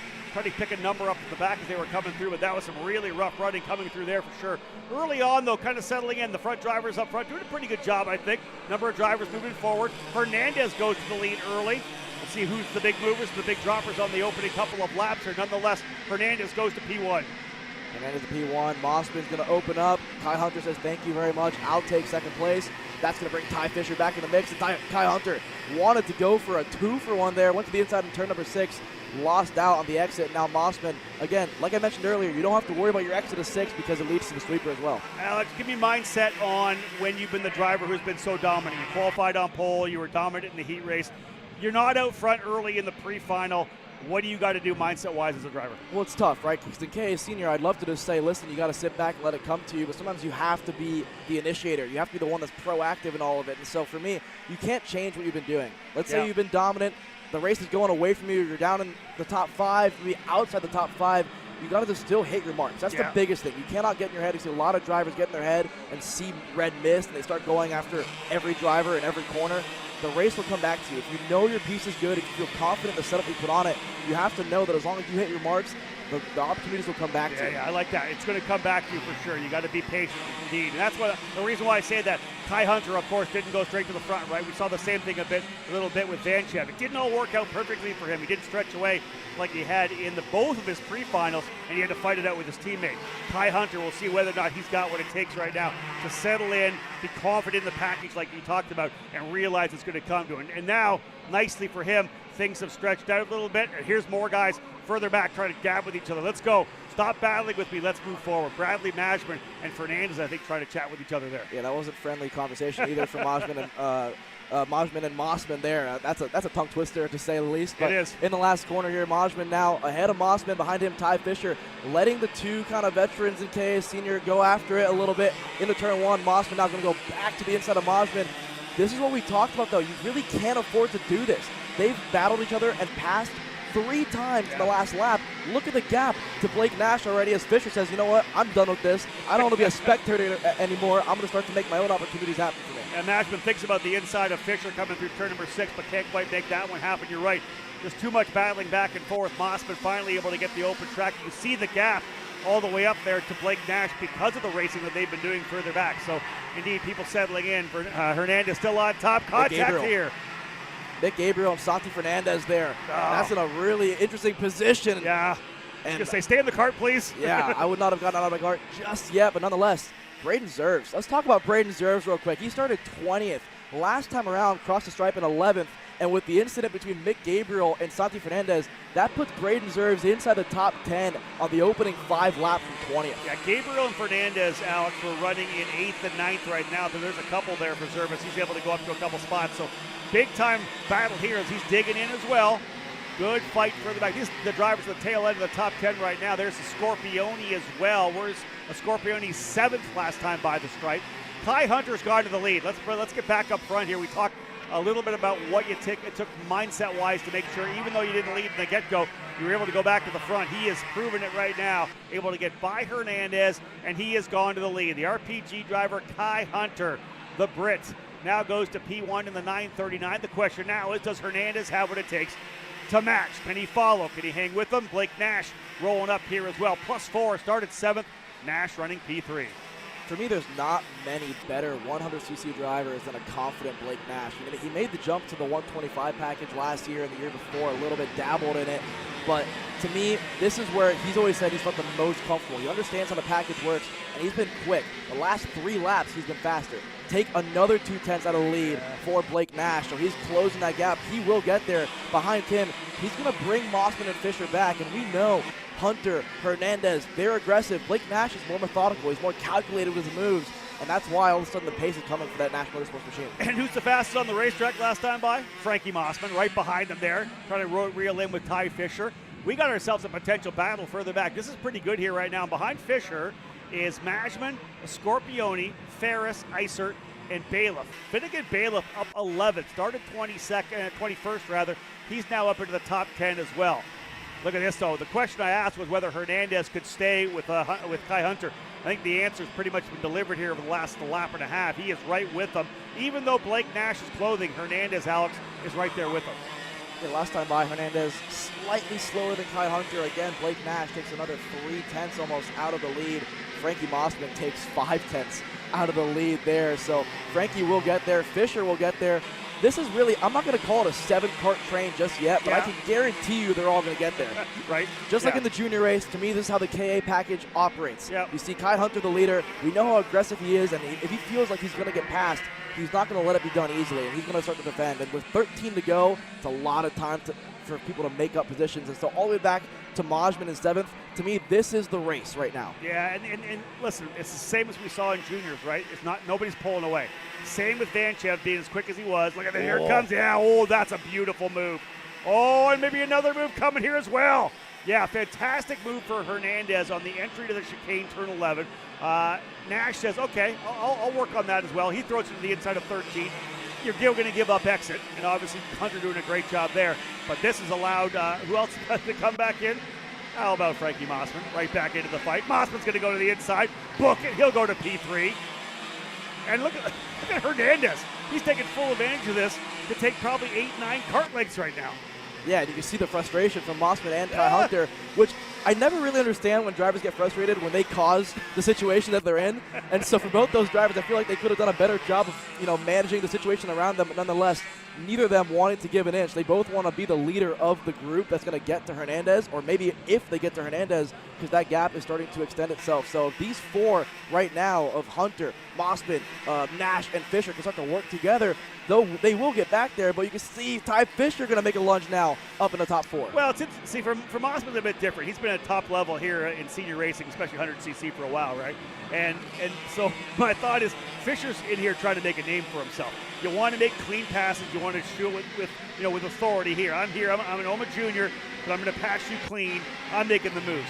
Mossman maybe a little more reserved, right? A little more relaxed. All right, I'm with you. Let's see what we can do.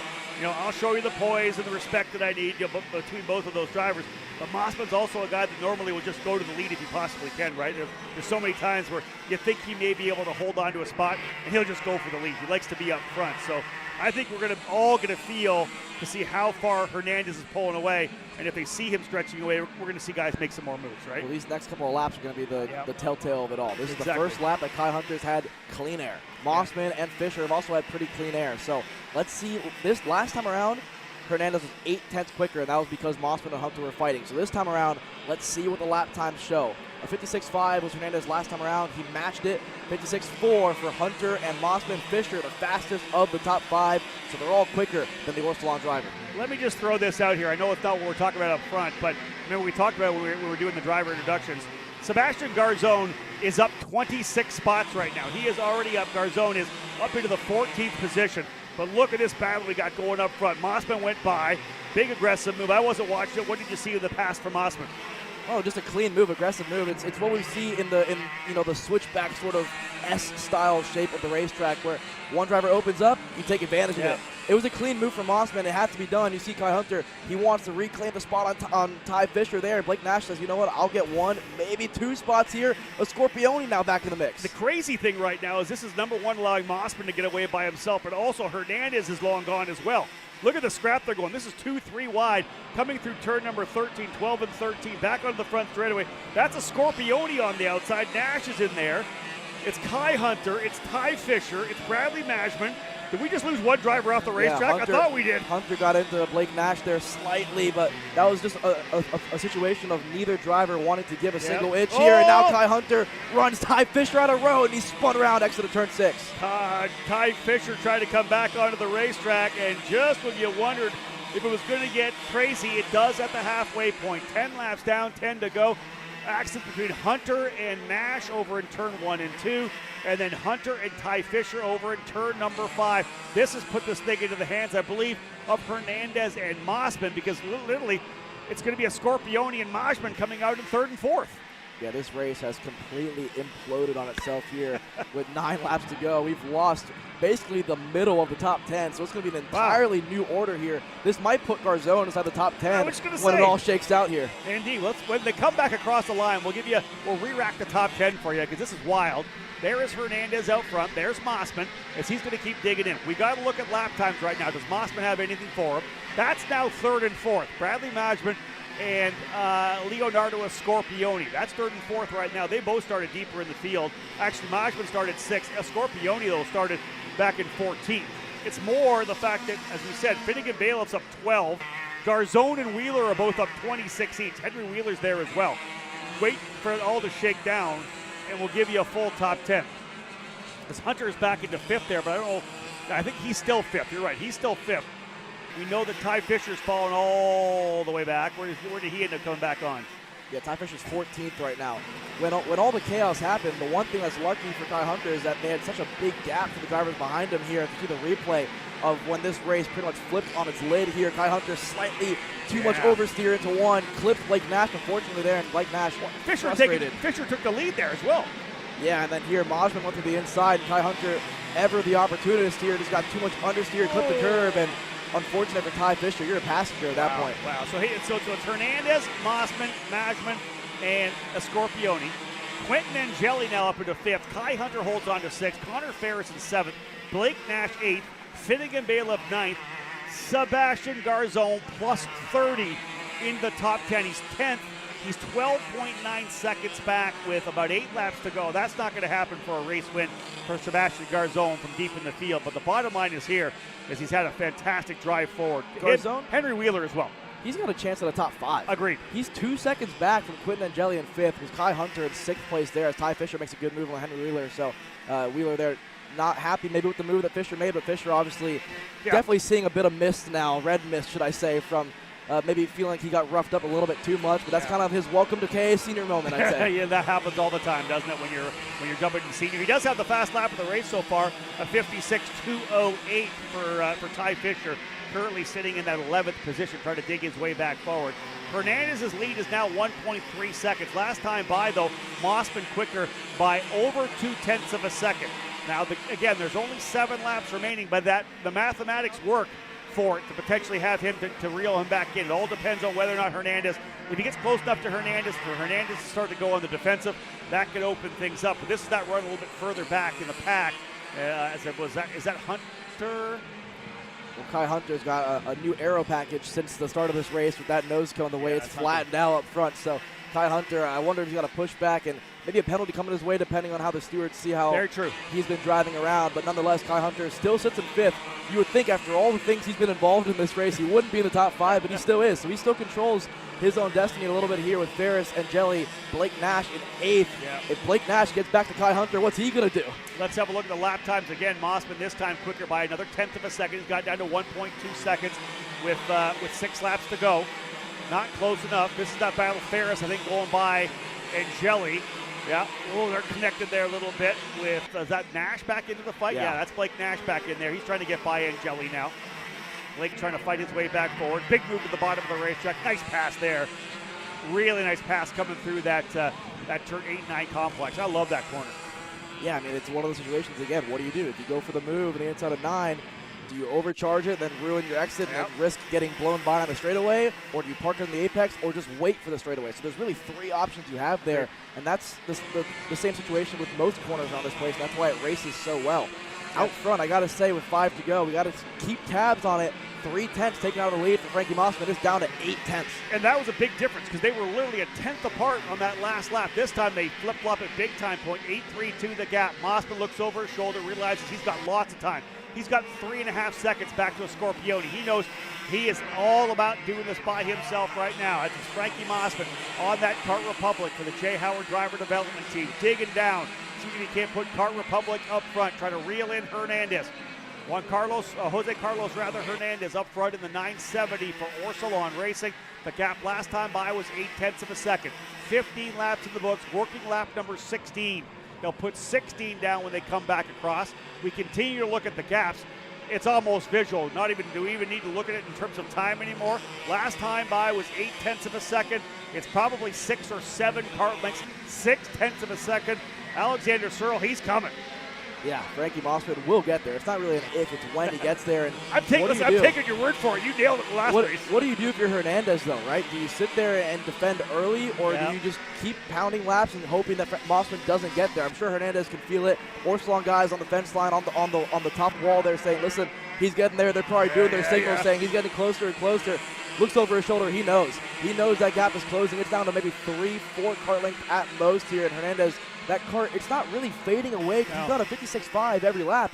It's just Mossman is slightly quicker. Alex, his fastest lap was a 56.4. He's literally within a tenth of his fastest lap. It's simply the fact, as you said, that Mossman just got a faster Kart here right now. Last time by another 0.2 of a second. Let's see what he gets here.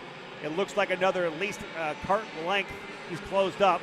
Back to, maybe 4 Kart lengths now. Significantly closer, another 1/10 of a second. Only a 1/10 though, not that much. 3 laps to go. 3 to go for Frankie Mossman to try to grab a race win here in the opening round of the SKUSA Winter Series in the KA100 senior category. We saw some chaos throughout this race. We had different leaders up front. It did look like Hernandez was going to be able to come to the lead. Looks like maybe Hunter was going to be able to take it away, but a lot of chaos happened when racing started. And again, this is what's developed here, a one-on-one battle for the race win. Yeah, Orsalon, this is Jay Howard, driver development, and actually behind him, quickly I want to highlight Majman up to 3rd, so Jay Howard 2 and 3 on the racetrack as it stands. Scorpione down to 4th. Still a great run for Leo here. We're getting ready to see 2 sticks in the air, 2 laps to go for KA Senior, and Mossman's as close as he's been. He's closed right up. Listen, let's be real. If there is any kind of a draft, he's going to get it. Now it's more about placement. Now it's more about putting the pressure on and potentially making that dive move. And that's a Kart length, maybe a Kart length and a half. That puts you to the place where you can make that big move to the inside if you want to do it from deep.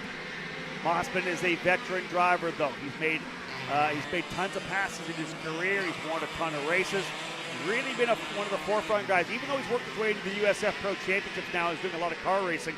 He still runs karts whenever he can, and it has paid off for him. This could be a big win for him. Could be a massive one for Hernandez as well in KA100 Senior.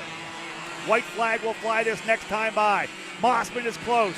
Does he dive for the apex here? No. Hernandez doesn't even block either. I thought for a moment Mossman was going to go for that move because, again, you don't really want to wait to give the leader a chance to kind of dictate what he's going to do. And Mossman, again, kind of taking my advice there, goes for the move. A little bit too quick on the entry, though. Hernandez going to reclaim the lead. White flag in the air, and now Hernandez can defend. Mossman's going to go lower than Hernandez, though. He takes the lead. Oh, the braking there was so beautiful. Mossman to the inside. Book it. He goes to P1. What does Hernandez have? Can he answer? Down to the bottom of the racetrack goes Mossman over at turn number 5, but he rolls a ton of speed out of the corner. Not a good run through that corner as well for Hernandez. Still a defensive line for Mossman. He sees he's got a bit of room here. If he gets enough to get cleanly through the sweeper here in turns 8 and 9, no. Hernandez right back there again. He does not give it up. We are not done because he's going to be close enough to make his own dive bomb move. He'll look over the shoulder. He goes all the way to the inside of the racetrack.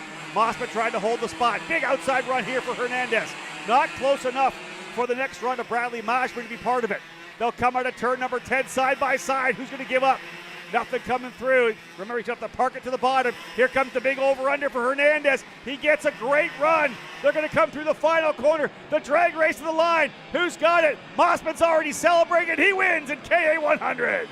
Wow, Frankie Mossman. I thought for a moment when he defended clean air at turn 6, I thought he kind of ruined his chance there. He got in the dirt, and that's why his run through 7 was so bad, but he did a masterclass in defensive driving in the final couple of corners there. You can see what it means to Frankie as well. This is Jay Howard's first win here as a new team, so congrats to Jay and congrats to Frankie Mossman. And a Kart Republic victory in KA100 Senior. Mossman is loving this one. There's your unofficial results. Mossman with the victory. Hernandez ends up in 2nd. Bradley Majman ends up in 3rd. Leo Scorpione up into 4th. Kai Hunter holds on to 5th. Blake Nash in 6th. Sebastian Garzone from 40th to 7th. 33 position improvement for Garzone. Ty Fisher ends up in 8th. Henry Wheeler up 30 spots to 9th. And Quentin Angeli rounds out the top 10. A lot of great storylines here. Drivers working their way forward. Anthony Rivera up 29. Salvador Della Vecchia up 25. Garzone and Wheeler, the big movers, so plus 30. Plus 33, as we said, for Garzone. But, man, that was a great battle up front. And I love when we get a clean late race fight like that. I think the big pickup you had there, Alex, was coming through turn number 5. A good defensive move to the inside, I think, for Mossman. But there was an issue there with Hernandez. He did not get a good corner. He missed the apex big time. And I don't think Mossman needed to defend in turn number 6, but he did and picked up a lot of understeer, as you said. Well, yeah, because like I mentioned, when the offs happened in KA Junior, it put so much dirt on the racetrack in the exit of turn number 5. And so now when you defend 6, you're actually turning in with dirt in your tires. Yeah, right. Here's the recap here, folks. This is the start here. Kai Hunter, as we know, taking the lead from the getting through turn number 1, cleaning a little bit of trouble further back for one of our drivers who had to bring it back into line.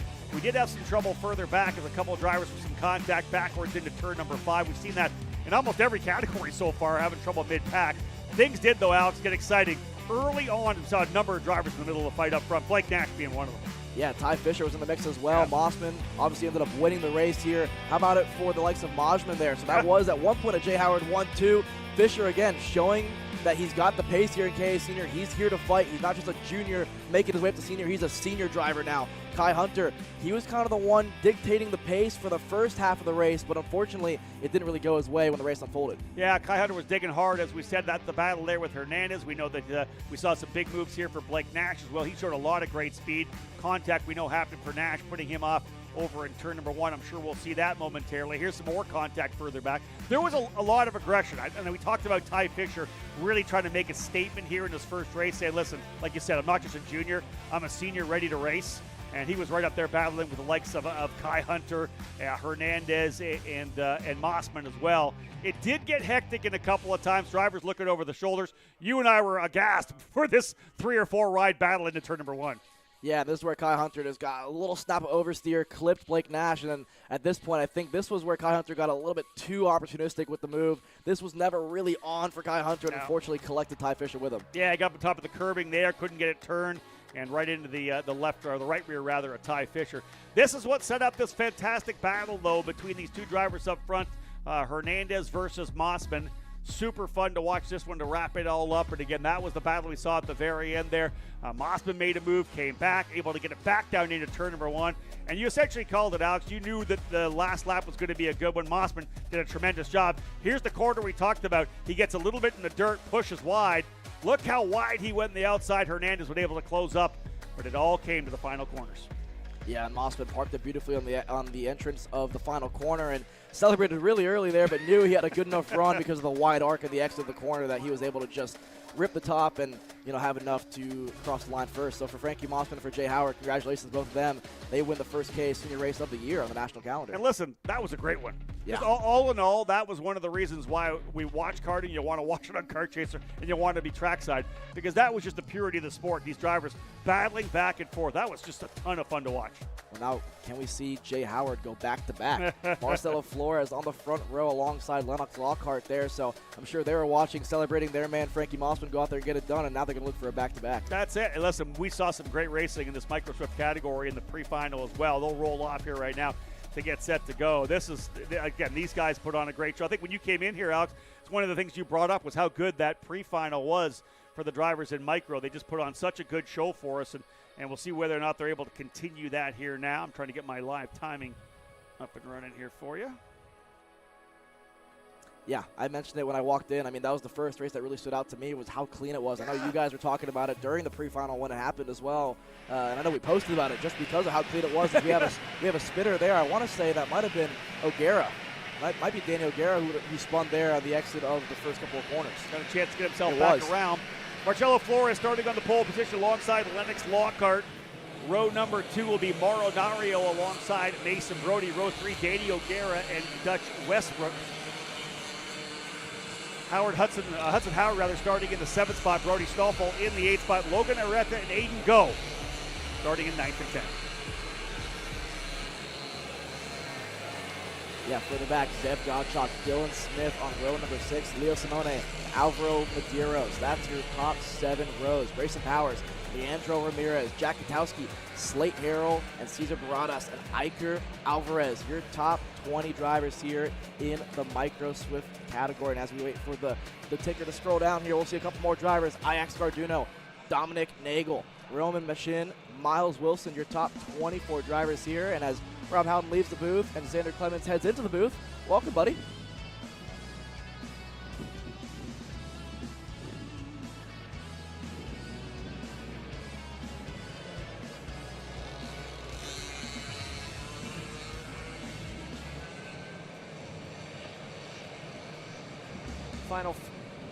Final few rows cycling on by. Thank you for the invite to the booth here, Alex.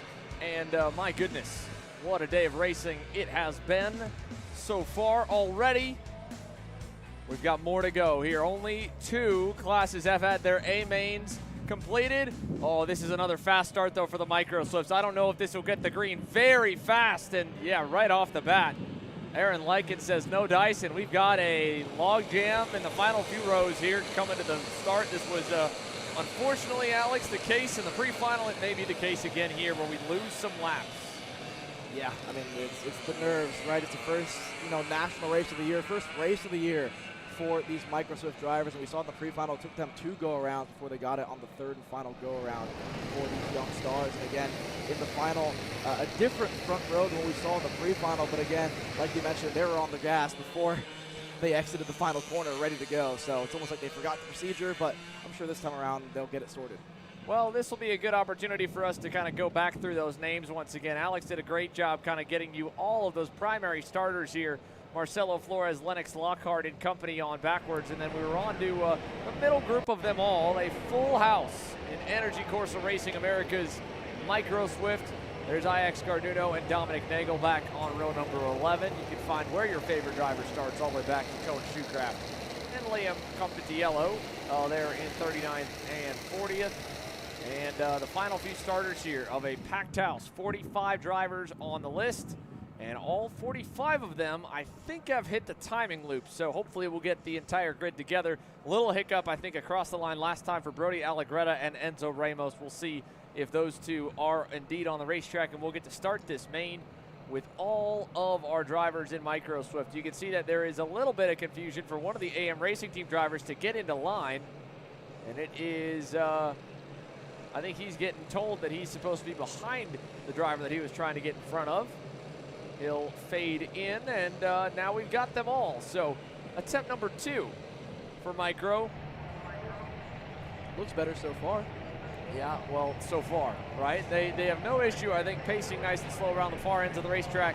They've got to stay patient here, and I say they, specifically your front row starters, Marcelo Flores, Lennox Lockhart.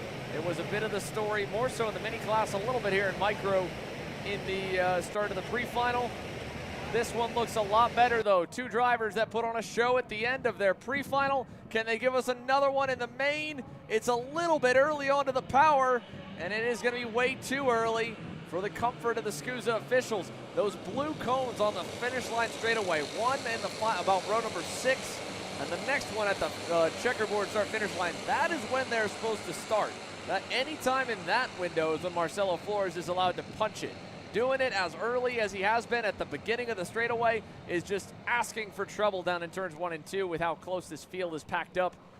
So rightfully so, they have waved them around. Now the risk, of course, at any point the officials could elect to send Lennox Lockhart and Marcelo Flores back to row 2 and bring Mauro Nario and Mason Brody to the front row. So Marcelo had his team owner there, Jay Howard, looking on in new colors for Marcelo Flores on the JHDD Kart Republic crew. And the 2-1-2 needs to keep this one a bit more in check if he wants to get the green on the first time by.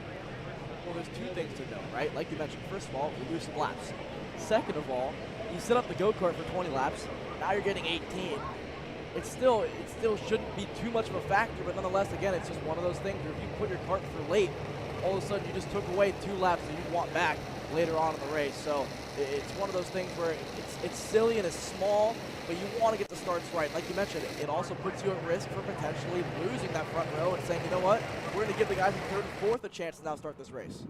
Yeah, at this point here, they are not doing themselves any favors. They need to hustle around, and there you can see the SKUSA officials are going to bring the cone out and say, boys and girls, this is when you're supposed to hit the gas. Unfortunately, look at the billow of smoke there from the front row on back. I would not be surprised to see some mechanics and parents over in a line by the IME East trailer for some clutch pads after this final is done. And part of that, again, is the learning process. These are the youngest drivers on the SuperKarts USA spectrum, and they have just some of them maybe at the most a year of experience in fields of this size. Some of them, this is the first time they've been a part of this big of a grid, and it's daunting. And for the front row as well, Marcelo Flores, Lennox Lockhart, they've never led a national main event to green, so I'm sure the nerves for these two young men on the front row here, Alex, are at an all-time high. Yeah, and this doesn't do any good, right? The second you don't get the green, now you're in your head. You don't get it a second time, you're really in your head. Now you're thinking about, oh man, you're overthinking the starts. You're starting to analyze it too much. And you kind of plan your starts. The second you start planning it, we all know as drivers, Xander, the start never goes your way. So you can't plan it. You can't get in your head. You have to drive it through feel. Let's try one more time with this row for Micro. Yes, we've got it. Green flag in the air down to turn 1. And off to the wayside goes one of the Nash Motorsports machines, but at least a slow enough start has kept our field together. 2 by 2, about 10th on back. 1 or 2 and off into the grass. The rest of your lead group are cleaning away down to turn number 5 as they fan out 2 and 3 abreast. Yeah, side by side all the way through the field. It was a great start from Marcelo Flores. He timed it just right there. Marinario up to P2. We had a slower driver further back from one of the RPMs off the exit of turn number 5. We talked about the dirt that we saw get kicked up in the K8 Junior race that hasn't been washed off the racetrack through driving, so it's still on the racetrack, especially if you're side by side entering 6. Down the back straightaway for the first time in the main event. You can see it showing lap number 3. They've burned the first 2 laps for all of the aborted starts. So it'll be a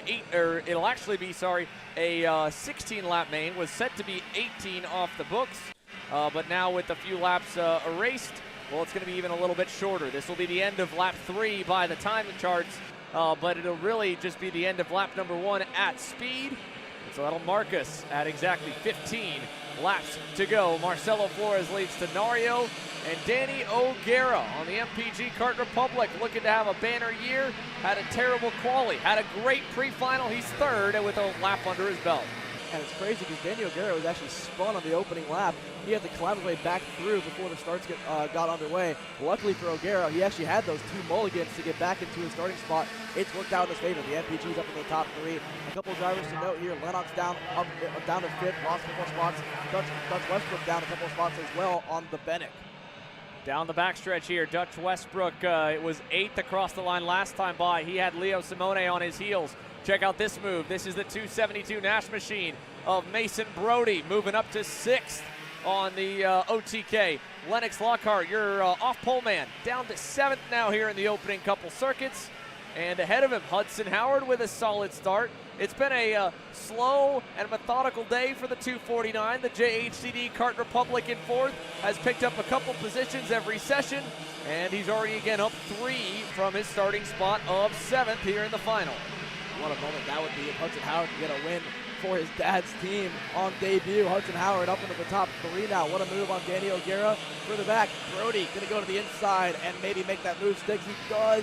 Lockhart on the crossover there. They're side by side through 7. So Lennox Lockhart claws his way back up 1 spot. Still a few more to go to get back just to net neutral as you have the Nash machine under fire behind him. Mason Brody's got company. Here comes Logan Arteta in the 254 Velocity Racing Sodi. Dutch Westbrook behind him with Leo Simone looking, not going to go for 8th. And back a little more to 10th. A move there from another one of the Bennetts. I believe Zev Gottschalk and Brody Stoffel were going at it. So 1 or 2 spots up for a lot of them in this main group in the top 15. We have yet to see a whole lot of separation, though, as Marcelo Flores continues to lead. Here's Lockhart.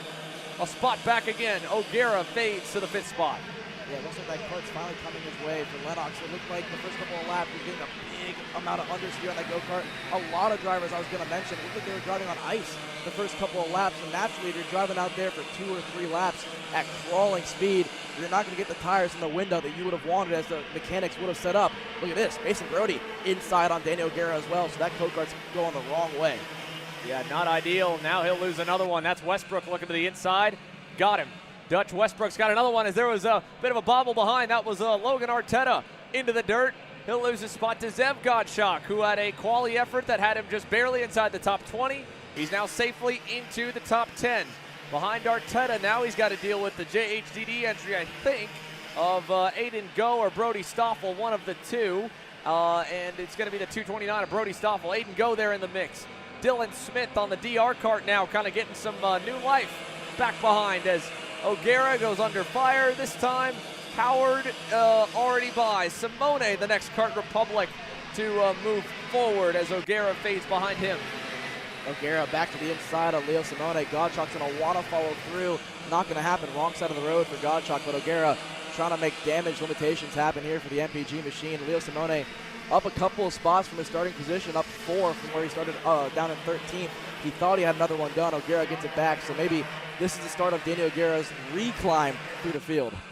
Marcelo Flores has, I think, been doing a fantastic job of kind of staying cool and collected out front as, Mason Brody went to go low, basically got dirt on the tires and lost a spot out of it.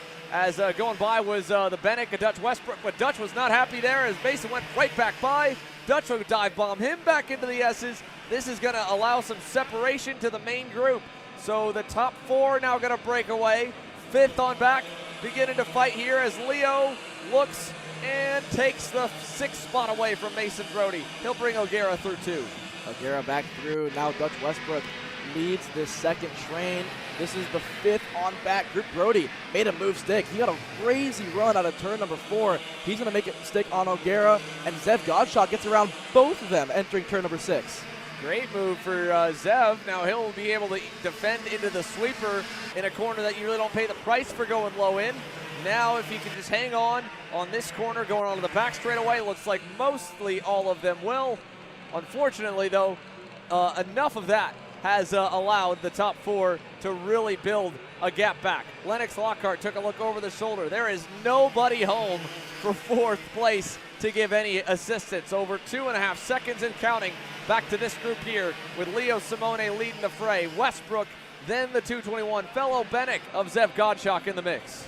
Zev Gottschalk has had a crazy lap number 9. He was down in 9th, up to 7th now on the bumper of Dutch Westbrook. Yellow in the air there, standing yellow, I believe, inside of turn number 1. So Simone still leads this group of Westbrook and then his 2 Bennett teammates further back. Logan Arteta, he had that moment exiting turn number 9. He's made amends for it now, up into the top 9 once again. And now, how about it for Medeiros? Haven't talked about the Orsalon driver very much. He's up into the top 10. Up into the top 3 goes Lennox Lockhart around Hudson Howard. Through the long sweeper once again we go. Now any moves in the final couple turns in front of the grid? Nothing there. Single file on down the board. Now Brody Stoffel, next pack, is really going to open the gap up to this group of 6 here. You saw him just at the corner of your screen go to the low side on the black helmet, trying to defend off a charge from the Paralyn of Dylan Smith, and it looks like that's a last-second change for the 2-1-3, if that's showing correctly. No, that's even further back from the Stoffel. That's going to go back to Grayson Powers and Cesar Baradas. So apologies there. This is, again, Gottschalk, Brody, Arteta, Alvaro Medeiros, then Stoffel, then Aiden Go. Dylan Smith runs at the end of that. Then there's Baradas in the next group in 14. This pack, though, still fighting it out. More moves there in turn 5. Yeah, the 2 Bennecks make it stick on Leo Simone, and Brody wanted a piece of that as well. Couldn't make it stick there. Got dirt on his tires exiting turn number 5. So now Westbrook reclaims the lead of this second group. Like you mentioned earlier, if you're the driver in 4th as Hudson Howard, you can look back and have clear daylight for almost 3.5 seconds. Westbrook giving the signal to Zev Gottschalk saying, let's work together, let's push forward. There's still 8 to go, and if they battle for the top 4, they might still have a shot. We've seen crazier things happen. We saw the KA Junior race where the 2 leaders had a 3-second gap all race long and blew it on the last lap. Yeah, we have seen races here at Orlando, I think, close in quicker than maybe most other racetracks. Last year, again, in a number of divisions, most notably was the Pro Shifter race, but there were a lot of classes that the gaps went from 5/10 of a second to a second to 2 seconds and down to nothing in no time. And I think it really stands to show due to the track's technicality, because there is such a long lap that you really end up in trouble like this right here if your kart starts to fade away, because the corners are such a good variety that it leans on the chassis setup so hard, it leans on the tires so hard. You see these huge deltas of lap-to-lap times of one to another. Not to mention the driver aspect of it all. When you're flying curbs, it's really tough to be consistent. And thankfully for Lennox's case here, a bobbled pass like that doesn't pay off and allows the leader to get further away. That's good news at the fact that you can still make up a lot of time in not a lot of laps here. Yeah, for Lennox, he's going to want that one back. He was 0.3 faster than your leader last time by. That was a move that he needed to get done if he wants a chance at this race victory with 6 to go here. Trying to get around Mauro Nario. His kart seems to be fading. for Marcelo Flores, he's been consistently at that 101.4 to 101.7 range. Lockhart to the inside. Can he make it stick this time around? He's going to open up his hands. Makes the move stick. So do USA and Velocity Racing up to P2. Hudson Howard, he's going to follow him through. Oh, not quite. Let's see. Can he hold the nose through the sweeper? He's almost there. Going to have to bail out of that one. Hudson Howard falls back behind the Orsolone machine. So, Mauro Nario still on the podium right now in third. Lennox Lockhart hunting down Marcelo Flores, coming this time to 6 laps to go, 12 complete. At the perfect time to try and make up ground. The margin last time around was 1.3 seconds. It's probably marked now at about 1.5.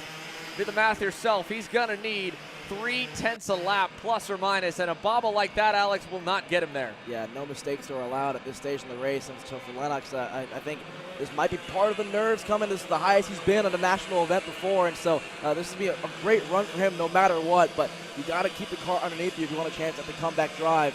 Speaking of which, Zev Godchuk, he started outside your top 10. He's up to 5th, opening the door for Dutch Westbrook. That's a free invitation, and Dutch will take that every single time as the IAM Grand National Champ from last year. Zev Godchuk, one of the many young drivers here on the class age range from 7 to 10 years old. This is his second season, but last year was an early advancement from the Kid Kart class, so he's still got a lot to learn and a lot of experience and maturity that I'm sure we'll get to witness over the coming seasons and coming races. And that move as well by the Orsolone entry of Alvaro Medeiros cost him another spot, leaving the door open when he was a bit weak after already losing an earlier one in the same lap. So 7th now for Zev Godchuk. Here is 8th, 9th, 10th, and 11th. Leo Simone, Mason Brody, Aiden Go, Brody Stoffel. That 4-car group has kind of stayed together for a lot of this race.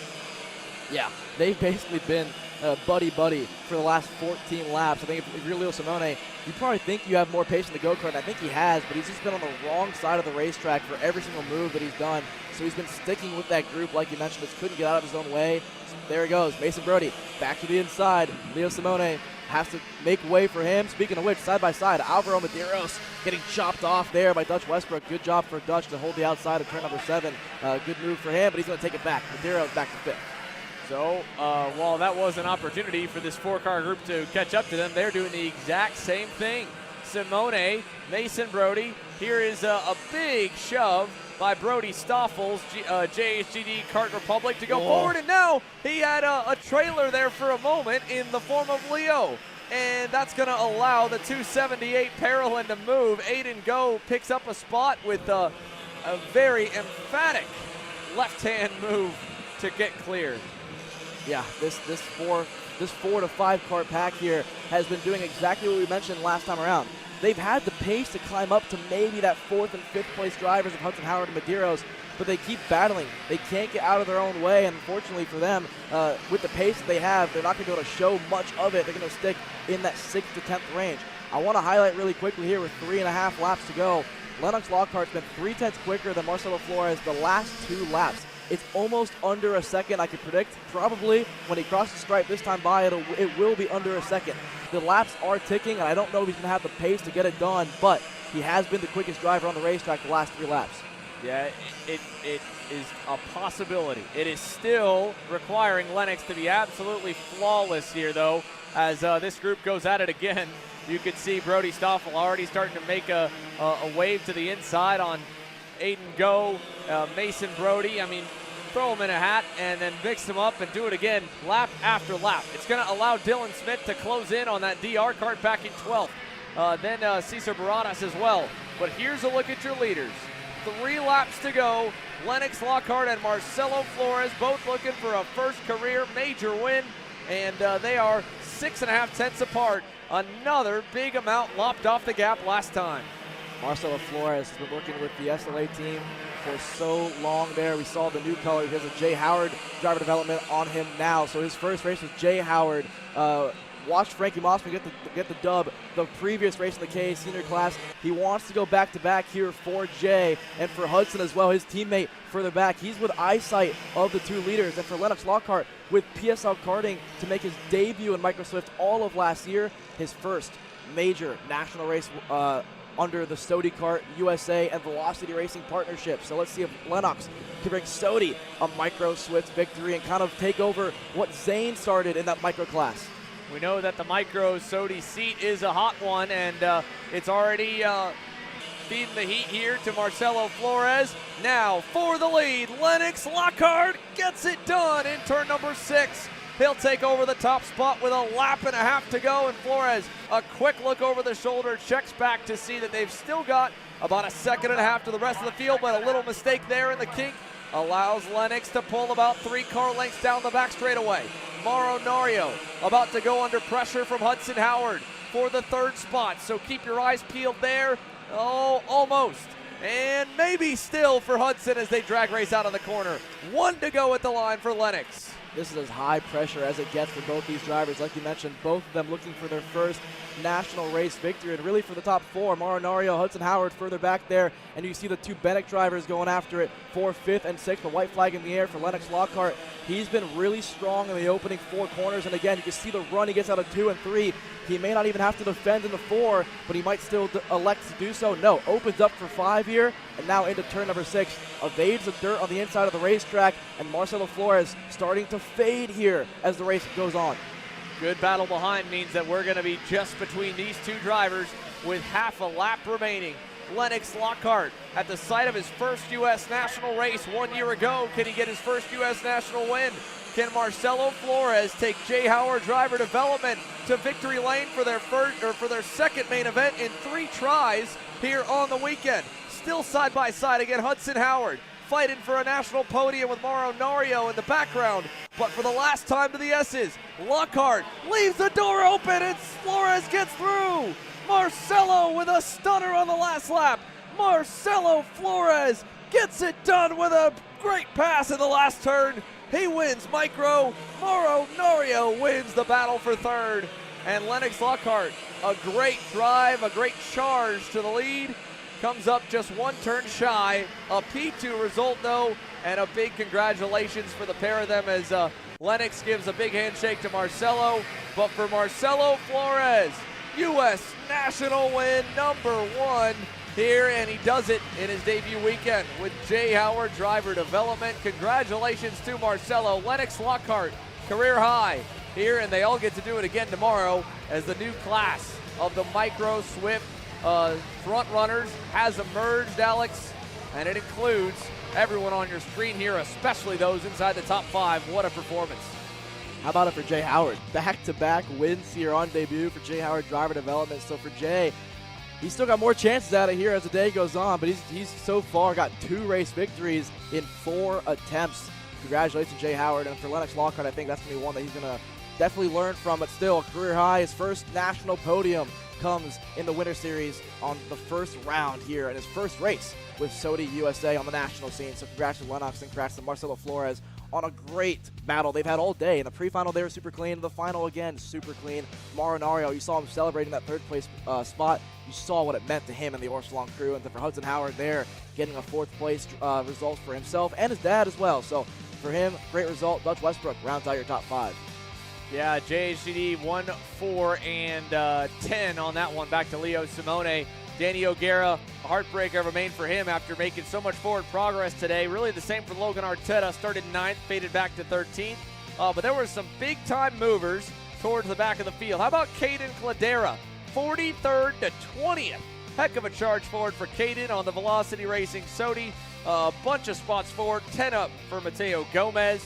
And another few forward for like Grayson Powers and Dylan Smith after going back early. So here's the Coastal Link recap as we'll be sending Alex down to pit lane to get some more intel from the drivers throughout the rest of the afternoon.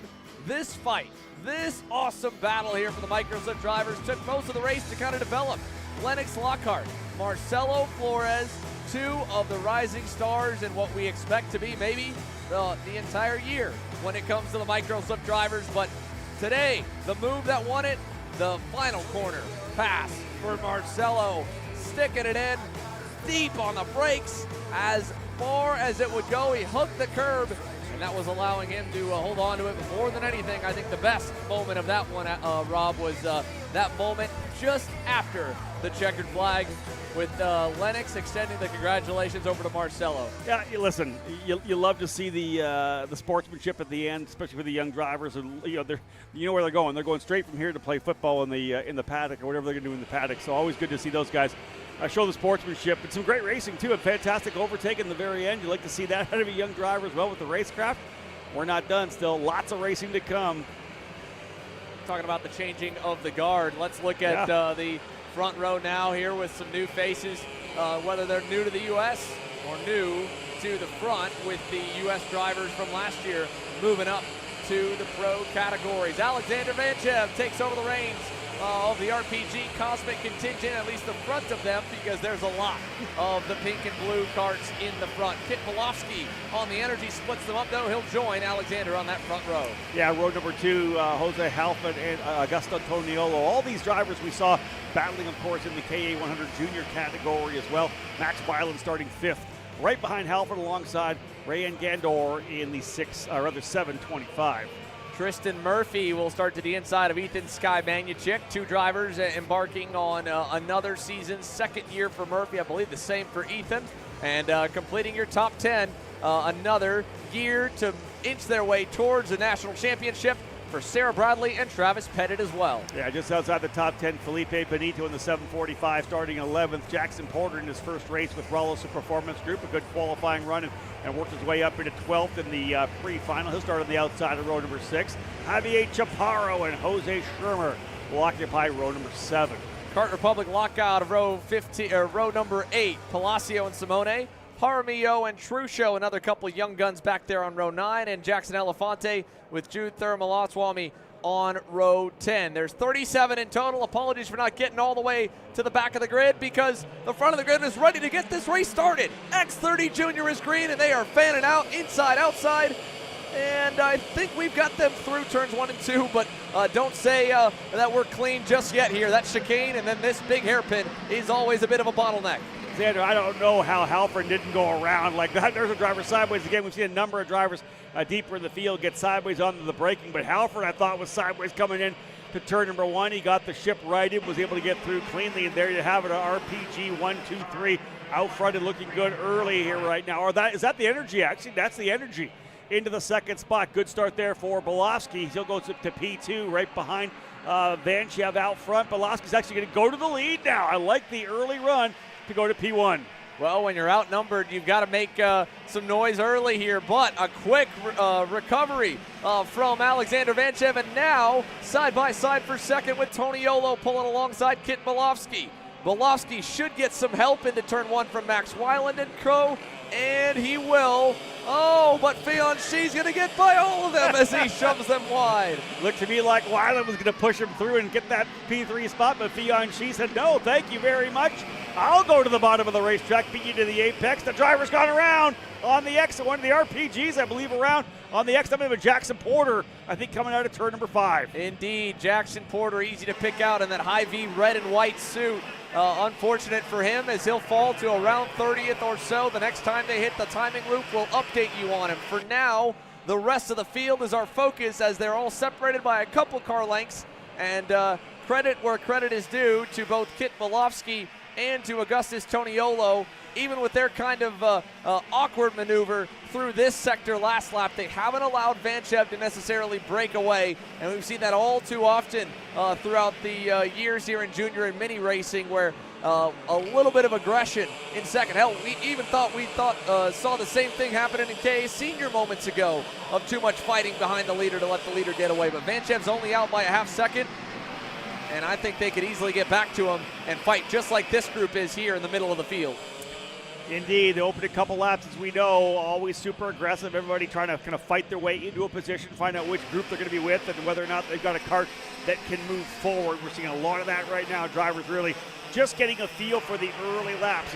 We always talk about the fact that karts will come in later in the race. We don't often talk about how they're really tough to drive in the first couple laps. When they come in, that's when they're easy to drive. That's when they're fast.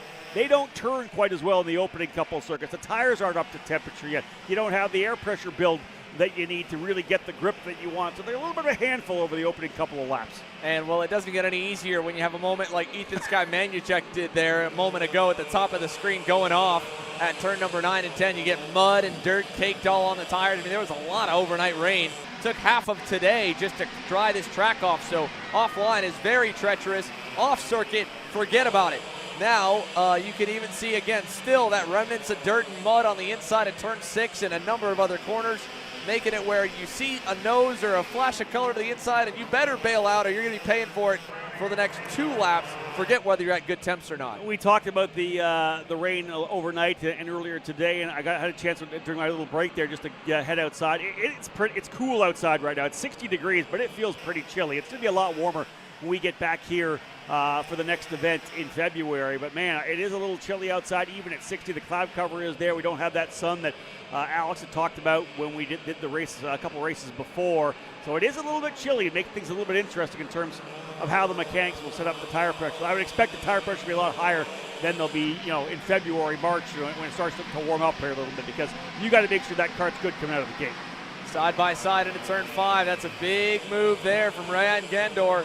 He'll get by on Max Weiland, and with Tristan Murphy following, that's now shuffled the Magic Kart back to 6. So Murphy into the top 5. We haven't really touched on Kit Bolofsky moving to the lead, but it hasn't changed all too much. It's just kept us close to where we thought we were. Alexander Vanchev right behind in second.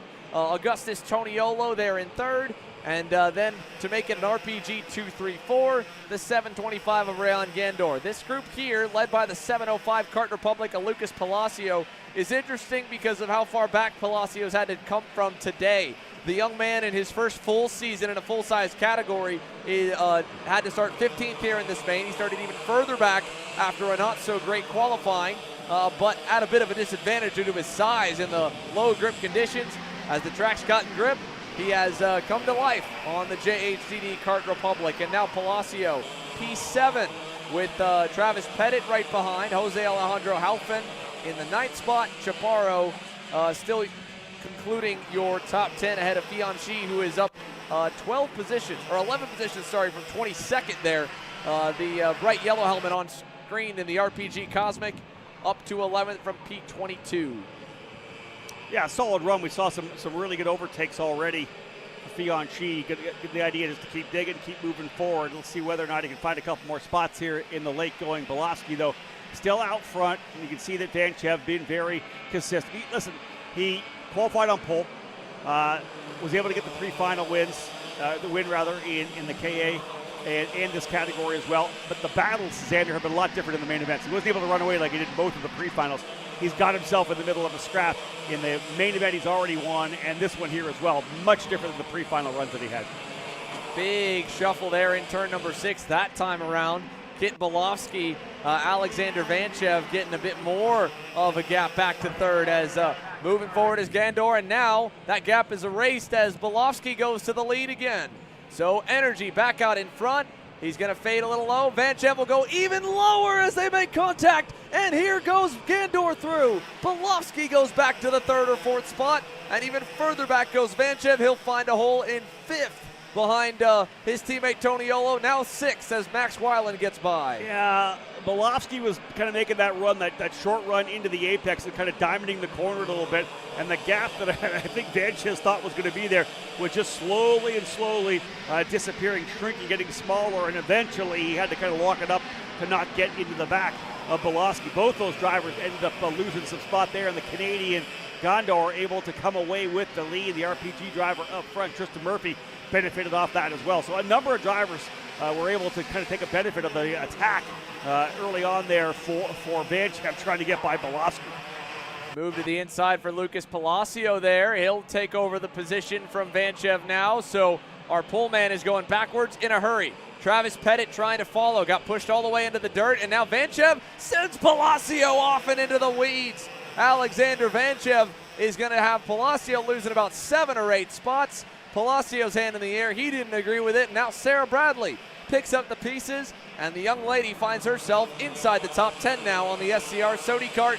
Pettit going to go to the inside now to defend from Fianchi. So lots of contact, lots of movement. We're still not yet to the halfway mark but we are definitely making some big-time adjustments to the flow of this race right now. Fianchy back by on Travis Pettit. Vanchev nowhere to go at the moment here, and he's going to find himself long outside of the fight for the win here if he's not careful, and if he doesn't really at this point benefit from any more fighting up front, because I mean, look at this, 2 wide, 3 wide nearly there. Now let's go 4 wide, fellas, down the back straightaway. All 3 seconds and counting back from the lead group. Look at this, see the number of drivers getting shuffled off on the outside at turn number 10. Just a lap ago, it was Lucas Palacio. I think another driver getting roughed up there on the outside of turn number 10 as well, getting used up on the exit of that corner. You can see Travis Pettit, though, has worked his way forward here in that 7:26. Pettit trying to dig his way in. 7:29 rather for Pettit, early in the 8th spot. A lot of good racing further back in the pack. The lead now really Gondor and Murphy out to a nice little advantage over Tony Olo. Almost a full second when they came across the stripe rather. But Tanner, look at this fight further back. This is nose to tail. What, 6, 7, 8 carts, maybe 9 carts. They're all nose to tail coming out of 5, 6, through 7, and 8 here now. Look at that gaggle of cars all locked together. Alessandro Truscio leads him now on the Parolin. How about the move forward for Sandro? This is a charge from 18th, and I think he's going to cross the line maybe as high as around 13th right now, although it's going to stop there if he can't get a gap or go back to the normal line with some trust and faith that Martin Jaramillo will let him do so. As to the wayside goes, who's that? That's going to be Halfin. I think going to the outside there. Or no, Chaparro. Chaparro, yeah, Javier Chaparro. Oh, contact again. This time. It's aggressive. Yeah, man. I mean, well, to be fair, if any of these kids have run X30 Junior in the last 2 seasons, they have not been in a grid of this size outside of the Super Nationals. So it's an adjustment. You can be a little more aggressive when it's only a couple of us on the racetrack. You can't throw that many elbows when everyone's throwing elbows, and everyone means 40 people. Yeah, that you're not going to lose 1 or 2 spots. You're going to lose 7. We've seen a number of drivers have those kind of issues here now. Let's re-rack here a moment. Down this back straightaway, Sandro's going to go down to the inside. Jaramillo will follow. Another big wiggle. Look out, that big move from the 704 CRG. What a power move by Nicholas Guth. That was solid, wasn't it? Yeah. Uh-oh. Issues for Benham Abernathy. Got it stalled there in the hairpin. 777 losing power out of that corner. Meanwhile, all the way at the front of the field, Rayon Gondor has gone to the lead, and Tristan Murphy is up and into second. Augustus Toniolo third, Kit Bolofsky fourth. About 2 seconds back to Max Weiland, although he is gaining because they are all still duking it out for the lead pack. This is a fight for dominance right now here, it seems like, Rob. There's no one that's a clear-cut kind of, man of the class right now, and I think they're all trying to say, I'm the guy for this year. Yeah, to a certain extent. Again, this is that first race of the year, right? You've come off the Super Nationals. A number of drivers have moved up categories. You may be new to the class. Maybe you're a Canadian who hasn't come around, run down here like Gondor. He's here with RPG. And they're all trying to assert their dominance, assert their position as the front-running driver in the category. I'm here to win some races this year. Will it be Gandor, Toniolo, Bolofsky, Murphy? Vanchev, as we know, falling back into the 7th spot. Sarah Bradley looking to have that year where she steps up and wins a championship. She's been a national race winner before. Is it her year to potentially win a title? There's a lot of top drivers here. And then you get drivers like Travis Pettit over the years have come up from that mini category that are ready to try to step to the forefront as well. Down the backstretch this time by, we will hit the line to see 7 to go. Weiland's gap was 2.6 last time, now down to 2.5. Maybe even closer as Bolofsky goes back to the 4th spot. Murphy into 3rd. I think the biggest gap we've seen in a minute is the one from 1st to 2nd with Gandor at the lead. Talk about winning on debut. First ever Superkarts USA event, to my knowledge, for Rayan Gandor. And the 725 is now 4 tenths and maybe more out in front of the group of 3 behind him.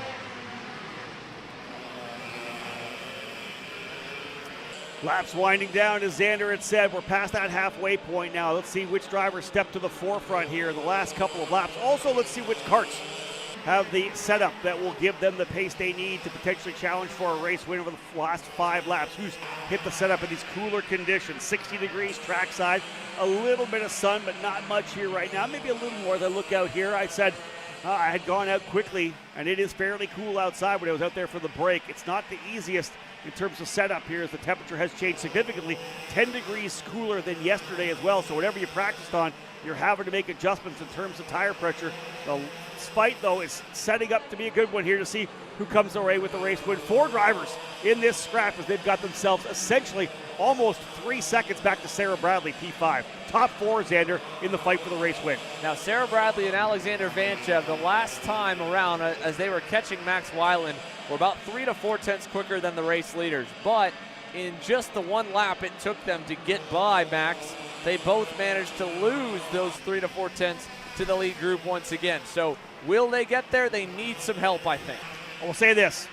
When Alexander Sorrell was sitting in here with me, we were watching that KA 100 Junior race, and he was saying once we got into within that 2-second window, he believed that there was going to be a battle at the end. And indeed, the drivers up front, the 2 RPG drivers, started battling early, and indeed, everybody came on top. So Alex was exactly right that this thing's far from over, and I wouldn't count out Bradley or Vanchev at all, especially since you've got 4 drivers in the lead group right now. Gandor does have a bit of a gap, but you can tell Belofsky's going to want to try to make a move. As soon as they get close enough, we could see some fighting again, and once we do, we could have Bradley and Vanchev right back in. Last time by, Bradley did a 55.126, Gandor 55.300. So a tenth and a half quicker, and I know they're back by quite a bit, but again, they do have the pace to continue to close up, and all it takes is those last lap battles to make things happen. 15 laps down, still 5 to go. Well, Sarah Bradley and Alexander Vanchev's chances right now, as things stand, rest on the shoulders of young Kit Belofsky, who is also trying to win on his American debut with the Energy Corsa Americas group. It'll set a pretty high bar for Caden McQueen to try and challenge for the win in the Pro X30 division that's coming up next, and as well for Levi Sangera to have a Hard Charger Award type run after his scary crash in their pre-final. Can he set the tone for the Energy Americas group for 2025? He's got a little bit of a window of opportunity right now to just fully focus forward thanks to that pass by Tristan Murphy. So maybe, but last time by, he only picked up 400ths off Ryan Gandor. So he needs to get maybe about a tenth and a half this lap to have a shot at the win. And again, if he gets a shot at the win and they start fighting, he's giving everyone in that top 6 contingent a shot. Murphy, Toniolo, Bradley, and Vanchev, all of their hopes right now, in my opinion, are resting on that energy card in P2. And Belofsky last time by, Xander, which is a little bit quicker, 400ths of a second, but he means he's not losing any time. He is closing up a little bit. Tristan Murphy's been able to get by Augustus Toniolo to move the RPM driver up into the 3rd spot. Murphy now goes into 3rd, so it's Gandor, Belofsky, Murphy, Toniolo, then 2.4 seconds back to Sarah Bradley and Alexander Vanchev, who just went purple. Vanchev just turned the fastest lap, but it doesn't matter what they're doing back there. Just like Xander said, if Belofsky can't get up here and get on Ray and Gandor, it's just not going to happen anyway. Gandor's got enough of a pace, 4/10 of a second lead, putting good laps down. He hasn't run defensive at all yet. 17 laps down, 3 laps remaining. It's got to be Belofsky and Murphy digging in to get back up here on Gandor. Down the back straightaway, 2.5 laps to go. You can see Murphy is being willing, at least for the second, to push Kit Belofsky forward, to try and help him on every major straightaway.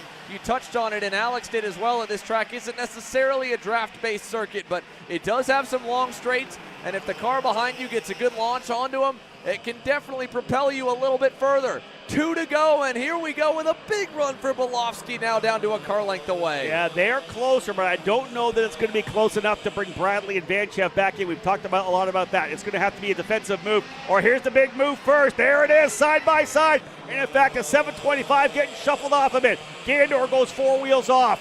Belofsky back to the lead. Murphy in second. Here comes Toniolo to try to close back in.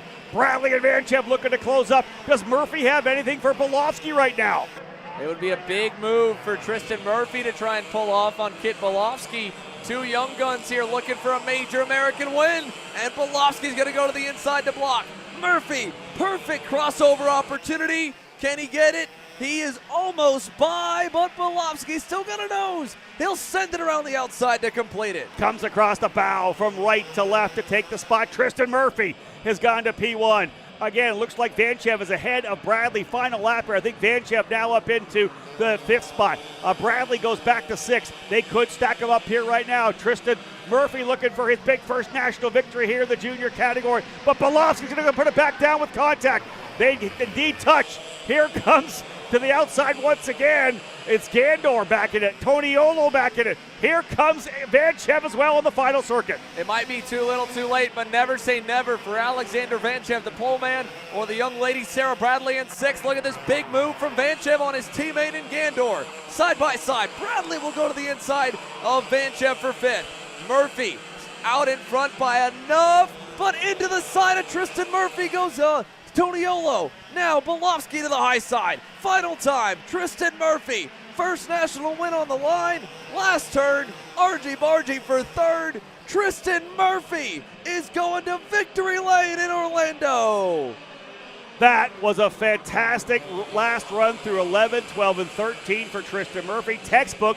Kind of parked it on the inside, but allowed the kart to roll. Nobody got to the back of him, and he was able to have that extra momentum that was just enough to keep him away from Augustus Toniolo, who holds on for the 2nd spot. Rayan Gandor comes back in for 3rd position. Belofsky ends up in 4th. Vanchev able to get back by Bradley for 5th. But the bottom line was the excitement was there. We saw Murphy able to get up there behind Belofsky and eventually put the move to get the pass done. And Murphy comes away with a big victory. Some defense, Xander on the final lap, and I think the defense was good. He was able to get, even with the contact with he and Toniolo coming out of turn number 10, a really nice run through 11, 12, and 13 to be the first guy to the stripe. He was going to have to make them wreck him off the side of the racetrack, I think, on that last lap to take the victory out of his hands. Congratulations, Tristan Murphy.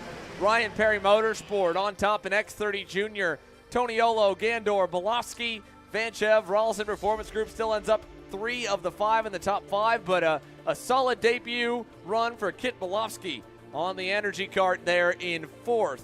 Sarah Bradley, Max Weiland, Benito, Travis Pettit, David Zhao, your top 10 in X30 Junior. And then down back a little bit here, you saw a lot of that midfield scrum. That was a fun battle to watch at points throughout the race. Fianchi, Palacio, Halfin, Martin Jaramillo. Bit of a heartbreaker for him, kind of going backwards in this one. He had a good quali, not a great pre-final, then moved forward, then faded back. Halfin especially 3rd to line up for this main event. He ends up outside the top 15. But beyond them, at least most of our field able to make it to the checkered flag. I think that's always a great sign. Down to 33 from the 37 who took the green. Let's take a look back here at this replay. The last couple moments of this one when it really kicked off. Kit Belofsky had no issue pulling the pin and sending it in that hairpin from way back, catching a lot of those drivers by off guard. But right here, this deciding moment, I got to give kudos to Kit there. He could have stayed off the brake and drove into the side of Tristan, and the same really to Toniolo, but to the limit, not over it for both. Yeah, there was contact there. And again, like I said before, a really good run through turn 13 for Tristan Murphy. Could have tried to park it, but instead just got it to the apex, let it roll all the way to the outside. Because again, when you're on the outside coming out of that corner, you still have that inside line for that kink that leads back to the line. Great run for all those drivers, Murphy, Toniolo, and Gondor, the drivers who will be on the podium. And again, as you said, fantastic drive. David Zhao up 22 positions to get himself into the top 10. All told, a great race there in the X30 Junior category. Hopefully we're in store for 4 more fantastic races and fantastic finishes. Pro X30 will be on track when we return.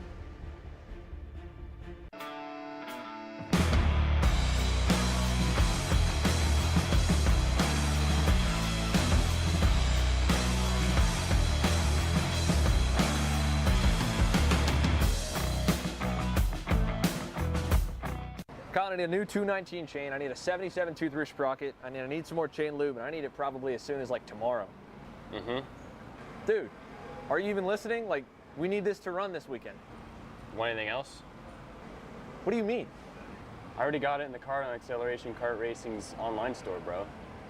All orders over $200 get free shipping. Oh, throw in a set of tires. Done.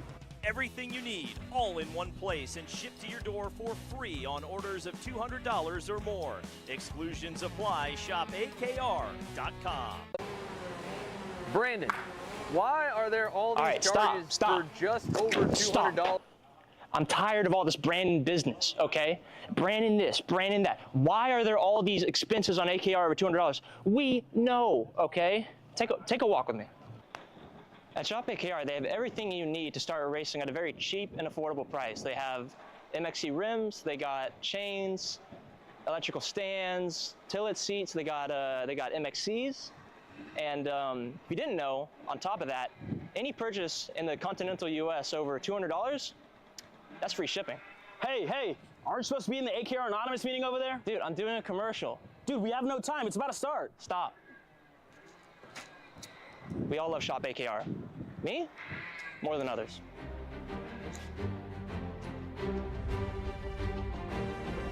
What do I get at Shop AKR? MXC rims. All the way up to the finish line. Who is it going to be? And it's Sean Perez who wins in Crescent. Ty Fisher wins $1,000 in KA100 Junior. Alex Stanfield played it perfectly here, told him to wait. Stanfield wins the Duffy in 2024 for TV Kart. Amarillo Kart Complex is now the official distributor for TV Kart in the continental U.S. Become a dealer today. Brandon, why are there all these charges for just over $200 from Acceleration Kart Racing's website? That's because AKR gives you free shipping on orders of $200 or more within the continental US. Okay, but I thought you were just getting a pair of gloves. That's what, 70 bucks? But if I'm getting a new pair of gloves, I might as well get a new pair of shoes to match. And then on top of that, I'll get a neck brace because with the shipping, it's basically free. Yeah, I do not think the math checks out on that. Everything you need, all in one place, and shipped to your door for free for orders of $200 or more. Exclusions apply. Spend responsibly. Shop AKR.com.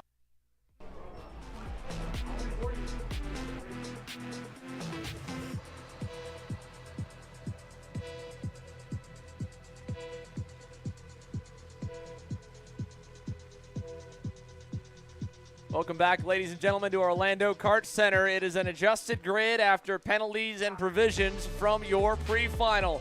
Joe Turney and Olin Galley will be set to lead your field to green.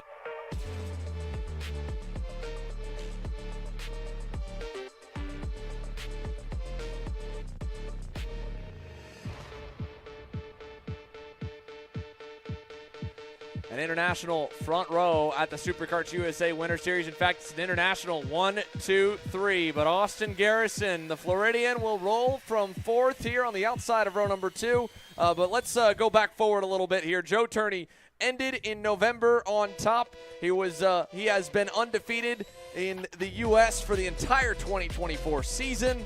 And he's starting with the best seat in the house to try and make 2025 the same here, Rob. Yeah, it's all about momentum, right? Wants to get the season off to the same start that he had when he got back over here to run in the U.S. Again, with the new Jay Howard driver development program. Of course, the Kart Republic branded driver, Joe Turney, the 58, on the pole position. Olin Galley on the outside in the CRG America program here, ready to get at it once again. Number of Brazilians coming up for CRG here this weekend, and we know this driver's got what it takes to win as well. Yeah, who could forget that memorable last lap battle he had the last time he was here with him and future IndyCar star, potentially Christian Brooks, who has been around the paddock still. And I haven't come across him this weekend, but I wouldn't be surprised to see him helping out the Nash boys once again. He and Olin Galley dueled nearly 5 years ago to the day. And Olin has another shot to make some SKUSA Winter Series memories, as there is problems on the grid for Caden McQueen. The Energy Course America's driver is struggling to get fired up, and they are looking to see if they can't get him an external starter. Drama off the bat for the American debut of the Brit. Got it fired, away he goes, but he's going to have to do what he can this lap to get himself back up to where he needs to be. Another driver going around as well. Colin Lloyd spinning in the hairpin on the outlap. So, well, that's one way to kind of get the pre-race jitters out the way. Caden McQueen there, as we saw on screen on the Energy. Austin Garrison got his first full season, as he called it last year, getting to contend for titles in Superkarts USA and the US Pro Kart Series. And he came away with the US PKS title, came up a little bit shy on the SKUSA title, but he's at least locked himself in for another year. He's on the outside of row 2, and ahead of him another year as well for Paulie Massimino. Yeah, Paulie Massimino starting 5th alongside Jacob Kolar. Ryan Norberg, multi-time SKUSA champion, national number 1 in the car, knows this track like the back of his hand. He'll start 7th in the RPG Cosmic alongside Colin Lloyd, who will make his essentially his first weekend here running in the Pro X30 category for Speed Concepts Racing. Lloyd, the number 93. And Laurent Legault and Jensen Burnett, 2 Canadians on row number 5. Burnett on the outside in the 18, Legault on the inside in the number 28. Now you go back behind them to a couple of rookies. Luke Welcome on the inside in the Rocket Racing Company Cosmic. Chase Gassey at Lee, his debut as well in the Pro X30, rolling from P12. James Overbeck, last year's KA100 champion, top driver in the number 48 for Brandon Jarts at Crack Racing, starting 13th alongside PSL Karting's Diego Ramos in the number 3. Amador Martinez and Henry Leopard will be on row number 8. Final few rows here in your top 20. Vid Montien, Gentile, Tortado, and McPherson. We've got a full grid, though. A lot to go through, a lot to digest, but, well, we aren't going to have time to give you all of them. Pro X30, for the first time in 2025, is looking for the green. SKUSA Winter Series, round 1 is underway from Orlando. They'll work their way through turn number 1 and 2. Front drivers doing a good job, a little bit climbing on top of the curbing there. 2 wide, potentially 3 wide in some of the areas, but essentially right back into single file, maybe 2 wide coming down into turn number 5. We've seen issues again, drivers going around deeper in the field. A few off on the outside of turn number 5 as well, not able to get through, getting shoved off. A lot of dirt being brought back on between turn number 5 and turn number 6. Otherwise, Xander, everybody's settling in right now, opening corners behind these drivers here to begin a 20-lap main event. Well, that goes in 2 parts there. The driver's off. Amador Martinez was off, and it looked like for the second race in a row for him, and I think following him off was Diego Ramos, so they're probably pretty far down. But Ryan Norberg working his way forward here behind Caden McQueen. Austin Garrison there in the 3rd spot as they cross the line. 1 lap complete. 19 laps to go. Turning leads to Galley to Garrison into 1-2. Yeah, everybody now settling in. They know what they've got out of the gate, what positions they were able to get. We know that Norberg was able to get up a couple of spots. Started 7th, gets himself up into P5. Turney, Galley, Garrison, and McQueen in front of Norberg right now, so they can all kind of settle in to see, again, what they've got, who they're racing against. Looks like McQueen able to get by Garrison to move McQueen up into 3rd, Garrison 4th, Norberg 5th, Kolar 6th, and Lloyd 7th. Out front, though, you never want to let Joe Turney get a lead. He's got one right now, but he's really getting chased down here by Galley. They've got a bit of a lead here right now, but we've seen a number of 2-driver breakaways throughout the day here today as guys have made moves to be able to get themselves out front. Now, you saw when McQueen went by, Garrison kind of put his hand in the air for a moment, gesturing as to Norberg. I'm not sure what this guy's thinking because it cost them all a lot of time to the top 2. And everybody knows how good Joe Turney is, all in Galley as well. Well respected for how fast the Brazilian can be over the course of a 20-lap main, that they don't want to give up any 1/10 of a second to the lead. So as Garrison goes back now on McQueen, he's going to try and keep the damage to a minimum of what they lose in that move. And there you see again the hand gesture going back. Hey, Caden, I get it. You want to go, you want to impress, but I want to win. And right now the best chance they all have of it is keeping the top 2 in their sights as McQueen and Norberg collide there. Going on to the backstretch now, Jacob Kolar is sending it on Caden McQueen and the Vice Racing machine. He'll go through, McQueen goes wide, and welcome to America, unfortunately, Caden. Norberg made a really good pass over there in turn number 8 and 9. That little left-right combination, was able to get down to the inside, got the spot done, kind of came back off the corner and moved a bit to the right, and that was the contact between his right rear and the left front of McQueen. McQueen then, of course, at that point gapped a little bit or blocked a little bit and then got caught up by Kolar. So that was the fight you saw there. A lot of chain reaction stuff all coming from that pass made for that position by Norberg. Another pass to the lead. Finally, Olin Galley makes a move over in turn number 5. Booked that one. He is through, and he's pointing forward. Didn't work as right as he was pointing forward. Turney had to look backwards, but again, Galley looking for some help from Turney, saying, listen, I think I'm a little quicker. Let me get ahead. Let's roll. He's got the lead. Let's see if Galley can pull away a bit here. Well, I think they're all going to pull away now. Colin Lloyd just stuffed Jacob Kolar in the back. They're 3 wide, 4 wide with McQueen down the inside, and he's going to pay for it again into the grass for Caden McQueen, shaking his head. That was an ambitious attempt to try and, I think, that was almost like a double or nothing move there. Get back a bunch of spots. Unfortunately, he's going to lose more. Now he's got at least a little forward momentum as he gets back by on one of the RPG Cosmics. Looked like it might have been on Martinez. It might have been Laura Legault, actually, I think, potentially. Legault, I think, was in there as well. We'll see when they come back around again. But, again, not going the right direction for McQueen. He was getting pretty aggressive there. Obviously, neither Garrison nor Norberg were happy with the way those opening couple laps played out. Then he got roughed up a bit by Kolar. Like you said, kind of a, hey, welcome to American racing. We don't know who you are, so the respect has not been earned as of yet. Norberg is able to go in front of Garrison, so he now moves into the 3rd spot. Top 4 running away. You can see further back. Look at all the action we're seeing here. Guys diving left and right. There they are there. Another driver getting shoveled off to the outside. I think that might have been Kolar this time, off the racetrack to the outside of turn number 10. So a lot of action here, especially coming out of turn number 10, as drivers have really used that move to the bottom of the racetrack to try to dive to the inside of the hairpin. Yeah, this group is already getting pretty racy here. James Overbeck, pushback bumper deployed, so he's just kind of going for broke at this point.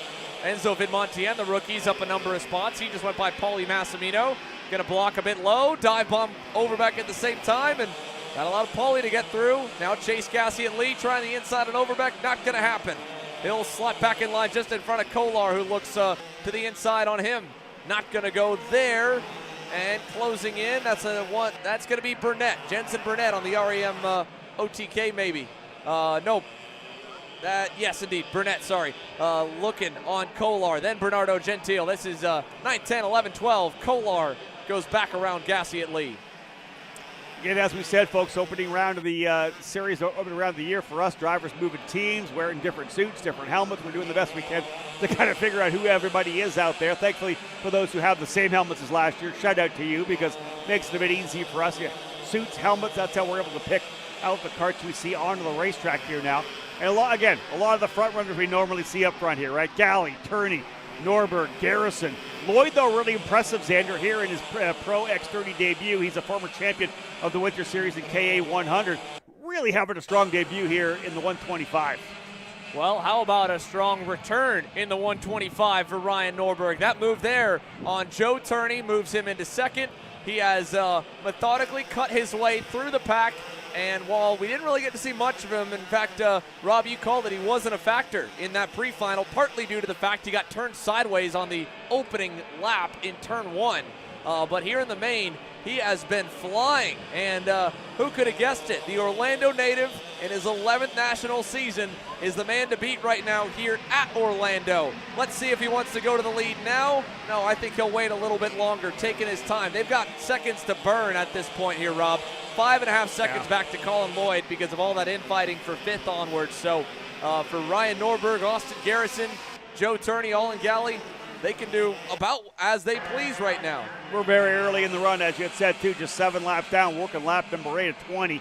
So a long way to go still in this one here. A lot of racing still to come as well on the docket for today. KA 100 Master. Ryan Norberg by Olin Galley in the back hairpin. So was waiting to see when he was going to pick his moment, and he did right there here on lap 8. The number 1 plate to position number 1 for the first time here in the Winter Series. Yeah, it looked like with ease as well, right? He's worked his way forward, a very typical Ryan Norberg run when the kart is good. He's just picking his way forward. Looks very good coming through 1, 2, 3, 4, and now over to turn 5. Turney's, I'm not surprised that Turney would immediately go by Galley. The last thing he wants to do is get in a fight with Olin Galley for that 2nd spot that would allow Norberg to pull away. Ryan shot out of a cannon here on lap number 8, having taken the lead away from Galley. He's already got himself about a 4 or 5 kart length lead. Turney could not wait at all. Needed to make sure as they come through turns 8 and 9 that Norberg doesn't get away. Joe Turney has been able to track down Ryan Norberg late in these mains many times before. In fact, again, it used to bite at Ryan, I think, a lot more when Joe had a very busy debut season in 23, that he was the one guy he could not get a win in a head-to-head fight on. He had many close calls, and the Supernats was kind of that, okay, I've got my mojo back, I've had a good year, I've won the Pro Tour, I've won races again on the season, And unfortunately, Turney started just a spot ahead of him after that first lap, and as they both cut their way up the grid, well, Joe got to the lead first, and Ryan ended up having to settle for P2 as they were basically evenly matched. But now, Ryan, I think, is already pulling the pin to a degree to try to get to the lead, get ahead of him, not have a Vegas repeat. And Joe's realizing that he's already dropping Olin Galley very easily. Yeah, almost 5 seconds behind this lead group of 4 to Colin Lloyd as well. And as you said, they've got the gap that they need back to the next group.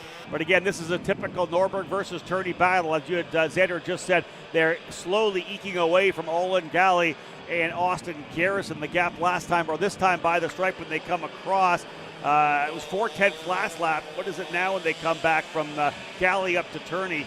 Over a second now. So indeed, pulling away consistently, these two front drivers. Again, big gap again back, 4.7 from Garrison back to Lloyd. But the front two drivers are two top drivers over the last number of years, Xander, lining up for another one here in Orlando. Yeah, Joe Turney had about as good of a year as you can have in 2024 and had a great American one in 2023 as well. Olin Galley, kudos to Olin. He is the oldest of the 4. This is a veteran lead pack, and Olin is a veteran among veterans. And I don't know how much action he's had in a comparable package to this, spending the last few years staying home in Brazil with his family for the racing and coaching that he's been doing. So to kind of just blend right back in on this last second decision to get to the Winter Series. He was not here last weekend for testing. He was not even on track on Wednesday for practice. So he's running exceptionally well for kind of a cold start once again to his American campaign. Yeah, the CRG crew from America, you and Jeffrey getting the karts together, kind of a last minute deal, as you had said, number of Brazilian drivers here. He and Aiden Rudolph getting some karts together to bring out here to be part of this solid program for the CRG Works American team, and getting Galley to where they need to be. Number of great tuners under the tent over there as well. Jason Toff being one of those. Again, Aiden Rudolph, as I had said, top CRG driver here in the U.S. IKF Grand National winner last year, working on the karts. But the drivers up front right now, again, in the middle of this battle. Galley looked good early, led for a time, but Norberg, as you said, Xander, just came calling. He was not the dominant factor at all in the pre-final half after the little issue in the opening lap, but he had steadily worked his way forward methodically to the front. And now we're setting up for what could be a pretty good battle here. We're past the halfway point, 11 laps down, working lap number 12.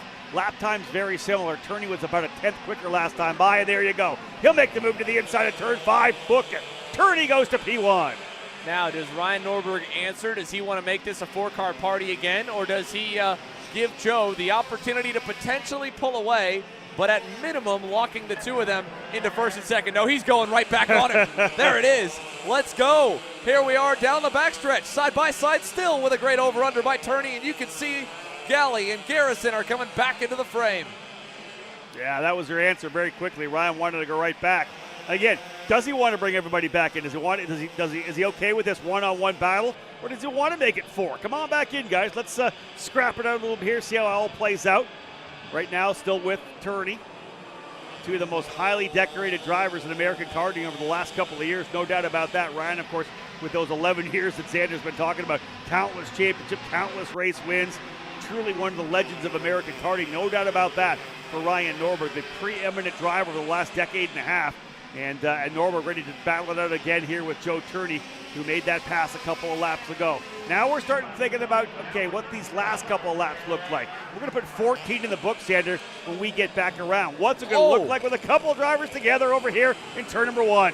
And the leaders are not far from that, so hopefully that doesn't bring us under red. This race is just beginning to really open up, but that could stay yellow, I think, by the time we get around there. That was Satvik Sarathi collected, Sawyer Roussel, the 89 Sodi as well. Here come the leaders as the lappers just barely get fired up before they get there. What will this do through turns 1, 2, 3, and 4? Wow, exactly that. One driver pushed off to the back. The yellow flag was flying for a second there. It's opened up a little bit. Those drivers getting off the racetrack. In fact, one 4 wheels off into the grass on the outside of turn number 4 and turn number 5. So the open track didn't, or at least the slow cars that got away there did not check up our leaders whatsoever. I'm surprised that they pulled off to the track there. They did, but nonetheless, Norberg going to line up for the inside once again. We saw the under already, and it's happening once again. We just saw this. Look at Olin Galley just ringing the fingers. Let's go. I'm closing back up. You guys keep doing this. Norberg going to try to go to the outside this time. Got to the inside of turn number 9. Hasn't been able to finish it off on the exit as, again, Turney very expertly doing the over-under to come back out and take the spot in turn number 10. Xander, this is dialing up pretty nicely right now. Galley and Garrison ready to come back into the fight. This has got to be so tempting here, but so frustrating at the same time for Olin Galley and Austin Garrison. They're almost there. They can almost taste the fight for the lead. They need a little bit more, but every time we get to this moment, for the last couple of times, Norberg and Turney settle the differences and pull the gap back out again. So they need another lap of this to get back into the conversation. Galley last time by a 54-0, Garrison a 54-1, but Norberg and Turney well capable to get into the 53s. Oh, James Over back there, top of the screen, out there as well. Damn, that's a rough one for him for sure. I'll tell you this, though. It was interesting to see how Turney kind of changed his entry into turn 8 and 9, not to open up the inside again. A little more, he ran a little further past 8 to get over to turn number 9. Norberg really wasn't even set up to make the move. What lap is this now? How about lap 16 in the books? 4 laps remaining. Galley is definitely closing. You still see him there, but not close enough to make any kind of a challenge whatsoever. Norberg's backed off just a little bit. Last time through turn number 5, I thought Turney ran a more defensive line. This time, opened it back up, Xander, to go wide coming through turn number 5.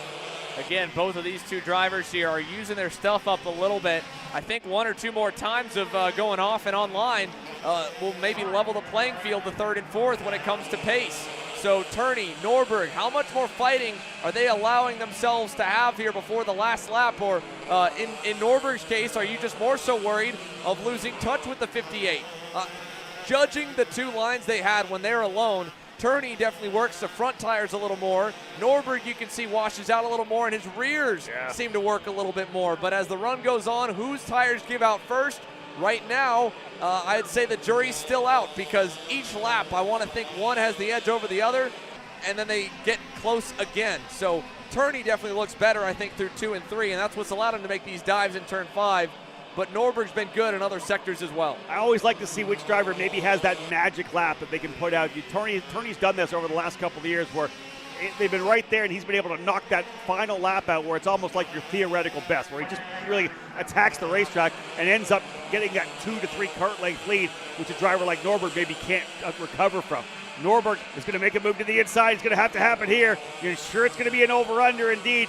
He does get it completed as well. Again, out of the corner. Norberg tried a couple of spots, but right here is where Norberg has not been quite as good. No, he has not been able to kind of get that kart to plant on the center exit there.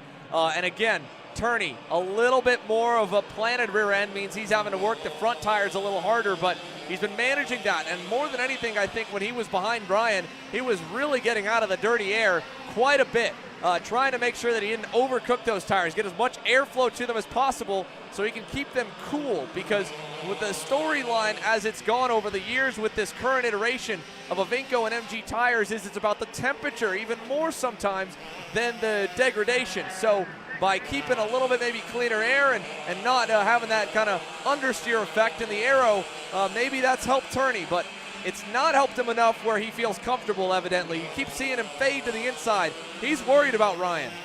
Xander, white flag will fly this time by. 18 laps down, 19 will be done here. We'll see if we can get the rotation for Norberg. He doesn't get that corner rotation, and you can see how much he loses coming out of turn 13. That gives a little bit of room coming into turn number 1 and 2 for Joe Turney. And you talked about the fact that Turney looks so good through 1, 2, 3, and 4.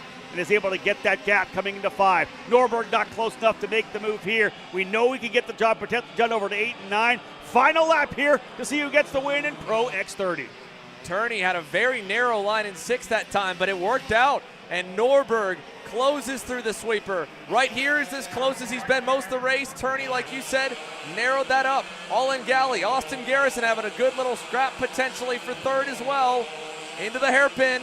Turney to the inside. Norberg trying to get an over-under. He's got to run. He's forcing Turney to the low side. Here we go. To the S's. Last time for the win. Turney low. Norberg will not get there. JT to the line, wins round 1 in Orlando. Oh, a close one for sure. To get battle for the final position on the podium as well. Galley's going to take it away from Garrison. I thought that was the best that Norberg got through turn number 13 over the last 5 or 6 laps. Was able to get some mid-corner rotation and kind of plant it, but it just was not enough. Turney, again, a couple of beautiful laps, like I had said before, over those last ones. Really, you said he went a little tighter in turn number 6 and was able to carry that speed. That took away the opportunity to potentially get the pass for Norberg over in turn number 8 and 9. Wasn't close enough to get it done in turn number 10, and even tried the over-under coming out of that corner. Nonetheless, it ends up being a 61 thousandths of a second victory for Joe Turney, starting off the season for Jay Howard Driver Development. Another win for them. They sweep the single speed senior categories with Frankie Mossman and Joe Turney today. Ryan Norberg ends up at second, Owen Galley in third for CRG. So it's Kart Republic, Cosmic, and CRG. Garrison and Lloyd for Speed Concepts wrap up your top 5. And I don't know what happened to James Overbeck, but whatever did happen, it absolutely exploded that midfield group from 6th on back behind Colin Lloyd. I'd imagine it may have collected Enzo Vidmontien as well, as the pair of them dropped back, obviously Overbeck into the wall. Vidmontien down to 11th outside the top 10. So a big shakeup, a lot to break down from that Pro X30 main. But Joe Turney, Ryan Norberg, another clean, hard fight. And you can see even Joe and Ryan kind of that motion there, talking about behind the two of them struggling to get the front end to go. And I think that's why they were fighting for the lead so much for the middle of the race, to try and manage their equipment to have something at the end, because the dirty air effect seemed to be really plaguing both drivers. Yeah, very interesting. Let's have a look a little further down the field. I mentioned the top 5. Jensen Burnett ends up in 6th. Paulie Massimino in 7th. Chase Gassiet Lee in 8th. Raheem Alibi in 9th, plus 16. Started all the way up at 25th, ends up in the top 10. Great run for him. And Bernardo Gentile ends up in the 10th spot. Other big movers, Levi Sangara ends up going up to 15th, plus 25. Alex Feldstein, plus 26. Brian Garcia, plus 22. And Steven DeKaiser, plus 23. A number of drivers standing from deep in the field coming up to get themselves positions inside the top 20. Long way forward for a few in that Pro X30 field, and I think that's cool to say that again, that we had such a massive turnout in that class. That started to wane a little bit over the last maybe the last year or so, but now 44 drivers, and well, it's the same two at the front, but definitely a lot more drivers in the middle of it all. Austin Garrison and Olin Galley, underrated fight there for third as well. Great battle between the pair of them. And you saw Caden McQueen just kind of walking through and then back out of the scale line. I'm not sure who he was looking to have potentially some words with. Obviously, he got roughed up quite a bit in that main, and not the way that he would have liked to be able to back up the impressive run that Kit Bolofsky put together for the Energy Corsa America's debut. There's still some more track cleanup. As you can see, that gives us a few moments here to catch up with everyone post that Pro X30 main event, because we've still got more racing to go, even with the sun a bit back behind the clouds again and a bit more overcast. Let's go down to one half of another great battle here at Orlando. The number 1 plate, Ryan Norberg, led a good amount of laps today. He's standing by with Alex. Thanks, Xander. Ryan, I mean, another page in the Turney versus Norberg book comes to a close here. So how would you kind of describe that race? Looks like the frustration's kind of kicking in for you. I saw the signaling of big push and understeer. Are you guys struggling with some aero wash without that race? No, the kart handles really good. I mean, the kart's good. It's just, you know, I think, like you said, the aero wash is one of the problems you get when you're behind somebody. But we were fast early in the race. We had some ground to make up from the bad pre-final, so we had to, get going. And we caught them, and I think Joe was just able to save his stuff a little bit more. Cruising behind Galley. You could see he was waiting behind Galley, and then he saw that I was caught, and he didn't really have a move on Galley. And then, I made the move and got to lead, and then he just started pushing after that. So it's just, it's just because we started so far back, we just were not there all the way at the end. But, I mean, it was a good race. I just couldn't let Joe get away. So I knew that I had to just, whenever I had the opportunity, I had to go for it. And so there's a couple opportunities we had, and I just went for it. I just could never, totally get it done just because I was a little too far back, and he always knew when it happened. He hit the wall one time out front, and so that was one of my last shots, and I was like, I got to go for it. And so I went for it, and yeah, it wasn't enough, but we were there to the end. So hopefully tomorrow is a little different day. We don't have to start so far back. Looking back on it, would you have done anything different throughout that race, or you think you kind of played all your cards there? I mean, I played as much as I could. I mean, I didn't really want to do the white line and thing, you know. I wanted to race. And so, yeah, I mean, we raced, and it was fun, and that's what we're here to do. And, yeah, hopefully tomorrow we can be a little bit faster, and we can race more on, you know, the other side, be more of the aggressor. But, yeah, we were there the whole time. So, I mean, I can't complain with our product. We're right up there. Thanks, Ryan. Yeah, thank you. Thank you, Alex. There, congratulations to Joe Turney, and a good point from Ryan Norberg there that, look, at the end of the day, they had to fight forward from so much adversity, whereas Joe was able to kind of cruise at points, especially in that pre-final, and I think that definitely plays a factor. Well, that's the body of work for the entire day, right? You talk about, hey, listen, how hard did you have to push the tires, the aero wash that you might have had in the main event, but you're still doing the same thing in the pre-final. A lot of those early laps on the tires, you're working on the pre-final as well. Let's go down to the other half of it. Joe Turney, 4 in a row. This is unprecedented stuff, how good he has been, and, well, it didn't come easy. Alex? Thanks, Xander. Well, you kind of said it best there, Joe. Tough race out there. You get the win over Ryan. You two have just had incredible battles over the years. I mean, how would you kind of describe this race, and how tough was it? Yeah, that one was tough. It was sort of it was similar to Newcastle back in 23. So yeah, we were super similar on pace. I think like from the middle to the end of the race. So whoever was in the lead, just trying to like pull a gap on the other guy. And yeah, it seems like difficult to follow close. When I had a bit of a gap behind Ryan and down within 2-3 laps. But then as soon as I got close, started to lose the front, and then 2-3 laps of that, and then I lost the front. So like it was yeah, it was a tough race towards the end. Those last like 8 laps, it was just like us two trying to get one on the other, and I managed to have some good switchbacks on him. I had really good bottom out of the corners, so I managed to get him on the undercut. I think he was probably a bit better at the end of the straight, but it was a good race. As the laps wind down and Ryan started showing everything that he had underneath him, what's going through your mind in those situations? Well, we were both giving it everything. Like those last 8 laps, like it's just a race to the flag, and we're both giving it everything. So like we showed what packages we have underneath us, and we're super similar out there. So yeah, it was tough, and it should be close again tomorrow. I know those changing conditions today. Yesterday, you guys had a good amount of time on sunlight. Did the difference in kind of air temp and how the track was play any difference into this race at all? Not now. I think the track felt pretty similar to yesterday, like a bit of sun on the track, and actually there was a bit of rubber out there, so it wasn't too bad, but the pre-final was really slippy, and we had to make some changes, and we actually had better pace probably in the pre-final when it was a bit cooler, and we were really competitive, and yeah, in the final there, if anything, I felt like I struggled a bit more, and yeah, it was just a race to the flag at the end, and it was good. Thanks, Joe. Congrats. Awesome. Thank you. Cheers. Joe Turney, once again, is on top of the podium, but gracious in victory, gracious in defeat. 2 great interviews on how to handle yourselves right there, Rob. Yeah, listen, the pros, they're legends of the sport, and I love the way they both handle it. Like, hey, listen, we did everything we could out there. We both gave 100%. We showed everything we had. It was just I was a bit better here. He was a bit better there. We talked about the different overall day experience for Ryan Norberg. Had more work to be done. He was in a lot more dirty air in that 10-lap pre-final as well. I love the fact that, you know what, this is what happened today. I won. We'll re-rack and come back tomorrow. And each of us will try to get a little bit better to see if we can't go at it once again. This has become one of these fantastic storylines of American karting, this Joe Turney versus Ryan Norberg battle. It's been a treat to be able to watch over the last couple of years.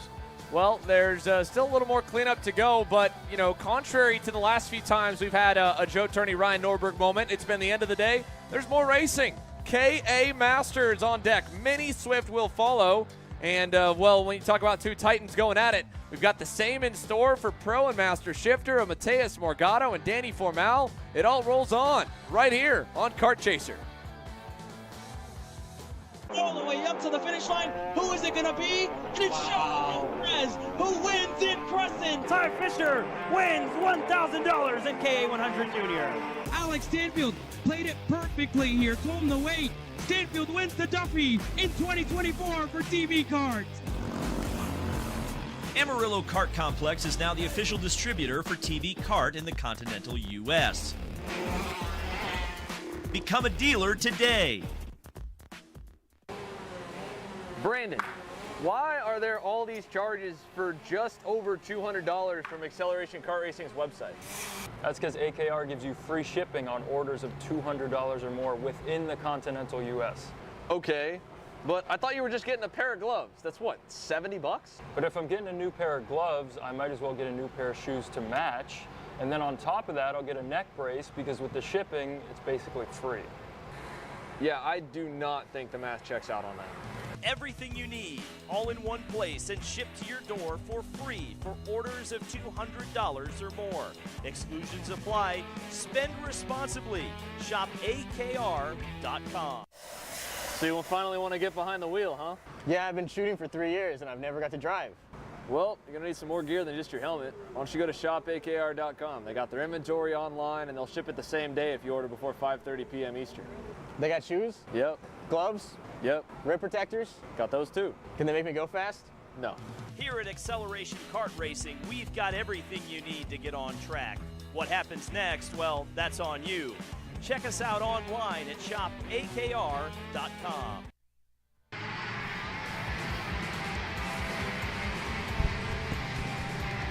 Welcome back to Orlando. 3 main events to roll, and at this point it looks like, well, we're going to be night racing for the first time in SKUSA Winter Series history. Now again, this is of course just a bit of a byproduct of the American winter, no different than the final main events of each and every SKUSA Super Nationals, just with the sun setting so early in the day at this time of year. And KA Master is on deck now to go green for their main event. Mini Swift will follow for 18 laps, and Pro Shifter, Master Shifter at this rate, Rob, I think we're going to be fully under the lights here at Orlando. Oh, yeah, I just checked. It's, I think it's like 5:58 for the sunset, so, you know, we're going to get a little bit after that. So we're going to have, this race is going to be a 20-minute race, a little under 20 minutes itself, with Franco Crivelli and Rafael Matos on the front row. So, yeah, we're going to be fully under the lights. And listen, shifter kart racing under the lights, there's nothing better. I think it's fantastic. It's going to be cold out there, that's for sure, but it's so much fun to watch. Oh, it's going to be a blast. We are looking forward to getting to witness that. But first here, we did have one heck of a good battle here between Franco Crivelli and Rafa Matos in the KA Master Prefinal.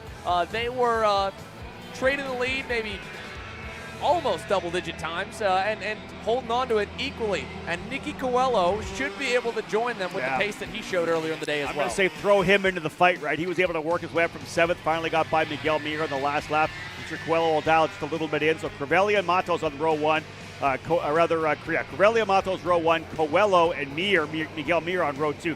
Those are the 5 drivers who have shown the pace to be able to get in the battle for sure. Scott Carapelletti having a great weekend so far, P5. Charlie Fonseca in 6th position. Scott Falcone and Nico Rivas will roll from row number 4. Alex Dalbon and Paul Elefanti on row number 5. Tom Gerstner and Kim Carapelletti, row 6.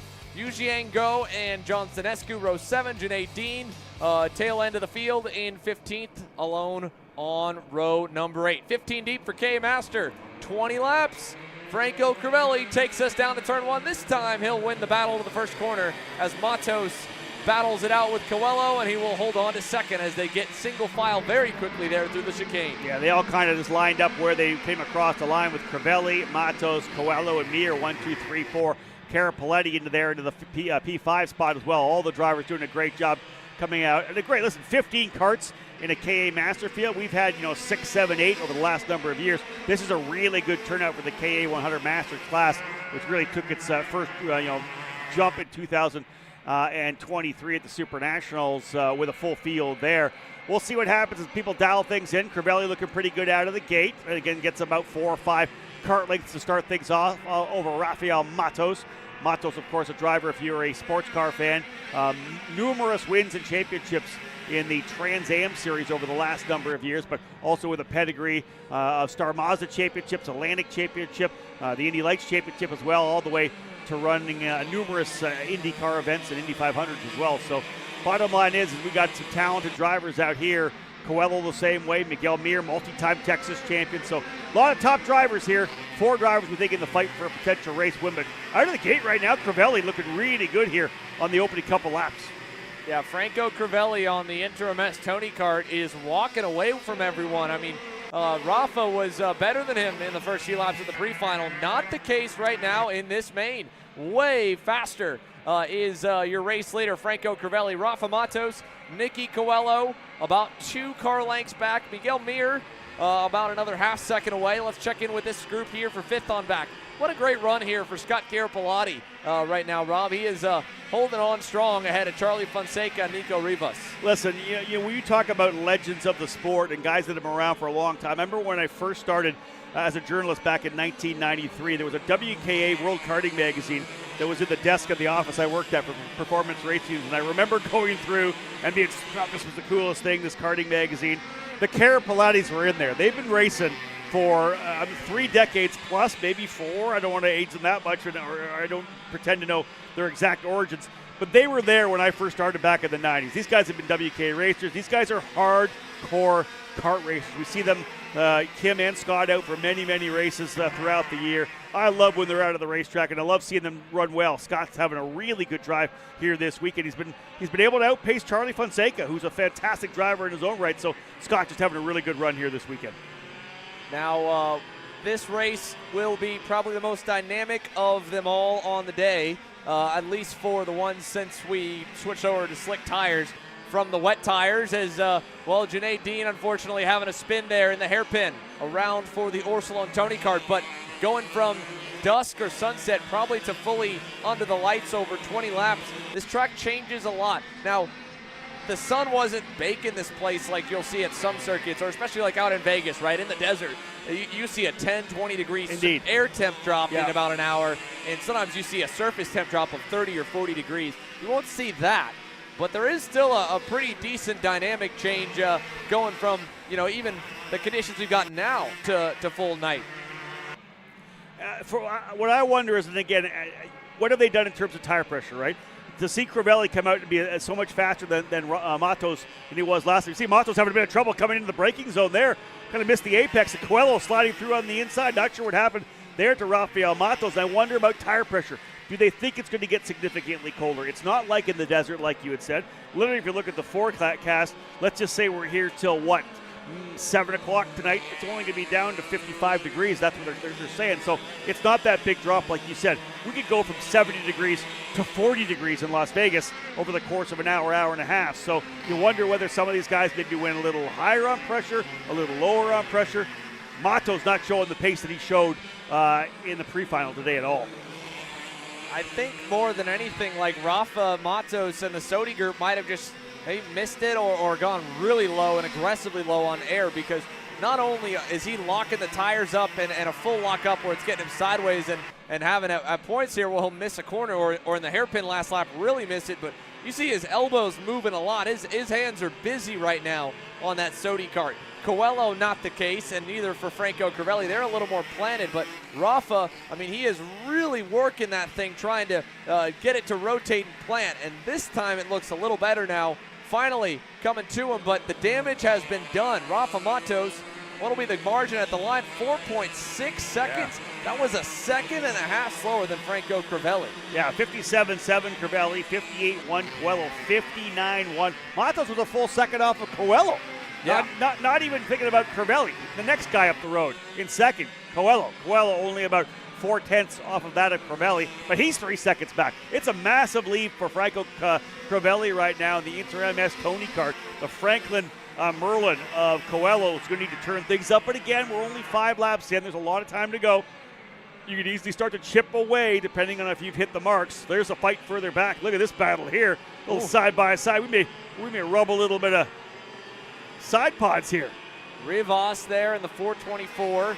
Charlie Fonseca in the 410 AM Racing Team machine, and Scott Falcone, a Masters driver who had taken almost a full decade hiatus from the sport, is back at it, and the first time here in Orlando for the SKUSA Winter Series for the 499. He is 8th right now, but he's been knocking on the door of that 3-car group in front of him the whole day. Yeah, right in front of him, Nico Rivas, Charlie Fonseca, as you had said before.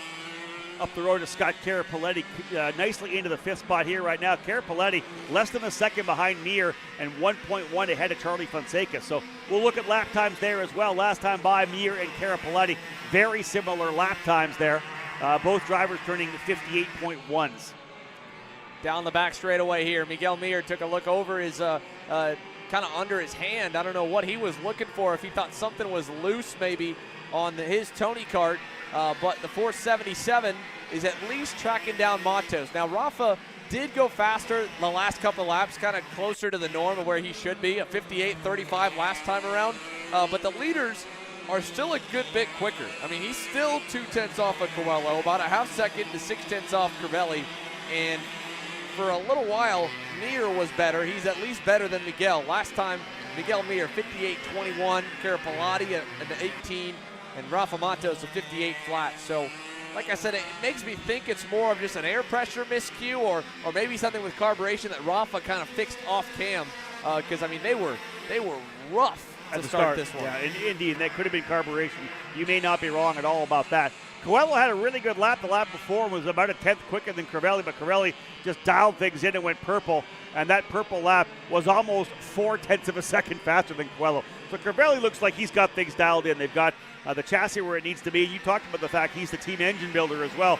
So you know that he's not going to worry about carburation there when it's the engine builder. He's going to be able to feel it immediately when he gets onto the racetrack. So Crivelli has got things dialed in nicely here. Coelho, though, let's be real, qualified 7th, worked his way up into 3rd in the pre-final, now currently runs in 2nd. A good move forward for Coelho, lining things up for a potential run for the race win tomorrow.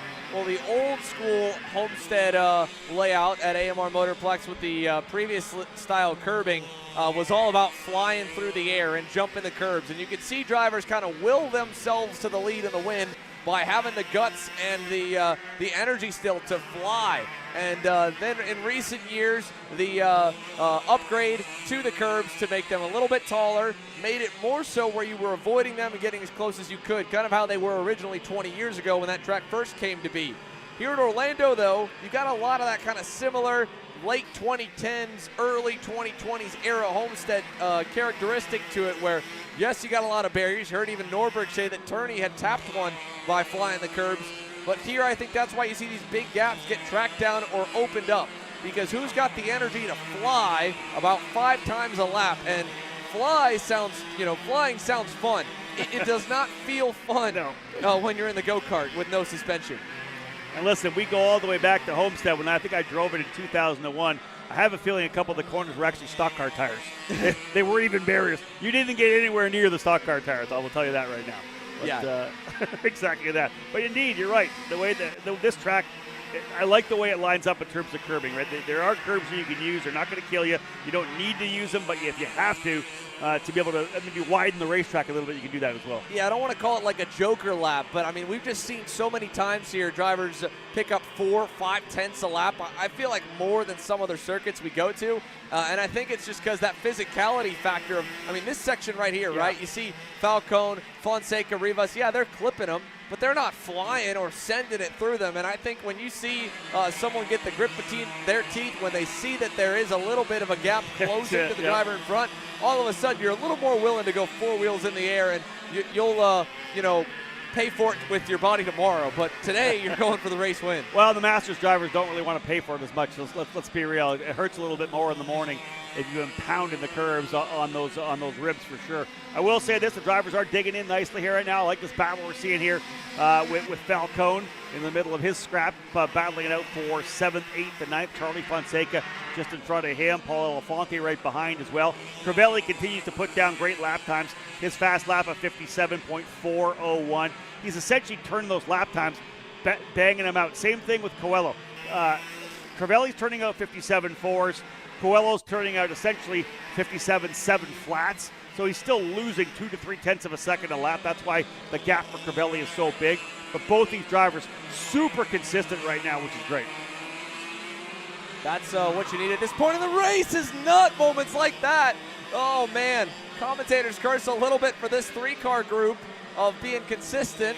I know that's not exactly what we were referencing there. Scott Falcone locked it up, got sideways, saved it, but now he's got Paul Elefante bearing down, looking low, and getting by in turn 6. Yeah, he lost the spot to Nico Rivas as well. He lost 7th, then he lost 8th. Now he's got to go back after Elefante to see if he can get back into the 8th position right now. Crivelli Did not have his best lap last time by, went to a 57.8, about 4/10 off.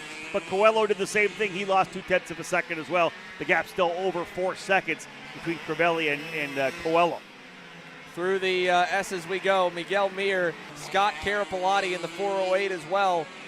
Right on his heels, about a car length back. Scott Carapolati last time by 2/10 better, and he was as fast as Nicky Coelho also. Man. So this is one of the better runs I've seen Scott Carapolati be able to put together over the last couple of years. And I don't think that a podium's out of the question, being only a second and a half back from Rafa Matos. No, I 100% agree with you now, especially if we've got 8 more laps still to go. And where are we on time last time by? So 58.2 for Mir, a 58 flat for Carapolati, 57.7 for Matos. Matos about 2/10 of a second quicker last time by, 1.5 seconds back. Late lap run. We'll see what happens here with both Mir and Carapolati. They can see Rafa Matos right up in front of them as well. And always when you have that rabbit, if you're a little bit closer every lap, you keep digging, you keep pushing, you try to carry a little bit more speed to see if you can get that little bit closer. The only problem with them is they've got nobody for Matos to race with, right? He's going to be able to just put those laps down, not like we've seen in other races here throughout the day where the battle is going on in the late laps. They brought someone back into the fight. This is pure speed.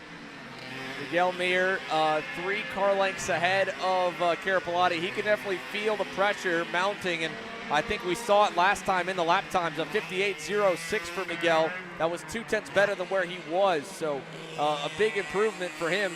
Franco Crivelli, again, talking about getting around this racetrack consistently versus consistently fast.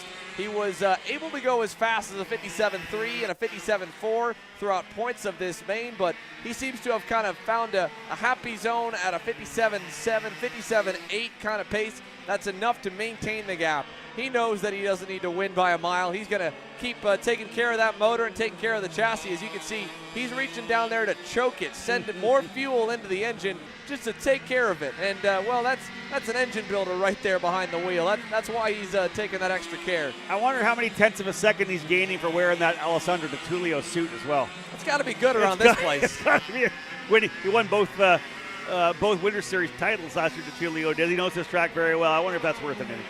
Maybe a tenth. Got to be something, right? Winter Series race winner, Winter Series double champ, and here for the Winter Nats at Orlando. He was the only driver that had anything for Ryan Norberg a year ago. So no doubt that suit helps. Of course, if ADT's tuning in, I'm sure he's happy to see that his team that he rode off into the sunset with about a month ago to prep for his USF championship campaign, fully focused on the open wheel USF Pro 2000 program, that he is watching Franco have a dominant run here in this K Master Field. I believe Ale should be on property as well. He's been coaching the Rocket Racing Company group. That'll be his part-time gig throughout the race year. I think I saw him. David Cole's got the our post video when they come off the scales. And I think Frankie Mossman, when he was getting congratulated by everybody, I'm pretty sure I saw Alessandro Di Tullio with a little high five for Frankie Mossman during his victory walk back to the tent. So he's definitely on site here now. I mean, Ale could have at least dry cleaned it a little bit better, though. The back of that suit does look pretty dirty, so maybe he could have given it to Franco in a bit of better condition. But in either case, it's a race-winning suit, and it looks like it could be a race-winning suit once again here with 4 laps remaining this time by, 16 laps in the books, and it has all been about the 431. Nicky Coelho kind of holding station there in second. Rafa Matos just too little too late. He's been back-to-back laps in the 57-second bracket, Rob, but doing so on lap 14, lap 15, lap 16, whatever took so long to get going, significantly hurt him. Although, as I say that, Franco decides to set another fast time. He just did. For fun. He just did, didn't he? He did like, what, 5 57.7s in a row and went, no, let's see what I got. I choked the motor. No, I'm going to go after it, 57.331. So, yeah, a full half-second quicker than the last lap there by Nicky Coelho, who continues to be quicker than Rafael Matos, so he's stretching his gap as well. The front 3 drivers, that gap continues to stretch. I will say this, though. Scott Carapolati right on the rear of Miguel Mir right now. He was quicker by almost 2/10 of a second. He was 2/10 of a second behind coming across the line as well. So we may have a fight for that last position, the P4 spot. Let's see if it's going to materialize. Miguel Mir, Scott Carapalati, they have been in a oh, it's already happened. Carapalati is through. He is. Scott Carapalati up to P4. Miguel Mir now back to 5th. Although 3 laps to go. Next time by, they'll realize where they are in the race. 2 laps to go, and I think that may give a little bit more energy usage for each of the 2 drivers here to push. Because when you get to this late in the race, and especially if you're in the case of Miguel and you're watching, Rafa Mato start to drive away, there's nothing that deflates you mentally, and all of a sudden you start feeling the soreness and tiredness of your body. When you're hunting someone down, you don't really notice that. You got the adrenaline going, you're in a good mood. So 2 to go, maybe he'll be able to kind of dig deep and find a bit more. Indeed, Scott Carapalati, as we said, it reeled in Miguel Mir. He gets the pass done, goes into P4. Miguel Mir not done, though. Trying to dig in to come back at it. We're going to have 2 laps to go this time by. 2 laps remaining as these 2 drivers who run now 4th and 5th on the racetrack cleanly through turn number 13. They'll see the 2 to go sign from Aaron Likens when they come across here right now, putting lap 18 down. Crivelli does a 57.2. He goes even faster, Xander. 57.280. He's got a 6-second lead. He can cruise his way home. But back-to-back purple laps for Franco Crivelli in the Inter-MS Tony Kart, and very impressive out front. 57.8 for Coelho. He's been very consistent as well. Mato's down to the same pace as him as well, but 3.5 seconds back. Carapalati currently 4th. Mir, Rivas, Fonseca, Elefante, Falcone, and Dalbon. Top 10 with 2 to go. Yeah, 2 laps remaining. 1 lap to go already. Miguel Mir shaking his head coming onto the backstretch here this time. I don't think he liked the run. He was hoping maybe he could be close enough to challenge Carapalati. Close behind as well, maybe not as close as Nico Rivas and Charlie Fonseca. And then Paul Elefante. We talked about maybe Falcone being able to go back around Elefante. I think it's going to end up being the other way around. Elefante making a late race charge towards Fonseca and Rivas. He'll need a mega final lap to get there, but he's definitely closing in. The Rocket Racing Company Cosmic down to 4 car lengths away. Final lap in the books here for Franco Crivelli. And again, the potential battle. Here's Crivelli coming out of turn number 9, the long run down the straightaway into turn number 10. Right-hand hairpin. Over 6 seconds, almost 7 seconds the advantage. It'll be 7 seconds at the line based on the pace he's had. 6.8 last time by. Very clean run for Crivelli. You kind of want to stay away from the curbs a little bit. Last thing you want is to spin a chain. And he'll work his way out here. Aaron Likens showing the twin checkers as Crivelli wins by a significant amount. It's going to be over 7 seconds, as I said. Coelho, though, finishing off a good day. 7.8 seconds it ends up being. He ends up, well, the last lap was the best lap. Purple on the final circuit. 57.256. Crivelli, his last 3 laps he went purple. He did not let up at all. He ends up scoring the win by 7.8 seconds. Nicky Coelho second, Rafael Matos third. A great run for Scott Carapalati. Works his way up into 4th. Miguel Mir in 5th. Nico Rivas in 6th. Charlie Fonseca able to hold off a charging Paul Elefante in 8th, 7th, and 8th. Scott Falcone 9th. Alex Dalbon in the 10th spot. Kim Carapalati will round out the 11 drivers making it to the check. Yeah, a good amount of attrition in that one. Junaid Dean, Tom Gershner, Johnson Escu with issues there, and Eugene Go did not make it out of the opening lap, so he will not get anything scored, unfortunately, in the main. Another break in the action, but it'll be a shorter one here. We're fully under the lights. We're night racing with 2 mains to go. Mini Swift Pro Shifter up next.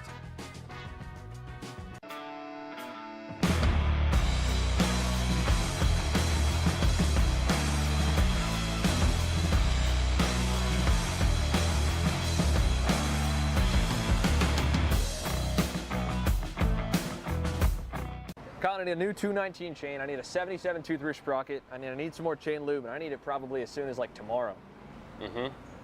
Dude, are you even listening? Like, we need this to run this weekend. Want anything else? What do you mean?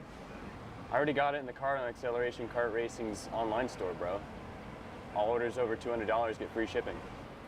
Oh, throw in a set of tires. Done. everything you need all in one place and shipped to your door for free on orders of $200 or more. Exclusions apply. Shop AKR.com. Brandon, why are there all these right, charges stop. for just over $200? I'm tired of all this branding business, okay? Branding this, branding that. Why are there all these expenses on AKR over $200? We know, okay? Take a walk with me. At Shop AKR, they have everything you need to start racing at a very cheap and affordable price. They have MXC rims, they got chains, electrical stands, tilt seats, they got MXCs. And if you didn't know, on top of that, any purchase in the continental US over $200, that's free shipping. Hey, aren't you supposed to be in the AKR Anonymous meeting over there? Dude, I'm doing a commercial. Dude, we have no time. It's about to start. Stop. We all love Shop AKR. Me? More than others.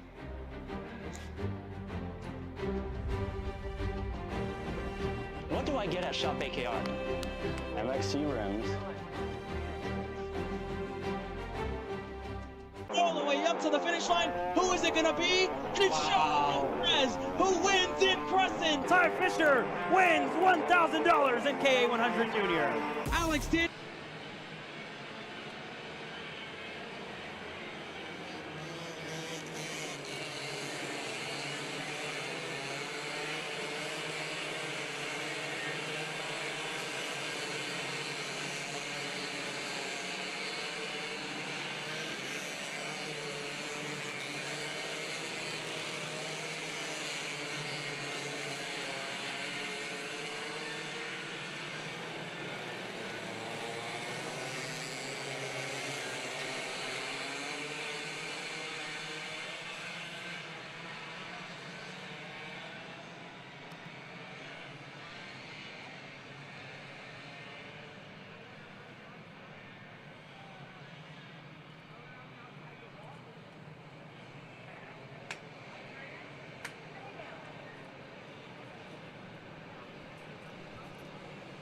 So two more races to go, and Xander had said before that quick little break there, as we've got the drivers getting ready to roll right now in Mini Swift. Pro and Master Shifter will be rolling up to the grid to get set to go. And Zane Burgess, Xander, wants to keep the momentum from 2024 going. A perfect year last year. Obviously the fantastic announcement with Andretti Global to kind of support his run up through karting into car racing early on. He'll start on the pole position. Alongside him, Super Nationals winner Benja Fernandez. Last two winners in Super Nats in Micro and Mini on the front row.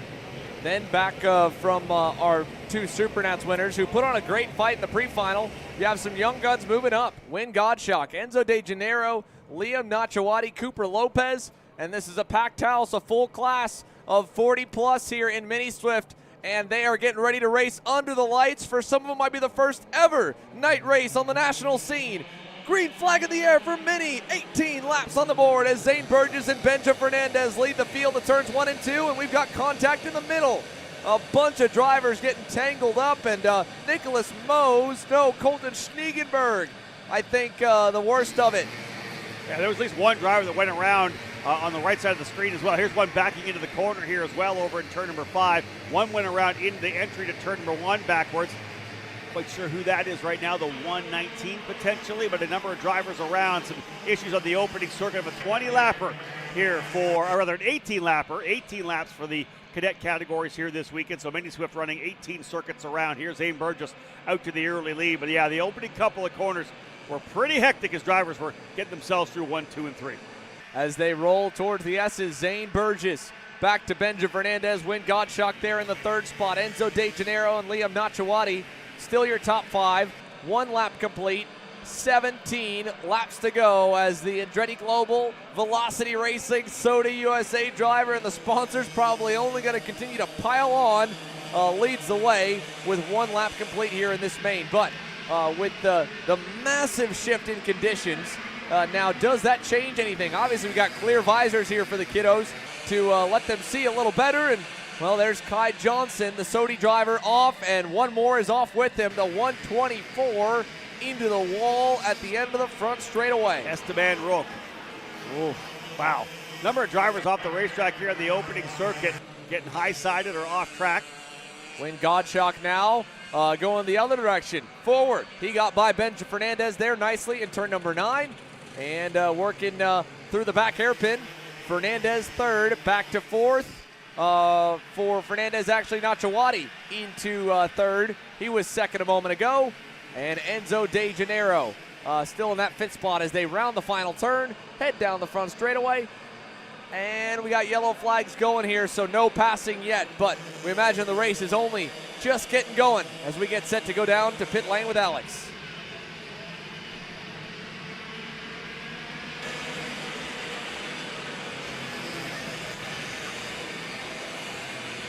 Cold, but talk to me. I know you have Chase Jones wrenching for you this weekend. What's the relationship been like with you two? Pretty good. I mean, getting a lot more comfortable with this team. Been with them since 23. Just first year in shifter. Right, last year's first year in senior. Feeling a lot more comfortable in the kart, but just feeling good. That's the whole. What are you looking for out of yourself and out of the package in this race? Hopefully you can get up to the front. Had a rough pre-final, but hopefully I can get a better start this time. I stalled at first start, but hopefully we can get up there. Good luck, CJ. Thank you. Thank you, Alex. Again, CJ Bowman, pro shifter debut, as he mentioned, ran K senior last year, was quickest in the warm-up. Was one of the only drivers to go out in the warm-up, though, as well, to get some extra seat time in the conditions. As, well, these conditions are definitely putting a heck of a race on in Mini to kick things off. Zane Burgess back to second. Godshock leads the way. Nachawati's there. Fernandez is there. There's three more, I think, about to join the fray. Aston Wyatt, Dominic Gaddis, and Enzo De Janeiro here in just a second. Yeah, great run for Wayne Godshock, right? Fell back to, third, went to second, went to first. Here's Zane Burgess trying to hold off the advance from Liam Nachawati as well. So a lot of action. In fact, Burgess goes to the inside, not only holding off, but actually able to get the move to the lead by Godshock. I didn't think that was going to happen. He brought everybody with him. Godshock, who led down into the turn-in of turn number 10, ends up coming out of the corner P10 as both the Sodi Kart and the two Kart Republics able to slide through. Now Nachawati wants the lead. Fernandez tries to follow. He does. And it becomes Jay Howard driver development. 1-2 down in the run to turn number 5.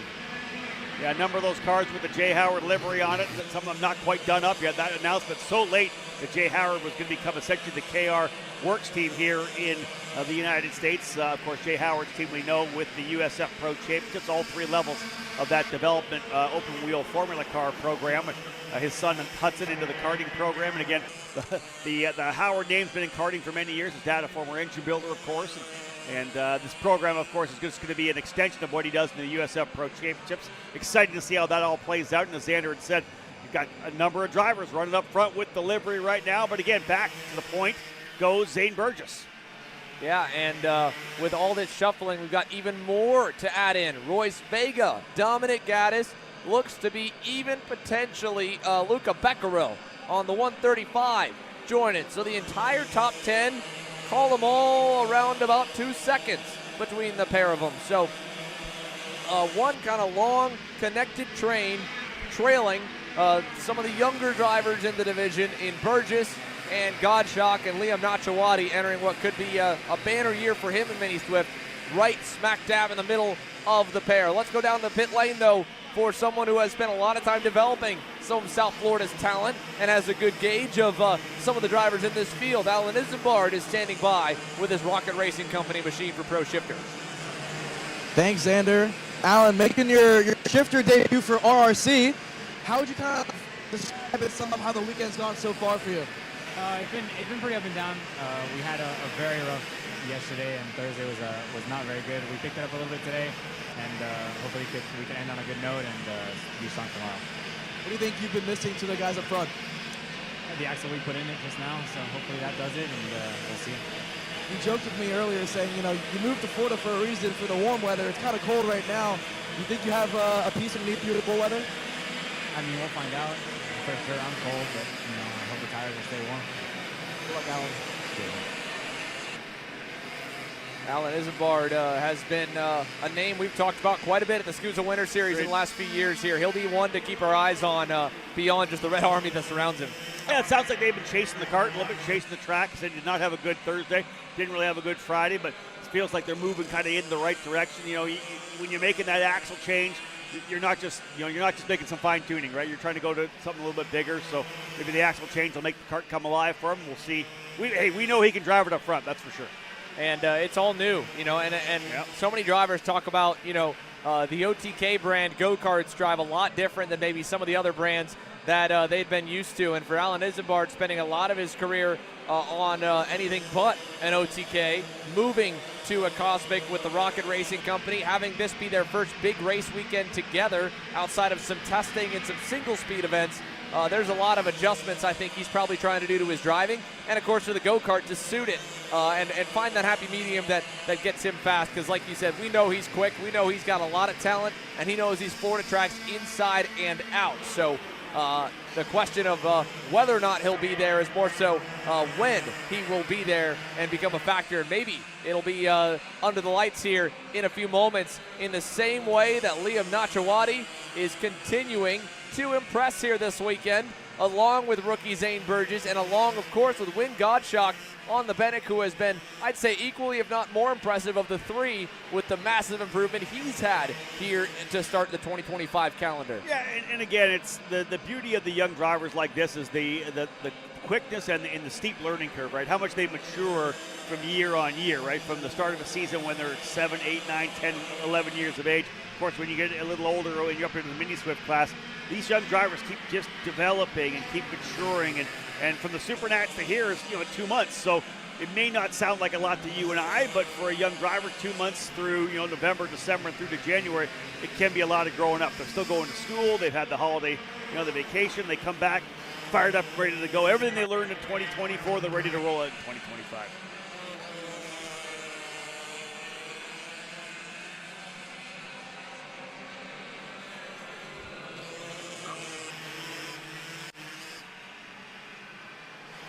Royce Vega, Enzo De Janeiro still right behind him, trying to shove him towards the lead. Last time by for Royce, about 1/10 of a second better than the race leaders, with a long way to go still here just at the halfway mark, and some racing up at the front of the field. There is a good chance that Royce Vega, a former Supernats winner, can kick off his 2025 year in style. Xander, the interesting thing is we haven't talked a lot about Royce Vega today, but he's the reigning Winter Series champion in the Mini Swift category, right? He's been so far back, didn't qualify well. He's trying to fight his way forward, currently into the 4th spot. He's up 17 positions. He started 21st. All of a sudden, he's got himself back where he needs to be in these changing conditions. Vega's on the roll right now. He's got Enzo De Janeiro right with him. He's on the move right now, trying to cap off what was a fantastic pre-final. Down the backstretch now. This time by, it'll be 8 laps to go. Liam Nachawati, Zane Burgess pulled about a car length on Wynn Gottschalk, but more importantly, Vega, I think, has gotten himself to maybe only marking about 1/10 or 2 outside of the drafting window. And that's huge, because if Royce Vega can get there, he'll bring Enzo De Janeiro's peril in there. He'll bring potentially even more, because Benja Fernandez is close. Becquerel is close. Aston Wyatt, tail end of the group there on his first weekend with Ryan Perry Motorsport and Team Nitro Kart. P8 right now for Aston Wyatt, and at 3 seconds away, maybe it'll be down to just 2 or a second and a half if the leaders fight again, because it won't take much. Well, Aston Wyatt just went purple with a 59.956, the only driver to get into the 59, so get below that 60 mark. So he's in 8th position. I think for Vega, it's simply going to be the fact that they're close enough that once these leaders start to race, these guys are going to be in the middle of the fight. This is not going to be a 3-driver battle for the race when we're all said and done. We're 10 laps down. There's 8 laps to go into the second half of this. The minute they start racing, this thing's going to be blown wide open. And Wyatt closing up on Becquerel, as you had said. Becquerel in 7th, Wyatt in 8th. Only a half a second back last time by. Was almost 0.3 of a second faster. So watch for him, Wyatt, to close up to Becquerel, then potentially try to reel in Benja Fernandez at that point and really start working forward. Through the double right now, over to turn 3, turn 4 here on the bend. 6.5 laps remaining. And I think this is the longest run, Rob, we've had without really a lead change or a challenge for it. Liam Nachawati, Zane Burgess, and Wynn Gottschalk were having a lot of fun trading positions early, but I don't know if it's whether signals from the fence line have gotten them to stay in line, or they themselves have looked back and realized how close the field is and how kind of on the edge they are of being able to break away. You mentioned the lap before, Aston Wyatt broke through the barrier to get into the double digits, the 59-second bracket. Well, that time, another 6 drivers joined him. 2 of those 6 were in this lead group of 3. Liam Nachawati and the fastest lap of the race holder, Win Godshock, both at a 59.9. Let's see if they go even better this time around. At the line, a 59, well, we'll wait and see for it to hit again. 59.96, 90, and a 59.88 for Godshock. The top 3 are dropping the hammer. Yeah, and pulling away a little bit from Royce Vega. And here's the key thing. They haven't raced. As you said, we haven't seen a lead change. Zane Burgess is showing the maturity that you would expect out of a much older racer, right? With a guy with a lot more experience. He's just sitting there, biding his time. Same goes for Win Godshock. 1, 2, 3. They haven't tried to make any moves. Royce Vegas waiting for it. He's counting on it. He says, guys, you got to start battling for me so I can catch back up. Enzo DiGennaro and I, we want to be in this fight. At this point, it continues to stretch. 1.2 seconds from Godshock back to Vega. And in fact, Vega was about 2/10 slower on that last lap. Yeah, Royce Vega, I don't know if it's starting to fade or if the leaders are really just hitting their stride right now. He seems to be towing Enzo DiGennaro around more than he's getting help, but the leaders are disconnected, and Vega capitalizes. He nods away a little bit at that gap. Last time by, 400ths back in the direction of the 191. He was the fastest driver on the track that last lap. Yeah, was Royce Vega. He was quicker than Nachawati and significantly quicker than both Burgess and Godshock. So there you have it. We're going back and forth right now. But indeed, Royce Vega starting to close back up from P4. They're waiting for the fight, but the fact that Nachawati's pulled out a little bit here, that may be the deal that seals it. It's a matter of whether Royce Vega can keep gnawing away or if these drivers up front can get connected again, because I think a big tell as to why he was better was they were not pushing on any straightaway. They're not pushing again here. They got too far apart.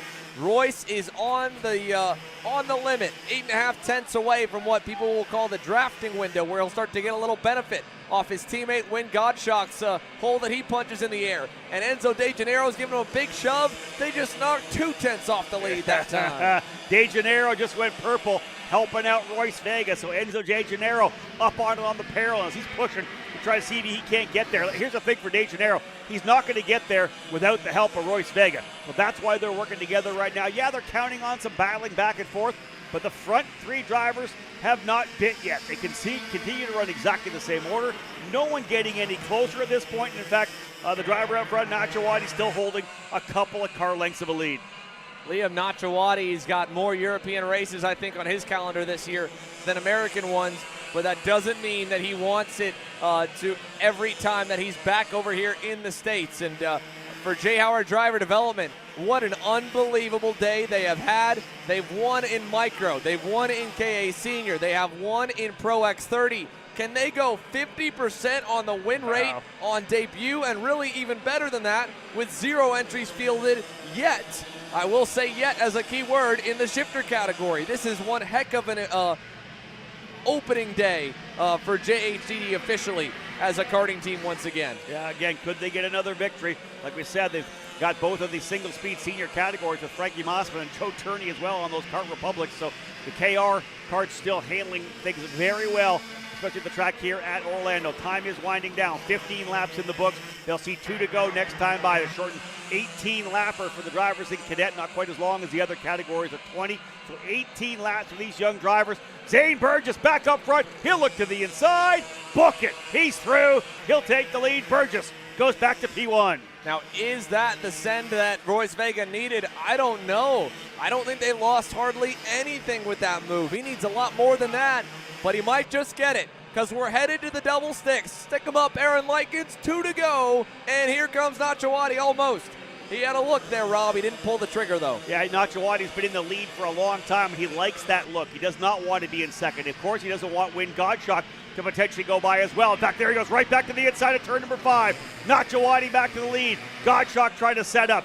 Zane Burgess looking back at the bottom. They're going to get contact side by side. Coming out of turn number 6. This is going to bring Vega and De Janeiro back into the fight for sure. They're almost side by side coming through the turn 7 sweeper. Back to 8 and 9. Nacho Wadi back to the lead. You can hear all the joys and cheers and screams from the crowd on the fence line. This is fantastic stuff. Burgess all the way down in the marbles. Can he hold it?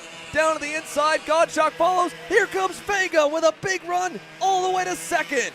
Royce Vega goes to second. A beautiful over-under. He watched it all happen. He's right there with them now. Burgess is the leader. White flag will fly this time by. 1 to go in mini, and it is up for grabs. At least 5 drivers, maybe 6 with a chance to win this one. Burgess tries to block to the bottom. It's still Royce Vega right there. Big run through the inside, side by side, coming out of turn number 2. Benja Fernandez in the blue and yellow Alonso Kart now colors goes to third.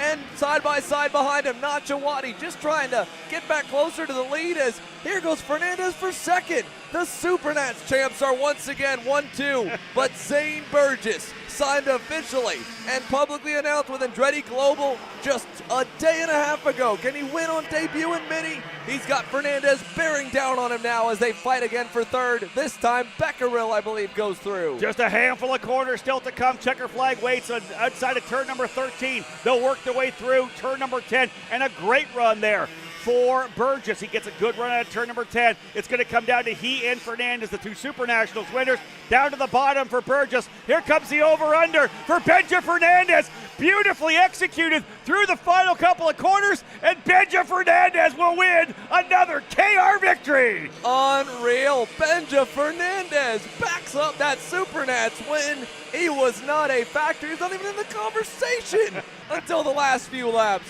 And Benja, who was on the front row, leading the field to green, falls back, doesn't let him get down at all. And on the last lap, on the last corner, Benja pulls it off again. What a run for Benja Fernandez. Wow. Zane Burgess, another rookie performance that impresses, though. He, too, led a ton of laps today, and just 1 corner shy of a win on his opening weekend, but it's also a podium on his first ever move up from mini or from micro to mini. Yeah. Not many drivers can say that. That's big. That's huge. You're right, Xander. We'll see guys come from the micro category. They may be top 10, right? They may sniff at the top 5, but not come in and put on a show like Zane Burgess did today. So a podium finish is amazing for him. Yeah, very first weekend, and the class is as stacked as it's ever been, along with the rest of the divisions here. 40-plus drivers. Here's a look at the rest of them. Royce Vega, another Supernats champ. In fact, Supernats champs 1, 2, and 3, and last year's Winter Series champ right there as well in Royce. On the podium, Becquerel, Gottschalk, De Janeiro. How about Maxwell Macha driving forward, another Supernats champion. 8th on his second year here in the mini-swift class. He picked up a ton of spots. Yeah, plus 10 for Maxwell Macha coming home in the 8th spot. Liam Nachawadi, who was up in the lead, ends up falling back into the 9th position over those last couple of laps. Colton Bruck, another driver with big moves. He goes up 17 positions to 14th. And Jaden Francisco, plus 20, started 37th. He ends up coming home in 17th position. But what a final lap it was. Zane Burgess put a fantastic move in to get himself back to the lead. Benja Fernandez, though, an absolutely gorgeous over-under. The way he handled 11-12 and was able to really get the car to rotate in the late apex coming through turn number 13.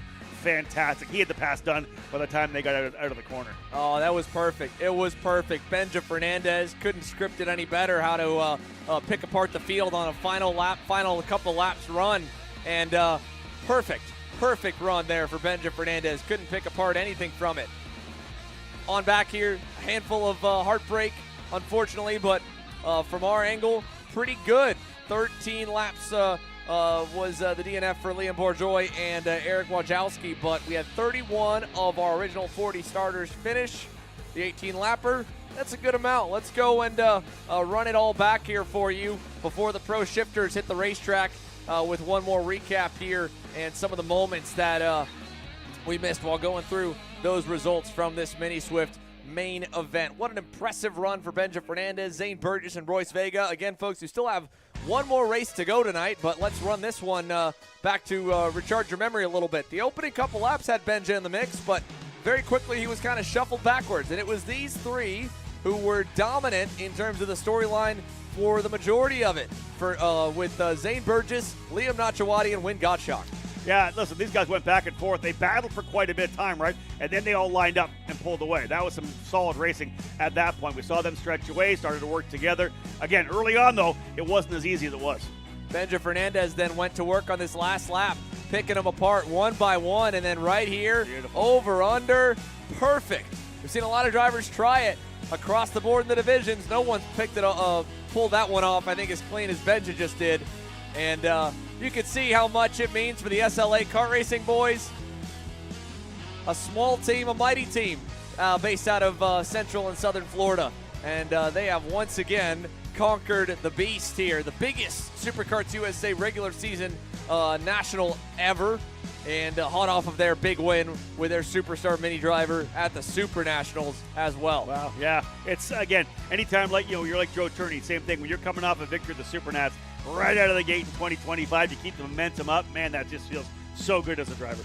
I think it's so cool to see smaller operations like the SLA kart racing boys get some big wins on a big stage like this. No doubt, Jay Howard Driver Development, they will be a powerhouse here in a little bit, and I think 3 wins on the day already solidifies that for sure. But when you've got some talent of your own and you're a small 3 or 4 car group or you're a privateer, it's cool to see them be able to perform on this stage, to win on this stage, and they have now done it 2 weekends in a row. And we've got a similar kind of David and Goliath team angle for the Pro Shifter class. Alan Isambard and the Rising Rocket Racing Company group in a sea of red coming up next year with PSL Karting locking out a good chunk of the front spots here at Pro Shifter.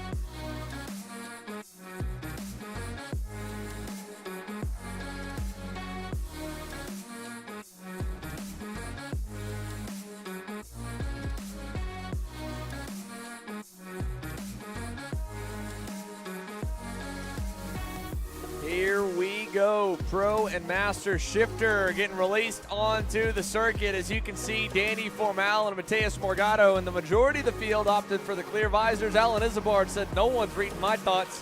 He'll stay with the dark visor here. And, well, hopefully he's able to see all the corners because, I mean, this place has got some good lighting, but I would take every chance I could get to make sure I could see.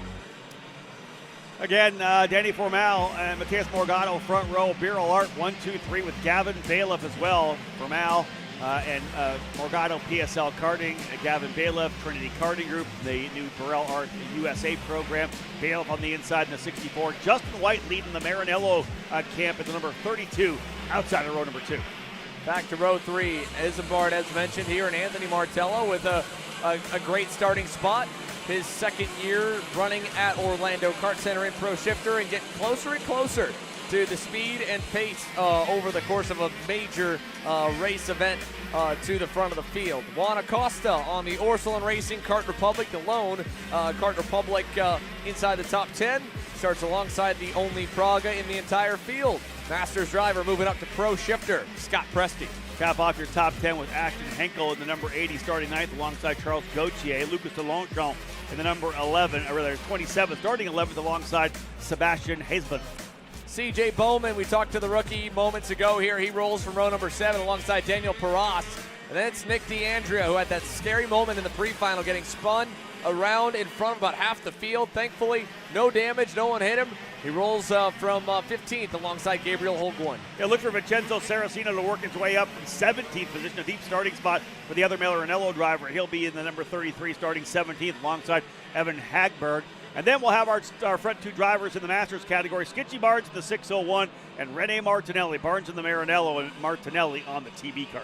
Well, he already got a ring. Can he bring home a trophy here in the final couple, or the last few weeks? He's got Luis Quinones, Farshad Bagheri, and probably a revenge-ready Tyler Gilbo looking to try and challenge him for it, as Gilbo had that scary moment in the pre-final. The DR driver rolls from 23rd here and 5th in class for Master Shifter. Formal got the whole shot, and along with one bobble from Mateus in the pre-final, he had it sealed, signed, and delivered. But it's a much longer main. Under the lights, the 37 on the inside, the 1 on the outside. Pro Shifter from Orlando is green, and it is a dead heat down at turn 1 as Morgado goes to the high side and try and rip some momentum, and it'll be perfect. A good rotation for the number 1, gets him right on the bumper. Wow, I love that move to the outside there for Morgado. Got the thing turned quickly and back on the power. Everybody else was kind of waiting to throttle on, and he's able to get right back onto the rear bumper of Danny Formal. But Formal goes to P1,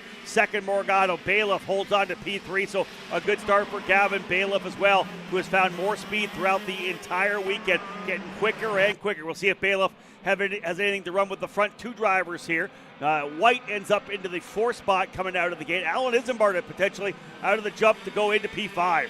Now back behind Justin White is Anthony Martella and Juan Acosta. Lots of a logjam effect there in that hairpin.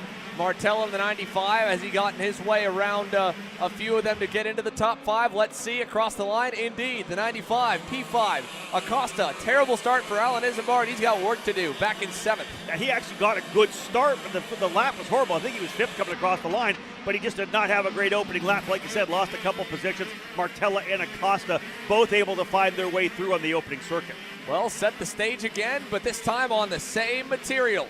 Danny Formal wins the pre-final. Danny Formal qualifies on pole. Mateus Morgado gets to 2nd, and a lengthy main, this time 5 laps shorter than the Pro Tour mains, 20 laps the distance, and the gap already opening up, although there's a bit of a lockup there for the 37, and Formal quickly leans down to adjust the brake bias. Indeed he did. Did not like it at all coming in there. You heard the chatter.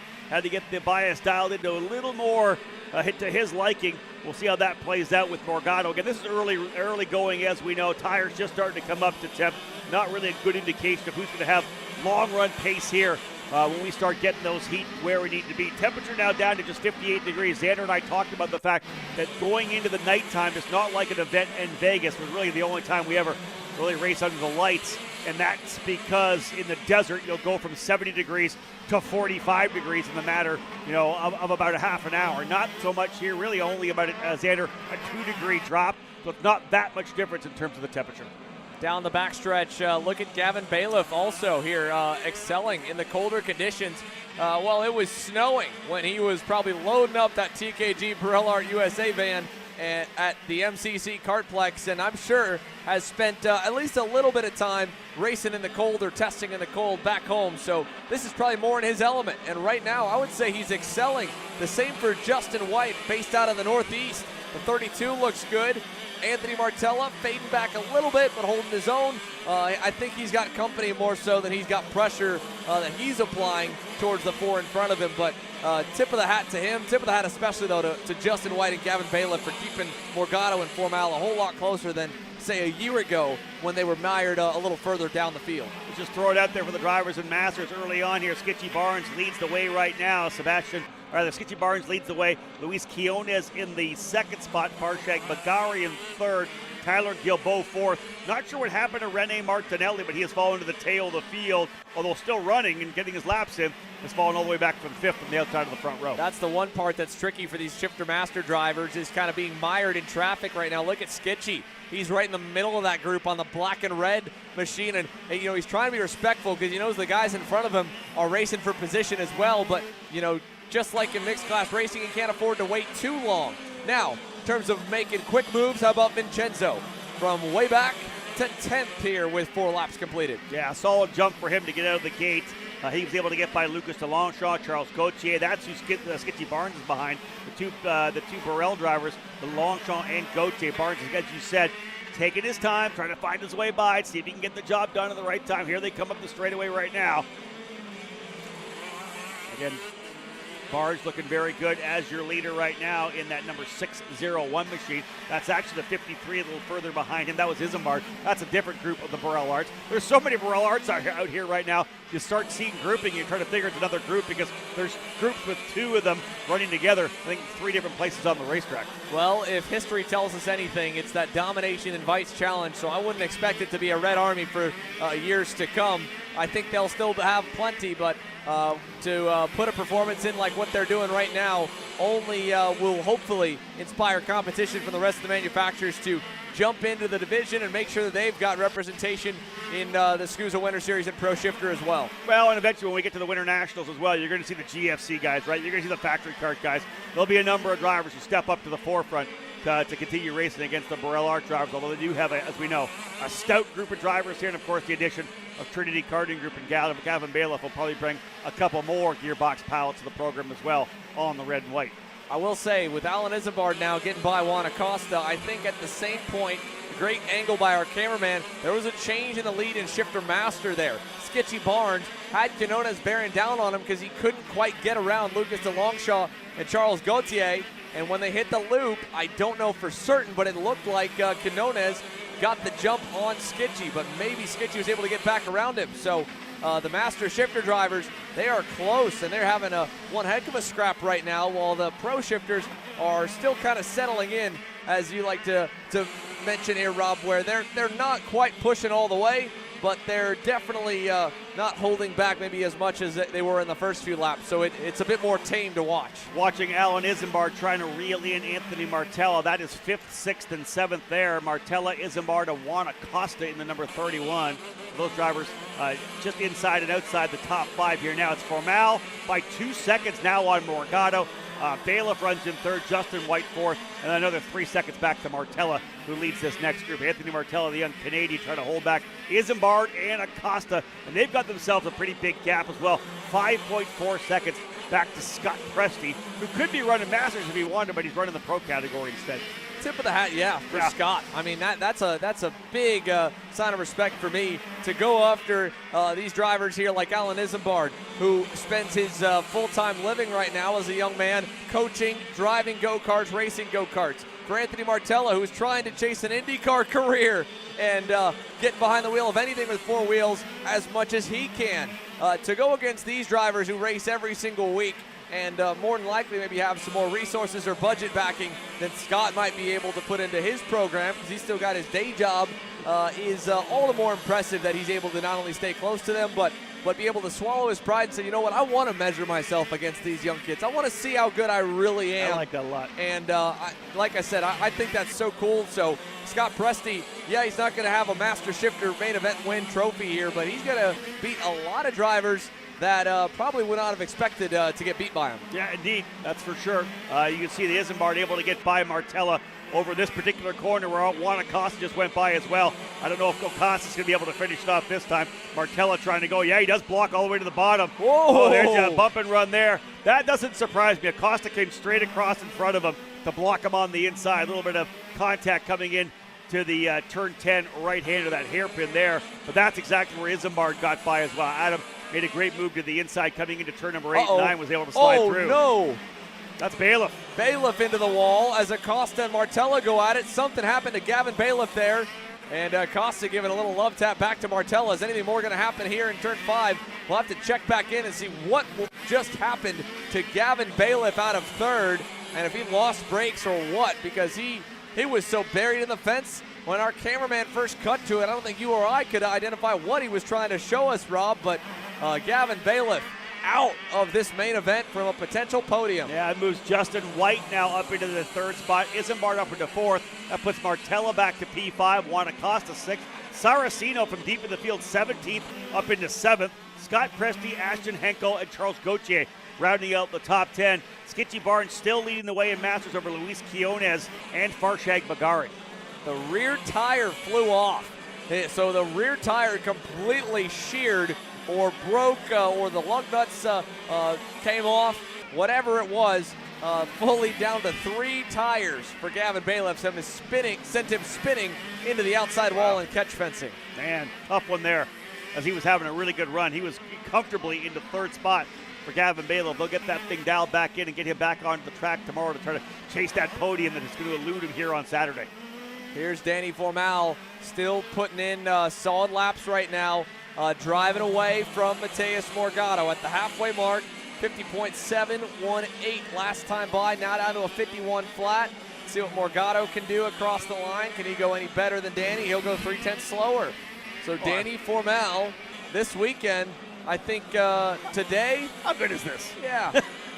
I mean, this is all about measuring against each other, right? Danny last year said, you know, that they were struggling, and that was evident where him and Kremers even worse, so he dropped like a rock in that main before he and Jacob Gulick collided, sending him in the wall. But these two, Marin and Danny, were lights out in the pre-final and then seemed to struggle a bit in the main. And Danny said he felt like he was a bit even down in the final when he looked at the data compared to where they were earlier in the weekend, and that was part of the reason Mateus was able to track him down. And I knew, you know, just from the way that, you know, he reacted. Rob, again, you talked to him, he apologized the day after, but, you know, to have someone, granted a world champ, but still in their first full year of American shifter kart racing, put one on you, it bites at you a little bit. And I think right now, Danny Formal, he's pushing for as fast of a lap as he can every lap because he wants to continue to prove that he is one of the best out there, and this is why. And listen, he's got a full-time career right now, right? Running the Lamborghini, all the sports car racing that he's doing, and literally gets to come back and still be number one. That's a mark of a champion for sure. When you can come back to what is now not your primary discipline and come back and put a beating on guys and still be able to come away with a race win. Huge for him right now as he continues to lead. 3.2 seconds over Morgado last time by. 12 laps down, 8 to go. In fact, as they come back around here, call it 13 and 7. As he goes back again, does a little more work on the brake bias. Yeah, curious which direction he's going right now. I would be not surprised at all to see him adjust it lap after lap. One lap go more front, work the front tires more, then the next lap kind of work the rears more and try to even the balance out, but keep either one of them from getting too hot or too worn down. Again, another mark of a champion. And You know, I talk about proving something. It's really just to himself. He has nothing left to prove. No. He absolutely has cemented himself as one of his generation's greats when it comes to North American karting.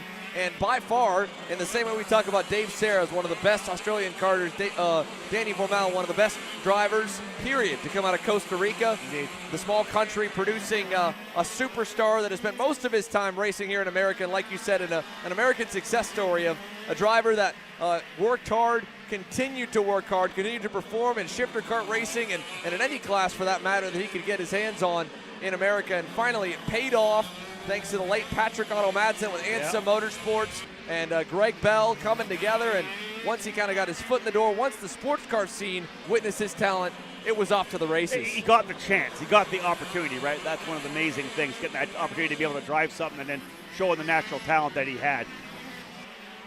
With 5.5 laps to go, though, for Mateus Morgado, again, a different helmet. He decided he didn't want to change the clear visor on his own lid, so he's sporting their data guys, Lucas Nogueira's helmet here under the lights. The number 1 plate last year here in Orlando, of course, kicked off really the run that he had through the season. He was, of course, the Winter Series champ off a number of head-to-head fights with Danny Formal in Homestead. But more than anything, it was this Orlando track that cemented his status as a driver to be on the lookout for a race win every single week on the Pro Tour, because your first year in shifter, we've seen some drivers struggle, take a little bit longer to acclimate. He took to it like a fish to water. No doubt. With just a handful of European shifter races and testing under his belt, Mateus was great, and then came so close to capping it off with the crown jewel of American karting, the Super Nats. The collision with Marcus Kayak My goodness. had him walking off in defeat last year. And now here in Orlando again, this is a test weekend. He started it actually on that Super Nats frame. They quickly realized that kart was a bit too banged up to be competitive. But training for a 2025 run, and Danny is, well, unconfirmed for February, but, you know, if he has another good day tomorrow and he shows up, well, he might foil Mateus' plans to try and one-up 2024. Exactly that. Here we're following along with the 32 of Justin White on the Maranello. A really strong run here for Justin. Obviously, he was fourth on the track, and then we had the departure of Gavin Bailiff, but he is doing a great job as well. Fast lap for Justin White at 51.353. Last time for Formal was a 51.5. Fastest lap all told, a 50.5 for Formal at 51.041 for White. So he's going to find about a half a second if he wants to challenge Danny Formal tomorrow. But nonetheless, almost the best of the rest kind of thing here for Justin White with a 51.0. You go back as well, 51.010. Almost exactly the same lap time for Vincenzo Saracino. So both of those drivers on the Maranellos have been very impressive. Saracino continues to reel in Juan Acosta. I don't think he's done either here. How many laps we got left? 4 laps to go. Saracino right on Acosta and right there on Martella as well. Saracino in the number 33, not out of the question for potentially getting into the top 5 after starting 17th. Incredible drive from Vincenzo, and for both him and Justin White, I mean, another level up, it seems like here is on the cards for this season. So as we follow Vincenzo's teammate Justin around, 2.5 laps to go. Saracino last time by closed in, didn't quite get the move on Martella, who fell behind Acosta.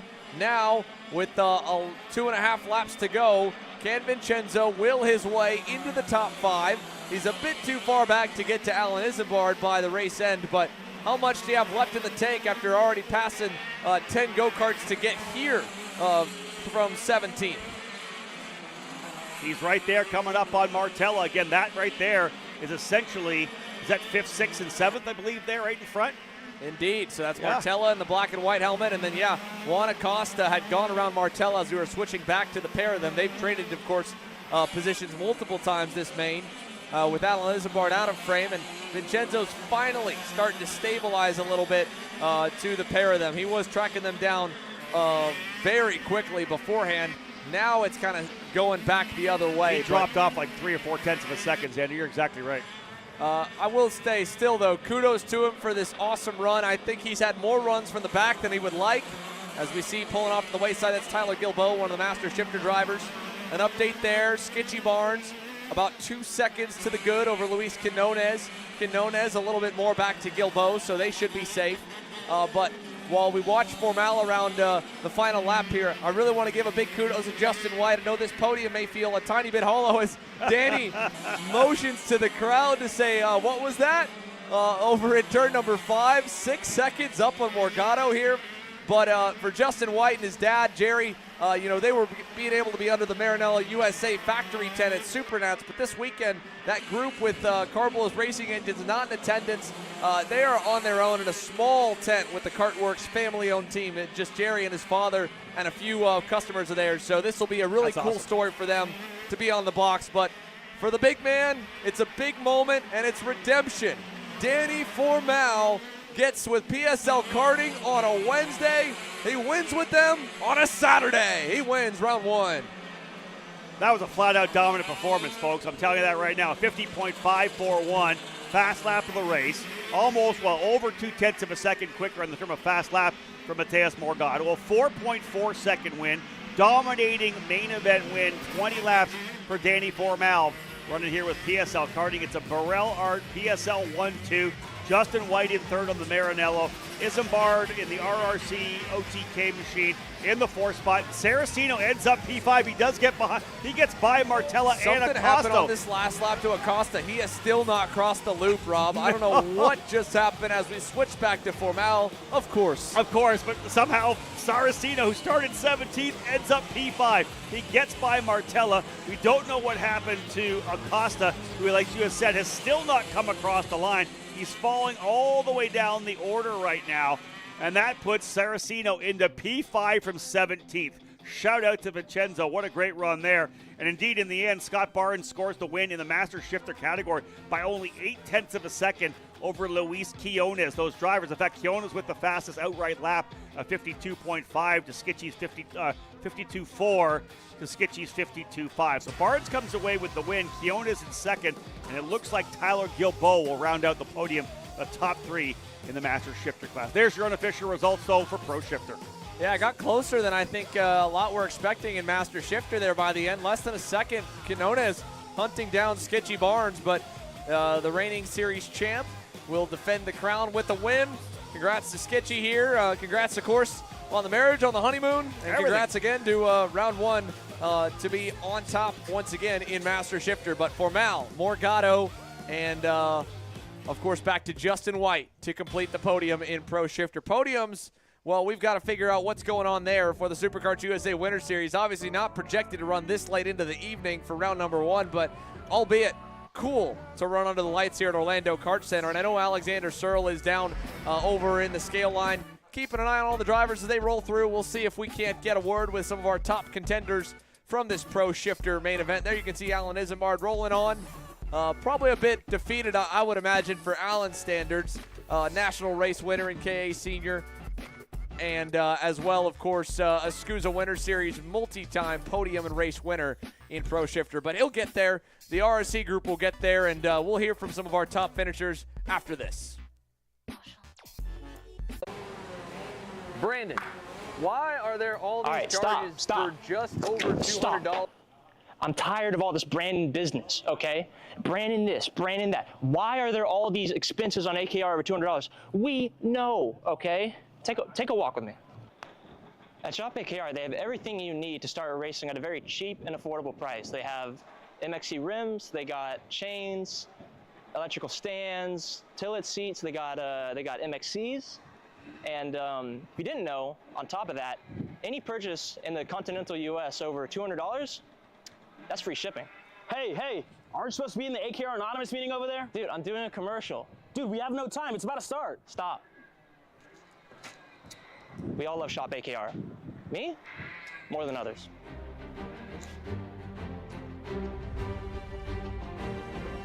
What do I get at Shop AKR? MXC rims. All the way up to the finish line. Who is it going to be? And it's Sean Perez who wins in Crescent. Ty Fisher wins $1,000 in KA100 Junior. Alex Stanfield played it perfectly here. Told him to wait. Stanfield wins the Duffy in 2024 for TV Karts.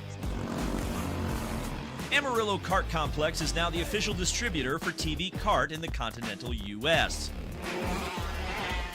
Become a dealer today. Brandon, why are there all these charges for just over $200 from Acceleration Kart Racing's website? That's because AKR gives you free shipping on orders of $200 or more within the continental U.S. Okay, but I thought you were just getting a pair of gloves. That's what, 70 bucks? But if I'm getting a new pair of gloves, I might as well get a new pair of shoes to match. And then on top of that, I'll get a neck brace because with the shipping, it's basically free. Yeah, I do not think the math checks out on that. Everything you need, all in one place and shipped to your door for free for orders of $200 or more. Exclusions apply. Spend responsibly. Shop AKR.com. All right, welcome back here in the, tech area. Danny Formal, quite an easy victory, I'd say. Visually, on track, how was it? Never easy. 20 laps is a long way to go in the KZ around this place, so it's never easy. I know Mateus was right on me.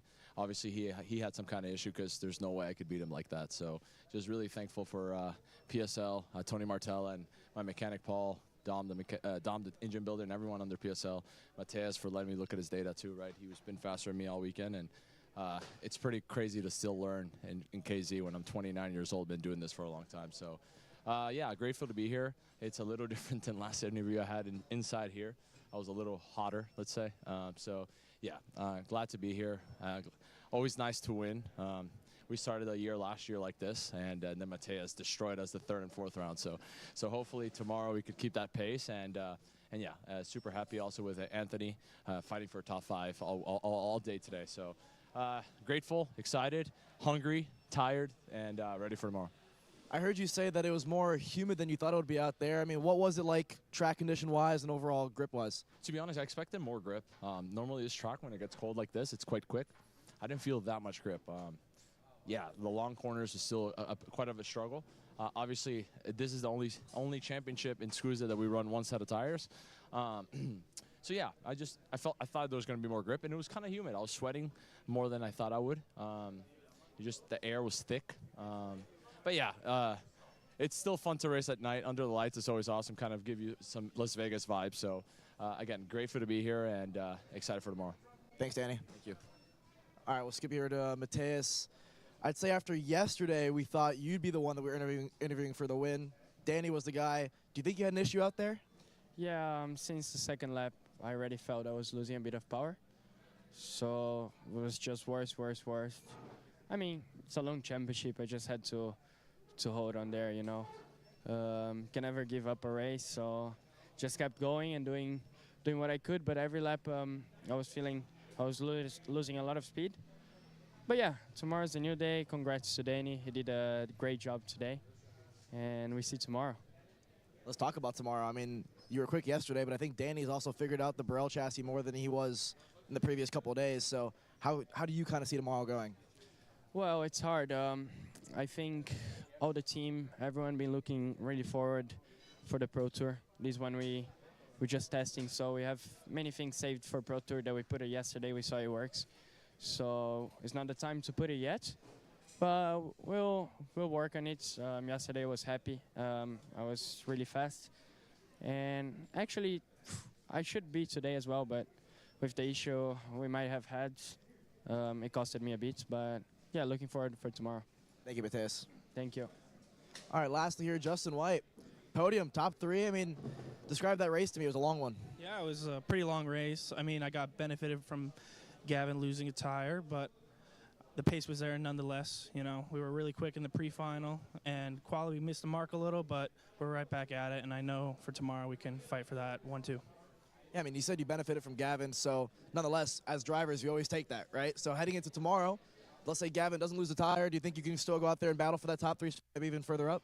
100%. If it's a little bit warmer tomorrow and just a little bit more grip on the track, I know my kart would just come in, and just like how it was in the pre-final today, I'll be right there. Congrats, Justin. Thank you. Good stuff right there, Xander. Some insight from the top 3 drivers, each of them kind of feeling good.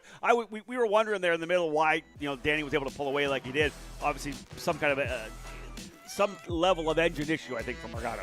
Yeah, not sure what it was ultimately, but I think what was also interesting to note was from Mateus that they tested some things yesterday and kind of put them away for the SKUSA Pro Tour. Not one to show off anything or let anyone go. Again, Danny Formal's deal is not through the Pro Tour. He's eligible and available for the Pro Tour. What he'll be on, if he'll be racing, well, I would not be surprised to say, hey, okay, we're going to put this in. Mateus, only you know where the hiding spot is, so we're ready to go defend that title. That's cool. Yeah, we'll see. I got to look at his schedule to see what Danny's available for even in 2025.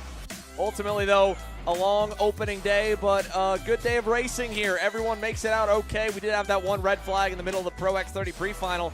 Beyond that, another classic. Another Joe Turney, Ryan Norberg race for the ages. A great come-from-behind victory for Frankie Mossman and JHGD in KA Senior. What a performance there for Frankie. And in the same way, Benja Fernandez, that's what it's all about right there. The elation it feels like to win on the top stage of American karting. And Joe Turney experienced it once again, and so did the big guy, Danny Formal, victorious under the lights here. Thanks for watching. We'll see you next time. We'll see you first thing tomorrow morning for the SKUSA Winter Series, Round 2.